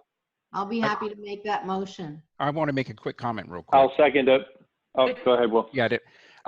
John, just the explanation that you gave for the reason why you would recommend not paying this invoice, that's kind of what I wanted to get back from you for the other invoices or items we're not going to pay, because I think it's important. It's easy for us to sit here and say, you know, oh, how horrible they are, the prior manager was, we're not going to pay. But I think we need to establish a record. We need to have something in there where we identify why we're not paying. Because worst case scenario, if Ray Robinson decides, well, we're really going to push back, you know, we don't want to be caught looking like, oh yeah, we just, you know, I'm upset because I didn't get sworn in on the day I wanted, so I'm going to take it out on this attorney. No, we want to be able to pinpoint and say, we're not paying this because X, Y, and Z. We're not paying this because of X, Y, and Z. I think that's very, very important. And that's a good point, Vice Mayor Tudor. And you know, you held me to task on this issue very early on, and you know, I gave you my explanations. I think that there's a second reason that goes hand in hand with what I already have said with regard to this particular issue, and that is that I believe that for whatever reason, I don't know the reasons, there is a charter provision in your charter that does specifically say that it is the commission that passes on the competency of other commissioners to be sitting on the commission. And it is my opinion that before this lawsuit was ever filed, the proper thing to have been done was to have gone through that, for lack of a better description, administrative process at the commission level before then taking the steps. If at the time the majority of the commission wanted to to then take legal action to implement whatever decision that the commission had reached on that issue. In my opinion, that would have been the best practice. That is what should have been done. And that is a second, but an equally important reason why the incurring of these expenses weren't authorized not only by the commission, but they were in direct contradiction to the language in the charter. So to the extent that the commission has asked on the record, those are the reasons why I believe that these two particular invoices should not be paid, is for those two reasons. Okay, I think we've really talked our way around this completely, so I think we can, are we in agreement on this, and can we move on? There's a motion and a second. I think there was a motion. There was a motion by Commissioner Ross. Okay, I'll second it. I'll second it. We have Jimmy got me. a second for Vice Mayor Kennedy first. I'm sorry? We had a second from Vice Mayor before. I don't know who It's made okay, let's take a roll call and go. We're ready It for doesn't roll. matter. Okay. I didn't understand it. Someone a second. The motion not to pay any of the Dan Samari bills, correct? Yeah, to follow through with Gray Robinson on the instructions on all the invoices, including the Samaria invoices. Yep. Including. Yep. Okay. Mayor Hoffman? Okay, not to pay it. Is that a yes? Yes. Vice Mayor Kennedy? Yes. Commissioner Ross? Yes. Commissioner Tudor? Yes. 4-0, pass. All Somebody, right, Let's get Dan back in. and let Dan know that he can come back in. give me 1 second, I'll go there. Do we have his, yeah, I'll hold the door for you. This way. Oh, okay, Susan's getting it, okay. Before we pick up the next item of business, since it's 11:45, I make a motion that we roll over the balance of the agenda for a special meeting on June 16th, starting at 6:30. Can I get a second? I'm sorry, what date did you say, Rox? June 16 at 6:30. Will it be a special meeting and the agenda will be limited to those items? That's my intention, so that we can get through this agenda and then hopefully start on fresh business at the next regular meeting. Is there anything, What do we have? is there anything so compelling that we have to have a special meeting? I don't see Well, I anything. think it's compelling to try to get things done, and we have some new business items on here that I think are quite important. Not just because my name's attached to them, but they're quite important. Yeah, there are important things, one of which is the chief's contract. And Yes. also the Department of Elections is asking for a commission vote in order to shorten our qualifying period so that we can get on the November ballot. Okay. Good. I was going to ask to pull 13A, and oh my goodness, who's? No, it's me. Since there's a couple items that are, Madam Mayor, since there's a couple items. I'm having an echo. Go ahead, Commissioner Samaria. Since, as Commissioner Ross just mentioned, there's a couple items that are very important, chief's contract and all of that, and the election. I'll make the second to have it. What would you say the date was? June 16. And this is to say, just not every 2 weeks, a meeting just for this one coming up, right? For the balance of this agenda, including the add-on items that we didn't get to. And no other items will be added on to this next agenda. It's going to be just discussing stuff that we have discussed that are balanced for tonight, right? I would say unless there is something, a subject matter yes. that needs to be addressed. Something that's urgent, yes, I have no problem with that. I'll second that. Okay, so is this up open for discussion now? Sure. I think I would like, I'll go along with that. I think we could probably knock a couple of things off. I think the 13A, the election, we can have a quick conversation on that and hopefully just all approve that and be done with that. Why not get that done? So I'll agree to the meeting, but I don't know why we couldn't just knock 13A off really fast.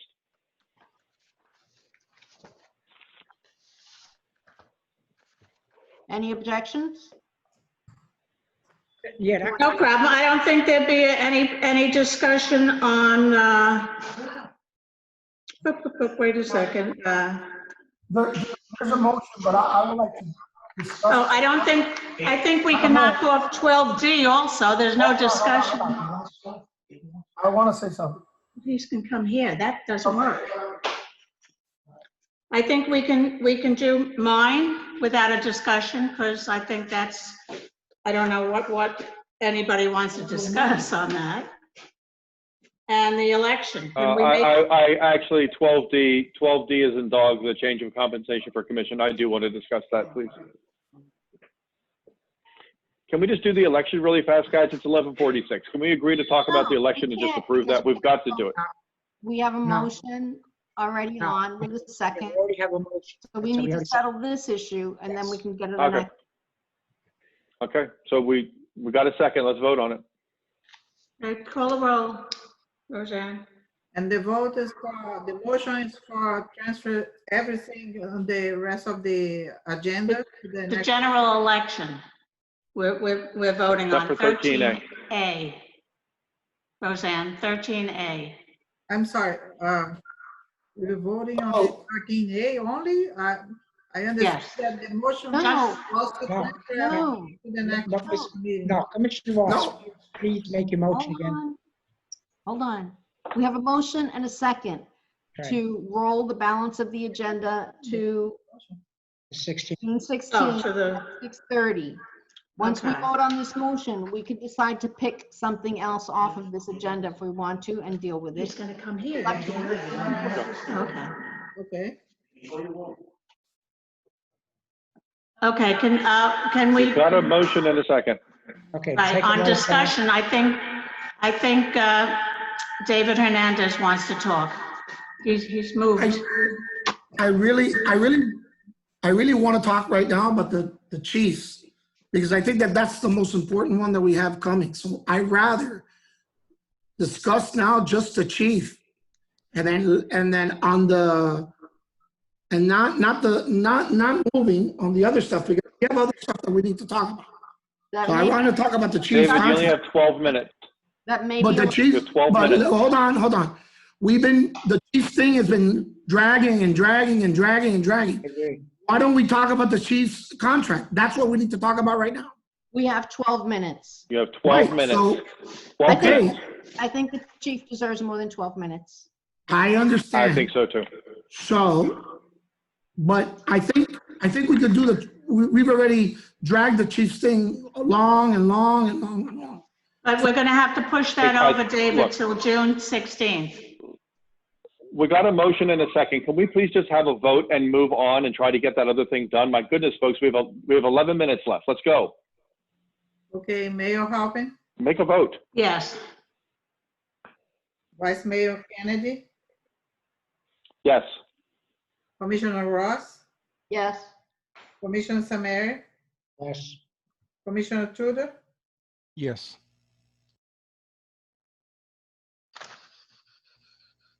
Okay, you want to make a motion on the general election on 13A, Commissioner Kennedy? Sure. I'll make a motion that, I mean, is this something that requires a motion and a vote? It's not clear in what I read. Is that, do we need to do that? Or is it just something we discuss? Yes? Okay. Then I make a motion that we change the qualifying period of the election for November 3rd from Monday, August 3rd at 9 a.m. to Friday, August 21st at 5 p.m. Okay, I'll second that. And if I may add, just so it's clear, Mayor, the reason is because we need to shorten it in order to be able to meet the statutory deadlines that the supervisor elections has. Right. Perfect. That's my Roll motion. call. Mayor Hopping, Yes. Vice Mayor Kennedy, Yes. Commissioner Ross, Yes. Commissioner Samaria, Yes. Commissioner Trudeau. Yes. Just clarifying, who seconded that motion? I did. I seconded it. Ginny did. Doesn't matter. Thank you. Doesn't matter. Okay, can we have a motion to adjourn?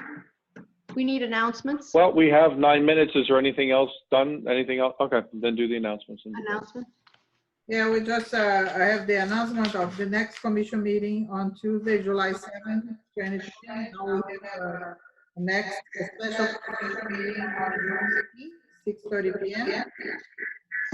That's it? I make a motion to adjourn. Yeah. Seconded. Can I say something?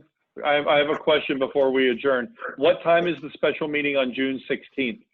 6:30 is what you said.